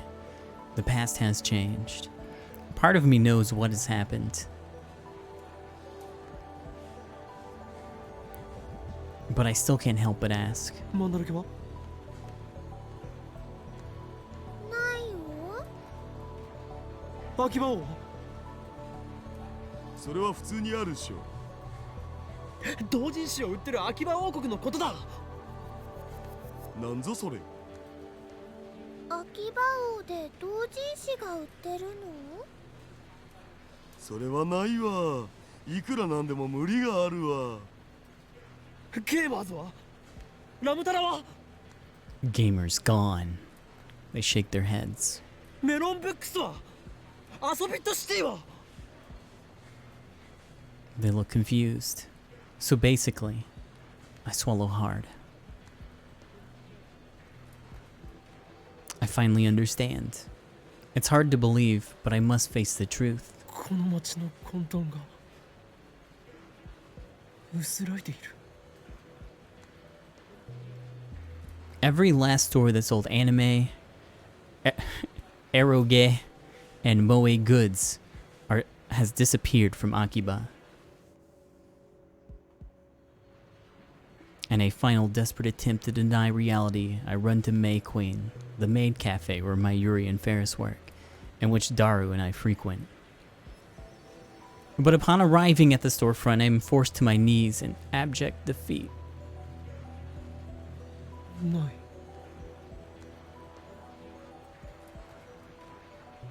It's all gone. It's not just the moe stores. Even the maid cafes have disappeared. マユリ、お前メイクインで働いていたよな。メイクインって何かな？じゃがいも？メイクインニャンニャンだ。I asked Daru too, but no reaction. マユシーがバイトしてるのはルモアンヌだよ。ルモアンヌ。それはメイド喫茶か。普通の喫茶店。秋葉にはメイド喫茶は一軒もないのか。ねえよ。秋葉に来る人間はそういう萌えビジネスとか毛嫌いしてんだから誰も寄りつかないって。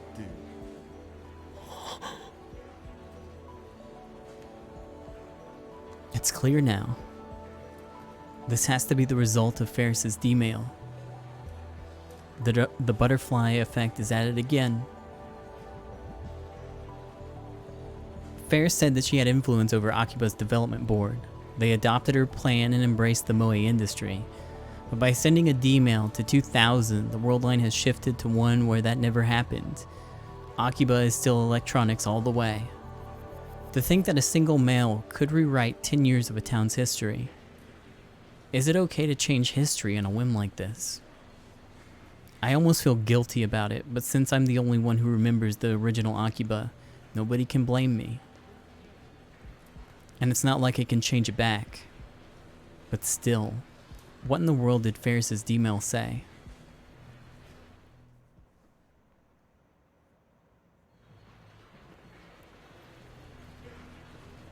The next morning, I go for a stroll through the streets of Akiba.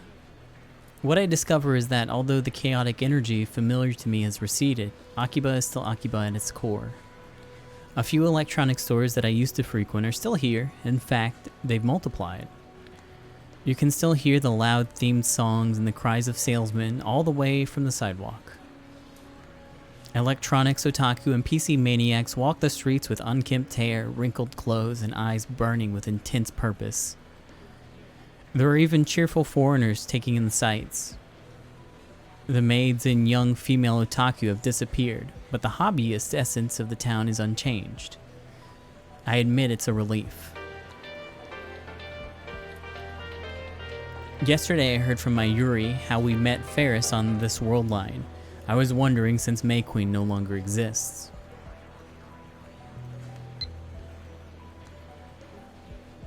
I don't know about the Steins Gate thing, but maybe Chaos Theory can explain how you derailed my life, lol. At any rate, take responsibility for getting me involved.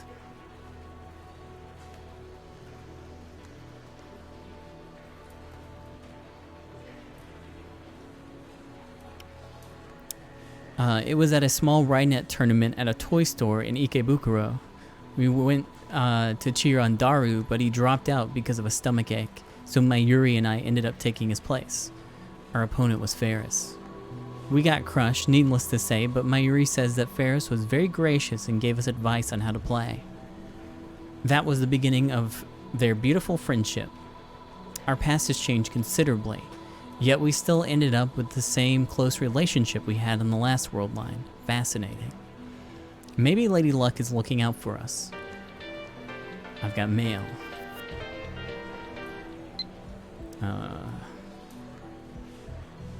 We're watching you. なんだこれ。 Is this a prank? Spam? Why red gelatin? Who's watching me? What's going on here? I spin around searching the crowd. A few passersby look at me strangely. I don't care, something's wrong. Goosebumps break out over my body. 期間か。それともセル。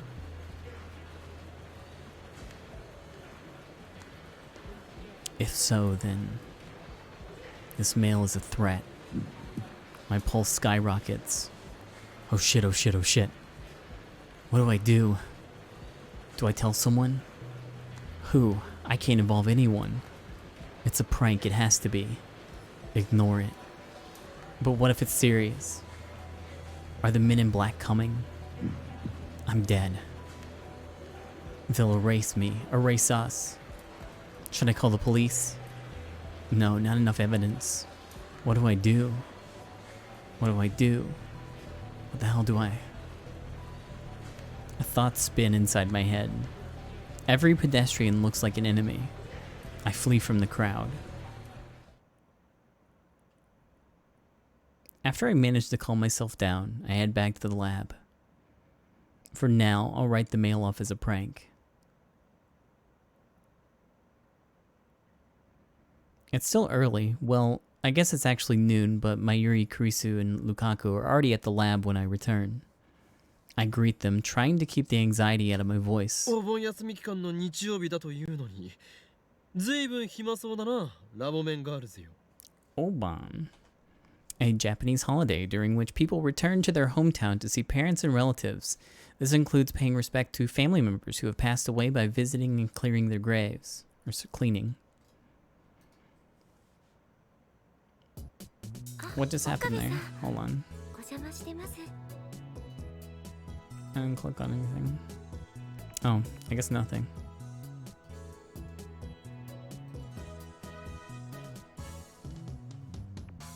Okari, ohayo.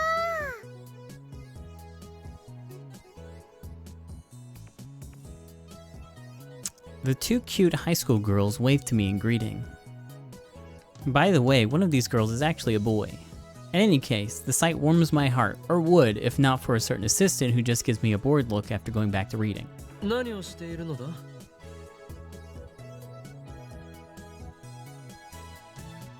Mayuri and Lukaku are sitting next to each other on the sofa, reading a book together.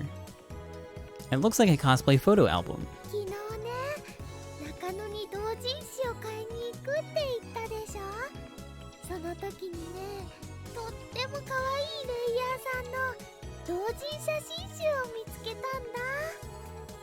だからね、つい衝動買いしちゃったの。ほら見て、ルカちゃん。これブラチューのセドナコスだよ。作り込みすっごいな。すごく可愛いよね。 Fictional, short for Bloodtoon, the animation.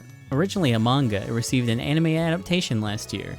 The main heroine, Sarah Orgel, is especially popular among anime otaku, with many figures of her being released. 本当だ。 I see, she's showing it to Lukaku as part of his re-education. To think that he was so reluctant to get involved in cosplay, looks like Mayuri's persistence has paid off. Actually, judging by his obvious interest in the photo album, maybe he has always been interested in cosplay, just too shy to cosplay himself. ねえねえ、クリスちゃんも見てみてよ。感動しちゃうんだから。別にいいわ。 Looks like Kurisu's not interested in the photo album. She just gives a cold hmm. Instead, she's reading a difficult-looking English book. Damn it, this is no time to be showing off your intelligence. You're gonna make Mayuri cry if you talk to her like that. Or so I thought, but Mayuri doesn't seem to mind, so I stay out of it. あ、次のページからは水着だ。すごい。露出度高いな。スタイルもすごくいいし、グラビアアイドルみたい。憧れるな。憧れてるの？水着に？僕、こんなにスタイル良くないから。でもね、ルカちゃんはきっと大きなお友達からははあはあ言われちゃうよ。 Hey now, Mayuri, what are you saying? It's like you're referring to Daru with that remark. あのね、貧乳は正義なの。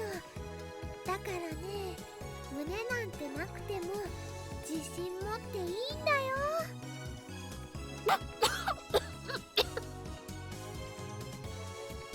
Kurisu starts choking on her coffee. I know how she feels.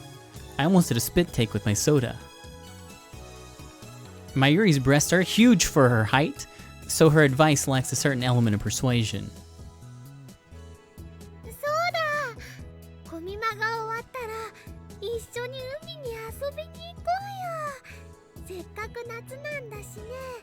マユシーもずっとコス作りしてて、夏休みはちっとも遊べてないもん。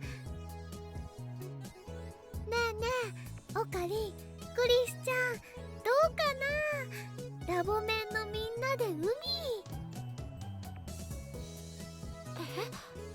ラボメンのみんな。私は行かないわよ。もう少ししたらアメリカに帰らなきゃ。荷造りもまだしてないから、そんな余裕はない。確かにラボでのんびりと読書をしているほどだからな。よほど余裕がないと見える。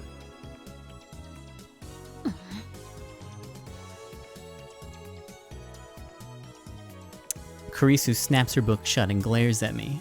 だったらはっきり言わせてもらう。変態野郎2人と一緒に海水浴なんて言ってられるか。女子メンバー限定というなら喜んで参加させてもらうわ。素直になったらどうだクリスティーナ。私は伝部の猛虎犯を男子に見られたくないので一緒には行けませんと。 Mongolian spot. A bluish birthmark commonly found on Asian children usually disappears by the age of 5. 猛虎犯なんてないわよ。そもそも女子メンバー限定ならばそこのルカ子も無理ではないか。何それ、どういう意味？この前わざわざ教えてやっただろう。ルカ子は正真正銘の男だとな。My declaration of the truth freezes the air instantly. Huh? There's something off about the reaction. 最悪ね、あんた。女の子に向かって男呼ばわりなんて。そうだよ、オカリ。そういうこと言うのはね、マユシ好きじゃないな。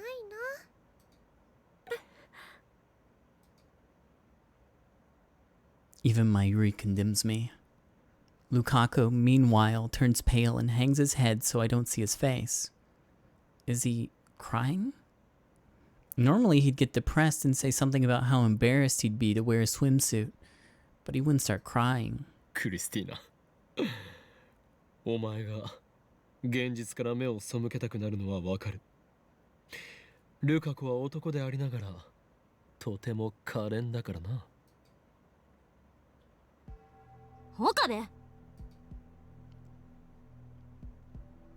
Kurisu's advances on me with a stern glare. 私にへんてこなあだ名をつけるぐらいなら冗談で済むからいいけど、いや本当は良くないが、今のあんたの言い草は冗談になってない。他人を傷つけるようなやつじゃないと思ってたけど違ったみたいね。今のあんたは本気で最低よ。え？ What did I do to deserve this tongue lashing? 謝りなさい。今すぐ漆原さんに謝りなさい。いやいや、謝るも何も俺は真実しか言ってな。いいんです。 Lukaku gets up from the sofa. His head is still hanging. His voice is barely audible. 僕、岡部さんにそういう風に見られてたんですね。いやいやいやいや、そういう風ではなく、ルカ子、お前は男だろ。それともお前まで現実逃避に走ったか？現実逃避してるのはあんただろうが。そうだよ、ルカちゃんは女の子なのにオカリひどいよ。というかマユリよ、なぜお前は急にルカ子への呼び方をルカくんからルカちゃんに変えた？岡部、いつまで続ける気？彼女は女の子よ。Mayuri nods in agreement. Huh? What's going on here? Is this some kind of prank? 帰ります。 Lukaku tries to slip by me out of the lab. I grab his hand to stop him from leaving. 待てルカ子、俺を担ぐのはよせ。お前は正真正銘の男だ。なぜならここに。 Oh no. I pin Lukaku's arms and reach for his package. Let's see what you're hiding down. Nothing. Oh?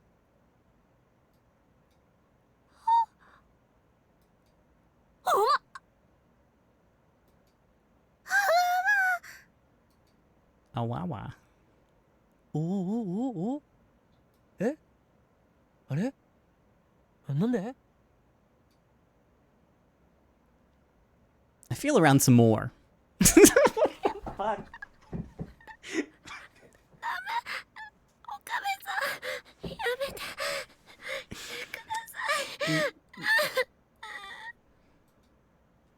Nothing. Nada. Should be there. I mean, he's a guy, isn't he? An electric current runs through my brain. No way. Yes way. So that's what happened. Oh, okay. No problem. ルカ子お前 Whoa. Eating vegetables worked.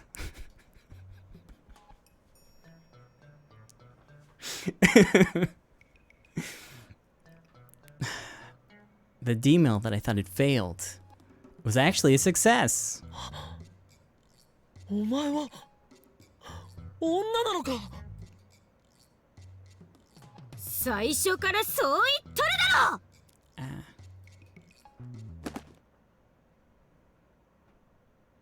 A half second later, Kurisu cracks me over the head with a heavy textbook, and I die.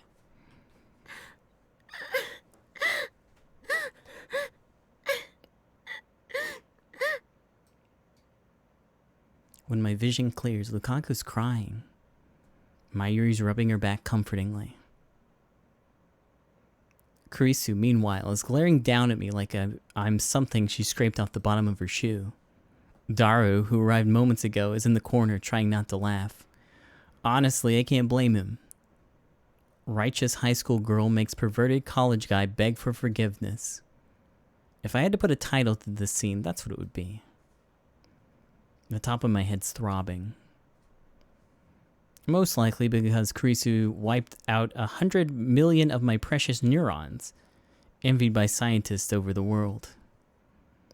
I put a moist towel to my head. 一度あんたの頭を切り開いて脳だけ取り出してよく洗浄してやりたい気分よ。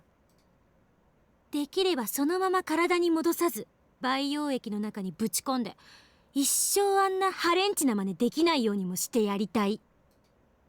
とにかく警察に突き出されないだけありがたいと思いなさい。はい。すいません。Man, that was dumb. I didn't think it would be gone. Lukaku has become a girl. Her face hasn't changed, and she's flat as a board, but she's definitely a girl. There's no denying what my hand didn't feel. I guess that ridiculous superstition was true. If you eat vegetables, you'll have a girl. Does this count as a scientific breakthrough? Anyways, I better apologize to Lukaku. I hope she doesn't get PTSD because some pervert, me, groped her. I mean, she's a 17-year-old girl now, and she was shy to begin with. PTSD, short for post-traumatic stress disorder. From the DSM-IV, Diagnostic and Statistical Manual for Mental Disorders, 4th edition, published by the American Psychiatric Association in 1994. A mental condition caused by the severe psychological shock of an accident, disaster, crime, or other intense stressor. It induces several stress-related symptoms, including emotional instability, insomnia, confusion, and vivid flashbacks. These symptoms are often triggered in response to stimulus that is similar to the original trauma. A patient must experience these symptoms for over a month in order to be diagnosed with PTSD. I'll need to be as gentle as humanly possible from now on. Honestly, I wouldn't be surprised if she never spoke to me again. I have no one but myself to blame. I have to accept the consequences. だいたいなんだって漆原さんが男の子だなんていう妙な妄想に取りつかれたんだ。それについては前にも言ったはずだ。 D メールによる過去改変だよ。ルカ子は男だったが、女の子になりたいという願いをもとに D メールを送り、それは成功した。世界線が変わったその瞬間を俺は確かに認識していた。すなわち魔眼リーディングシュタイナーによってな。その点については反省せねばなるまい。俺はもっと自分の持つ特殊な力を信じるべきだったと。Krisu calmly readies her book above her head. また食らいたい？あ、いや本当なんだ。これについては信じてくれ。この現象を理論立てて説明するとだ。D メールを送るたび、この世界が辿ってきた歴史が変わる。つまり過去が変わる。それを俺の脳は知覚できるのだよ。I leapt to my feet, overcome with excitement. 世界中でこの俺だけがインガリスの変化を認識できる。そう、例えるなら俺はこの世界の観測者ということだ。 I look around, expecting to see awe on their faces. いいから座れ。Let me click on this anime figure. Let me pause the stream momentarily while I click on this anime figure. Hold on. It's more important. Anyways. Nice. Okay. I'm back. I do as I'm told. わからないのか？観測者、すなわち量子力学的に言うところのシュレディンガーの猫の実験における箱を開ける人なのだぞ。 Tell me about Schrodinger's cat. An incredibly famous thought experiment proposed by physicist Erwin Schrödinger. Schrödinger intended it as a paradox that would refute quantum theory, but it has since been proven to not be a paradox. It is often referenced in fiction as an example of the complexities of quantum mechanics. The thought experiment is as follows. A cat is placed inside a box. The box also contains a vial of poisonous gas and a sample of some radioactive substance. If the radioactive substance emits an alpha particle, it sets off a sensor, releasing the poisonous gas and killing the cat. Now assume the radioactive substance has a 50% chance of emitting 1 alpha particle per hour. After 1 hour, you open the box. The cat has a 50-50 chance of being alive or dead. The question is, was the cat alive or dead before you found it? According to Einstein, your observation of the cat's condition is irrelevant, as the cat was either alive or dead before you opened the box. シュレディンガー？うわ、出たよ、シュレディンガーの猫。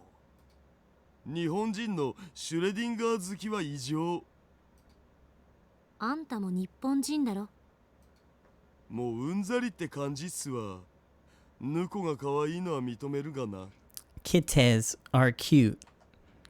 The word kitten corrupted for added cuteness. It has no particular meaning, but is often used on @channel, Nico Nia Doga, and many other similar sites. The spread of the word proves that the true popularity of cat pictures and videos on the internet is something that can't be understood.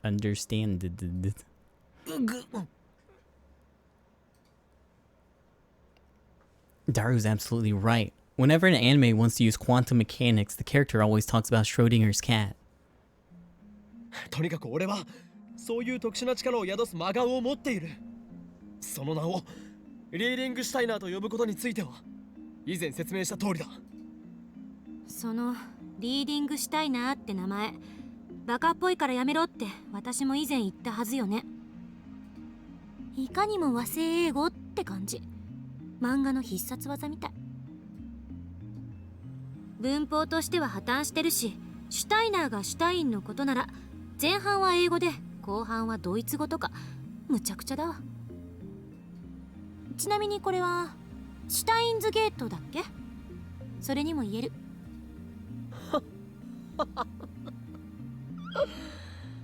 まだまだ伝部の猛虎犯が取れぬようだな、クリスティーナよ。ネーミングは五感がすべて。かの天才レオナルド・ダ・ヴィンチにも被験する俺の想像力は文法などというつまらない決まり事に縛られたりはしないのだ。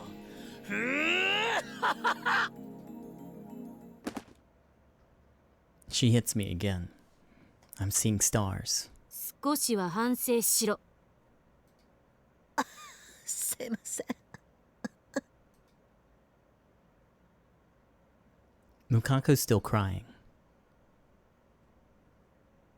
As punishment, I spend the next 30 minutes on my knees under Karisu's watchful eye. If I slouch for a second, I get the corner of her book.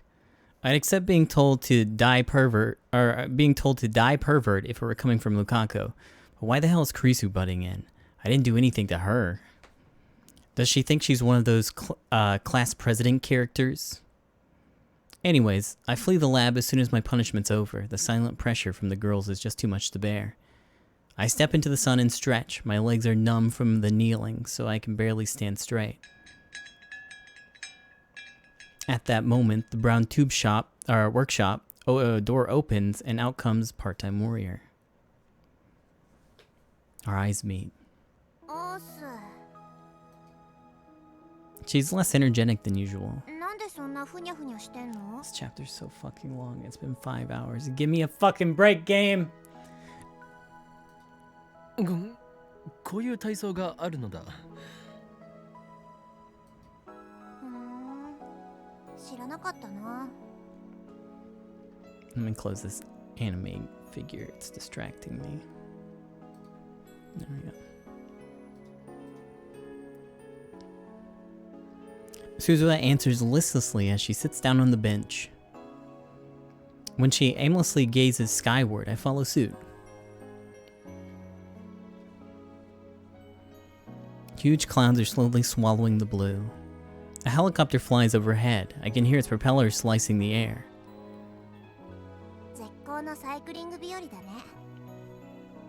All of these end on like a huge revelation, and I don't feel like we're close to that in this chapter yet.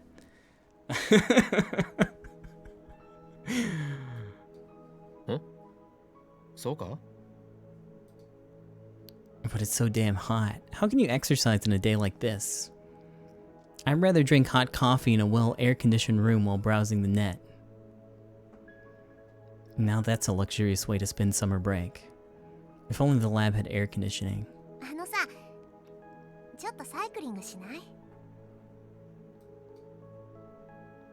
Seriously? She has to be joking. チャリは1台しかないではないか。Sorry to keep clicking on her pit. I'm sure that's distracting some of you. バイトを放り出していいのか?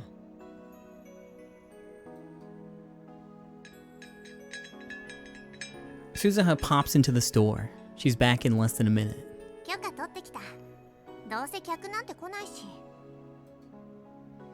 I try to think of an excuse to refuse, but nothing comes.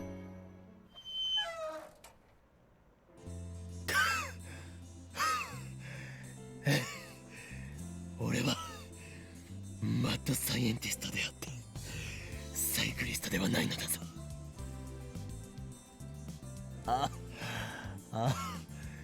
なのになぜ俺がお前を後ろに乗せて漕がなければならないのだ。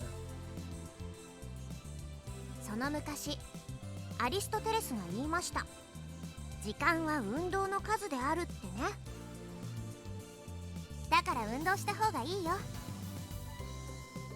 That doesn't make sense. I'm exhausted. We barely made it to the station.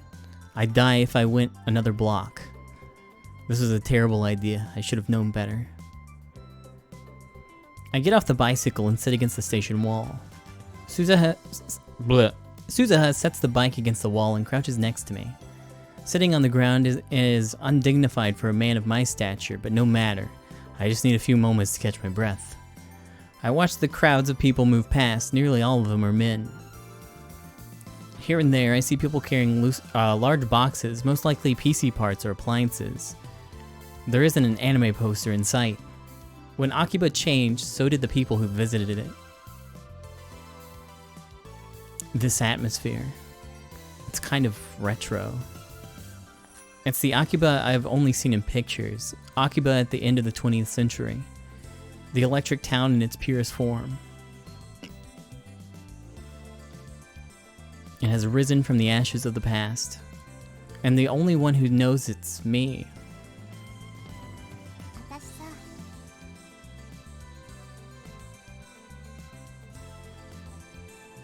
Suzuha murmurs. 東京に来たのは10日前が初めてなんだよね。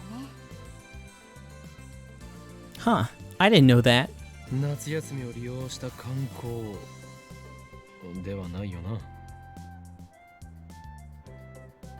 父さんを捜索するため。 That's a strange way to put it. 蒸発でもしたのか。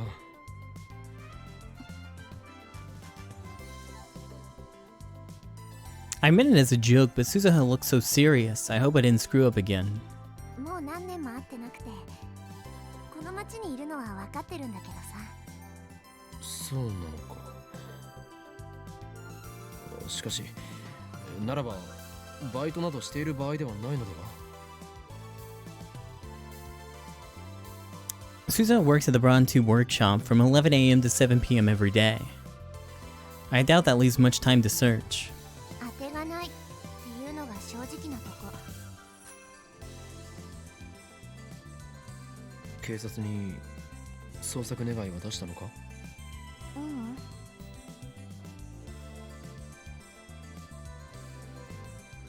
だったら出すべきだろう。あとは金があるならば更新所に頼むとか。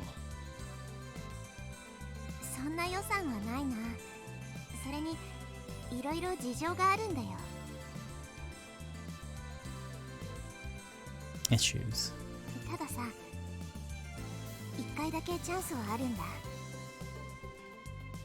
そのチャンスが明日なの。明日ある場所に現れるかもしれなくて。 A certain place. That has a rather ominous ring to it. Could her father be some kind of fugitive? I stay silent, unable to think of a response. そのチャンスを逃したら、私もうこの町を離れなきゃいけない。 離れるとは地元に帰るのか。 行かなきゃいけないところがあるからさ。私も多忙なわけよ。 What? もともと明日会えなかったら諦めるつもりだったし。 不安なのだ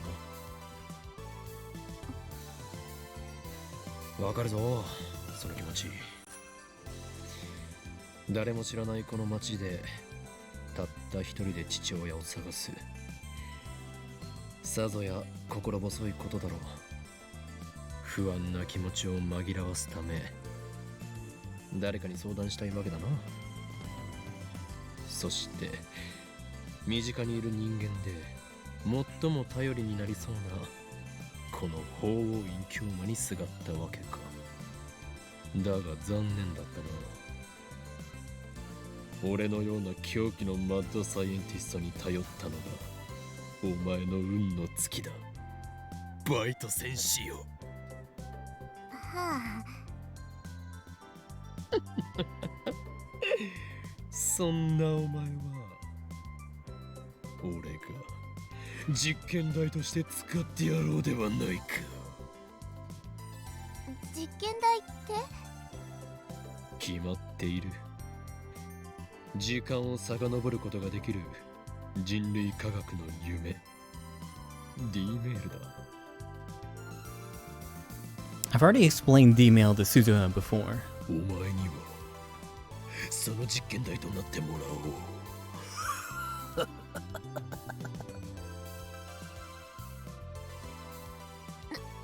どうするの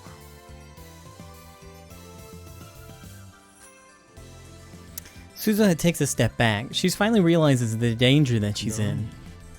簡単なことだ。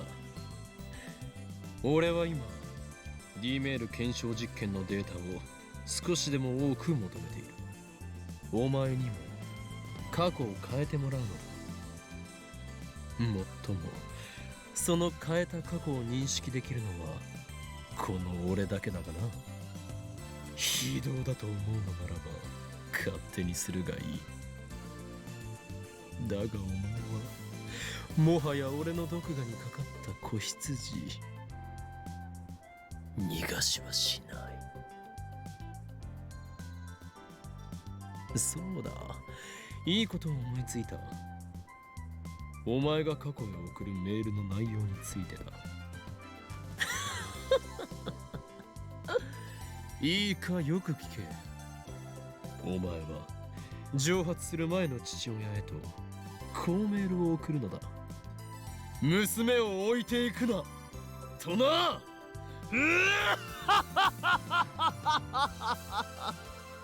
Yeah, okay. 君ってさ、いいやつだね。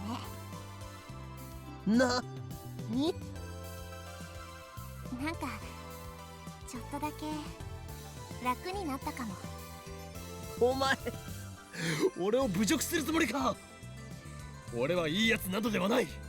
実験のことしか考えていない狂気のマッドサイエンティストである。分かったならばお前の父親の携帯アドレスを教えろ。教えなければ俺の右腕が火を吹くぞ。ちなみに封印が解かれた右腕を俺は制御できない。お前の命も保証できんと言っておこ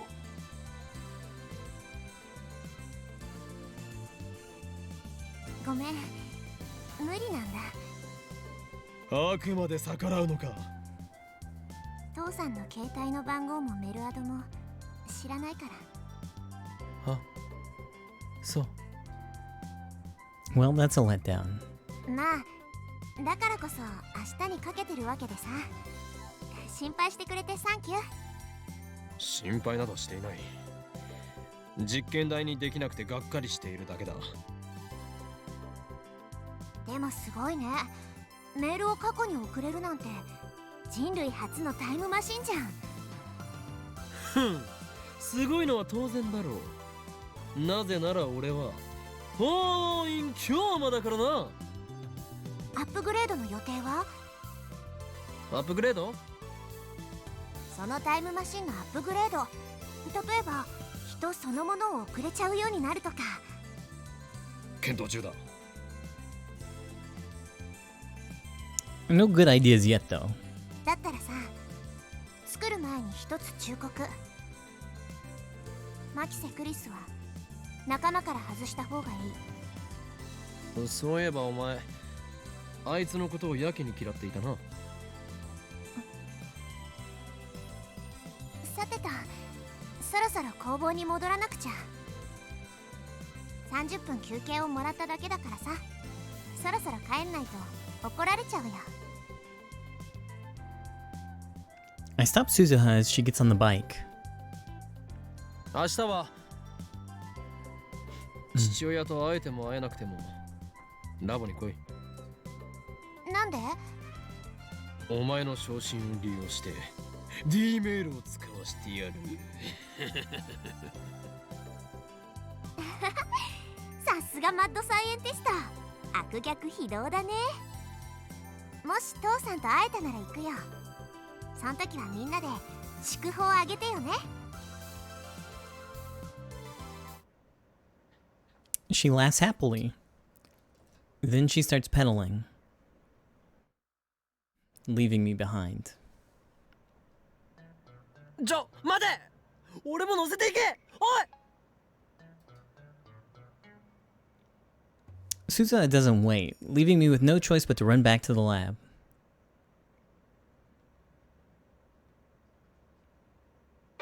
これより作戦名エルドフリームニルの概要について説明する。 Eldhrimnir. Alright, hit me with it. In Norse mythology, a large cauldron used to cook for the gods.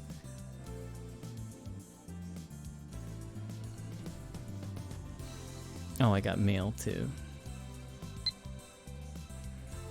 I'm going to infiltrate now. What should I do? I'm so nervous. I can't see my own heart like... Wait, I can't see my own heart like peeking through frosted glass. Wish me luck. Over and out. The only labmins here today are Mayuri, Kurisu, and Lukaku. I couldn't get a hold of Ferris or Mueka. They must be busy. Daru, meanwhile, gave me some crap about having things to do. I was prepared for Lukaku to refuse my invitation, but since she's here, I guess she's forgiven me, for now at least. お前たちにはこれから宴会用の買い出しに行ってもらう。I've already explained to the lab mims what Suzu had told me yesterday. あんたは何するの？これか？俺はこれからバイト選手を尾行し、状況を逐一報告。やめなさいよ、悪趣味だな。親子水入らずにさせてやれ。いちいち突っかかるな、クリスティーナ。お前は人間の心理というものを理解していない。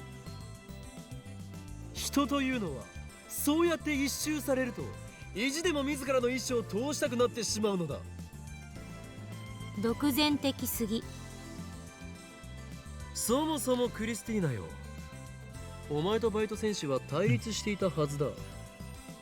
にもかかわらずそのような気遣いをするとは大した偽善ぶりだな。あんたの行動が人としてダメすぎるんだろ。そうだよ、邪魔するのはね、良くないと思うな。Even during the strategy meeting, Mayuri keeps working on her costume. Lukaku hasn't agreed to wear it yet, but Mayuri's enthusiasm remains strong. それよりもどんな結果になってもあったかく迎えてあげようよ。そのためにもね、マユシーは買い出しを張り切っちゃうつもりです。でも僕、その鈴葉さんという人と会ったことはないんですけど。鈴さんはね、とってもいい人だから、ルカちゃんもすぐに仲良くなれるよ。いい人ね。とにかく俺はこれから尾行を。だからダメだっつってんでしょ。調子の分際で俺に指図をするな。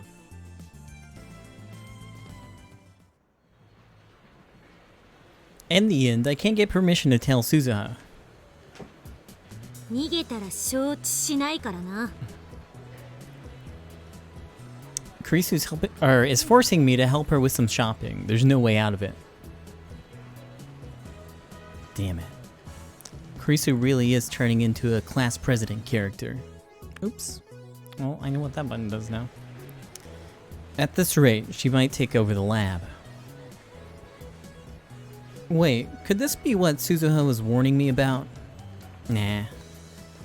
まあ、でも。Kurisu scratches her cheek in what could be taken as a bashful gesture. あまねさんのお父さん、見つかるといいわね。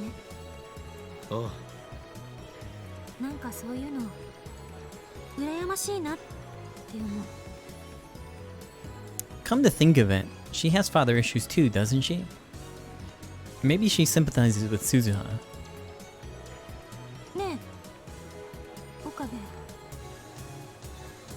Suddenly, Kurisu starts fidgeting for some reason. この前のこと謝る。この前？あんたが漆原さんへの変態セクハラ行為をしたと勘違いして要所でぶったたいたことよ。後で考えてみたんだけど、あの時のあんたって冗談言ってるようには見えなかった。それなのにあんたの言葉をろくに検証もせずに手を出しちゃって。案ずるな。結果的にルカ子を泣かせたのは事実だ。確認するけど、あんたは変態セクハラ野郎じゃないのよね。どういう確認だそれは。お前は本気で謝るつもりがあるのか？実験を変態行為の口実にされたら嫌だから、私も一応関わってるわけだし。バカにするな。俺にとって仲間は財産だ。俺は IQ170 の頭脳を持つ狂気のマッドサイエンティストだが、一人でできることに限界があることは自覚している。Sorry you couldn't come today, nya. Ferris was practicing for the Rynet AB Grand Championships, nyan. I want to crush my enemies just like in episode 8, nya. What are you talking about?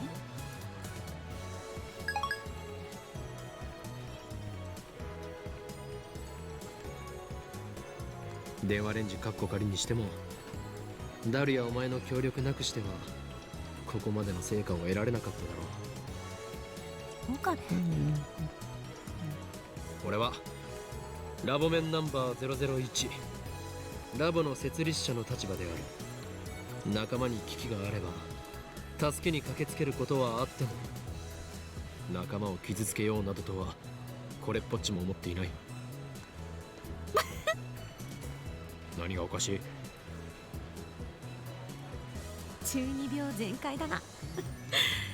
聞いてて痛々しい。でもそういうの悪くないと思う。私がいるアメリカの研究所って世界中から優秀な人たちが集まってて、最先端の研究をやってるんだけど、結構殺伐としてるのよね。みんなプライドが高くて自分が一番だと思ってるから、足の引っ張り合いとか面と向かって理不尽な暴言吐かれたりとか日常茶飯事なの。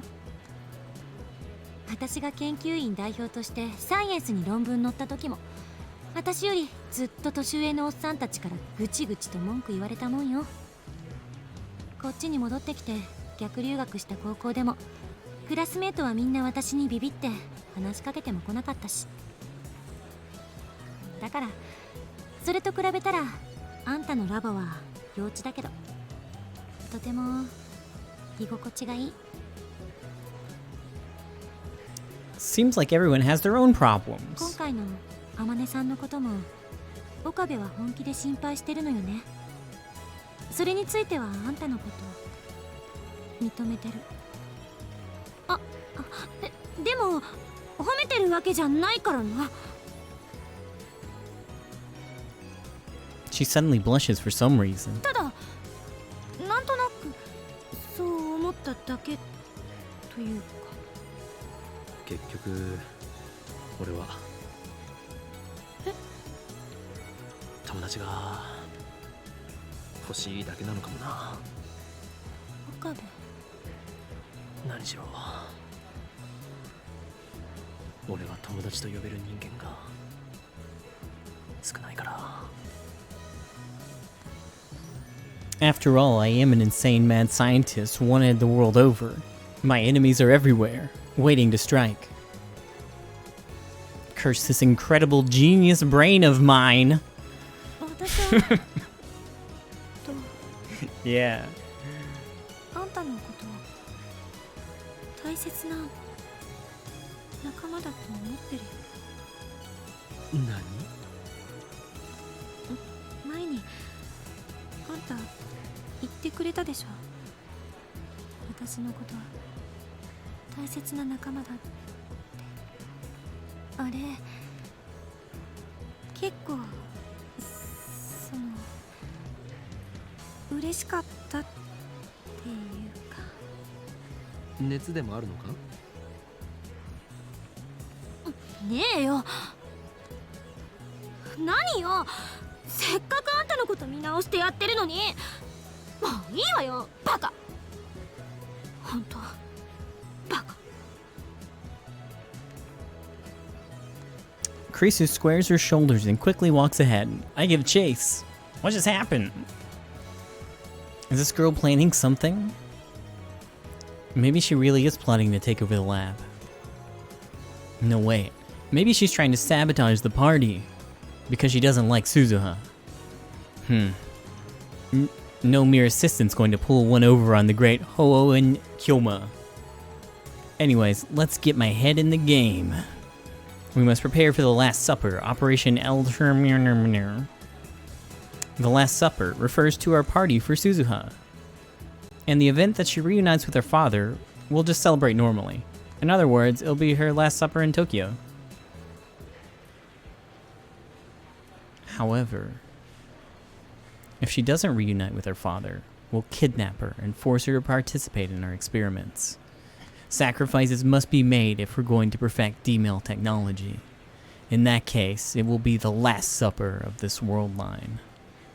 The lab's budget, most of which comes out of my pocket, is tight, but it's okay to party every once in a while. There's no such thing as low risk, high return. High risk, high return. That's how a mad scientist operates. Mwahaha, I can already taste Suzuha's despair. あら、あそこにいるのって。I follow Kurisu's finger to see Daru emerge from Yodobashi camera. 見つけたぞダル。え、あ、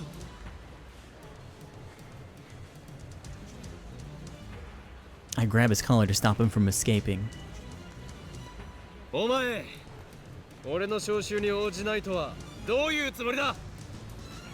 だから用事があるって言ってんじゃん。用事とは？オフ会。 What the heck? 話にならんな。I don't い believe や it. ちょっと聞いてくれよ。オフ会と Impossible. ラボメンガールズの手作り料理が食べられるパーティー。お前はどちらを選ぶ？手作りだと？一つ確認したい。そこにフェイリスタンはいますか？ Before Kurisu can answer that, I whisper to Daru. 無論だ。フェイリスもラボメンだからな。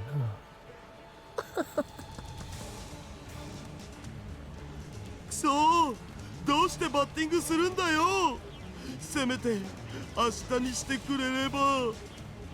どうする？決断の時だ。お前自身が選択しろ。フェイリスタンの手料理が食べたいです。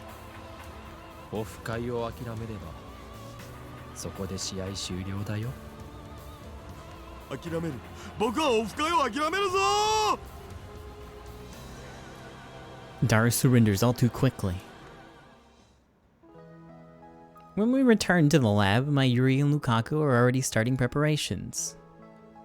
あれれ、ダルくんがいるよ。フェイリスタンは？フェイリスタンはいずこに？橋田、あんた騙されてるわよ。 Damn. フェリスちゃんは来られないって言ってたけど。マジで？おいオカリン、これはどういうことだよ。ドッキリってレベルじゃねえぞ。次の機会があったら話をつけておいてやる。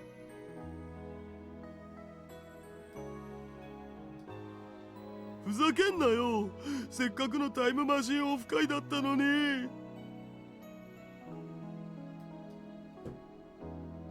タイムマシンオフ会？何それ？僕がよく見に行く SF 関係の BBS があるんだよ。そこのオフ会なんだ。プロの作家なんかも来る予定だったのに。僕はオカリンを許さない。絶対にだ。なぜ先にそれを言わないのだ。そんなオフ会があるならば俺も言っていたのに。 Suddenly, I smell something strange. 何か異臭がしないか。異臭？タコ足配線のしすぎでどこかの電源がショートしていないか。すみません。 Lukaku's apologizing for something. 多分まゆりちゃんの作ってるお料理の匂いだと思います。 Damn. What? This is the smell of food? 私も手伝うわ。じゃあ卵を温めてもらって。電話レンジ使う？ダメです。生卵をレンジに入れたら爆発しちゃいます。ドアを剥ぎ取ったんだから大丈夫なんじゃない？ Yeah. ドドドドーンドンドドドドーン。まゆりちゃん、そんな持ち方したら危ないよ。 What the hell is going on here? Darna exchanged glances. 俺たちも手伝うべきか。むしろあのガールズどもをキッチンから排除すべきでは。結果は同じじゃね？めまいがしてきた。この現実を改変したい気分だ。ハゲドウ、オカリン、この恨み末代まで忘れん。本気ですまないと思っている。だがダル、俺と共に死んでくれ。保険としてピザ頼んどくわ。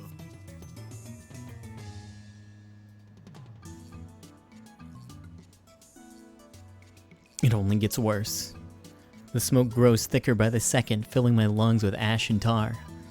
In less than an hour, the girls have transformed the lab into a Class 5 disaster zone. I take out my phone and put it to my ear. 俺だ。どうやら邪神の封印を解いてしまったらしい。もし1時間以内に連絡がなかったら、両親に愛していると伝えてくれ。Bro, game, this is inching on 6 hours. We're still in the same chapter, by the way. In case you forgot, video game. Death flag, a metafiction term. When a character triggers a death flag, they have said or done something that foreshadows their death. A common way to trigger a death flag is to make a promise on the eve of a climactic battle. When the war is over, I'm going to get married. Damn. これがシュタインズゲートの選択なのか。ヘルプさえ関係ない。I got a mail. Rainet Kakaru, of course, nya. Oh no. Why would you send me this? Yeah, whatever. Just send me the fucking script for Rainet Kakaru access number 8. Echo Inazuma, typing master secrets. Despite the incident, they safely land in Los Angeles. As they exit the crowded terminal, they notice an American youth helping an old lady with their suitcase. Tamaru, heh, so Americans are kind people too. Kirari, considerate people live in every country. After a 30-minute bus ride from the airport, they arrive at the LA Convention Center. An aura of feverish competition spreads through the typing master grounds. Most surprisingly, the list of participants includes even world master hackers and crackers. Since they leave no evidence, they evade wanted lists. And among them is the name of their fated opponent, Jay. They have not yet met in person. Tamaru, I bet he looks like a scoundrel. The battles are live streamed worldwide on the internet, where they're as popular as the Olympics. The tournament starts the main race. The energetic DJ announces the top 8. 7th called is Kakaru, and last is Jay's name.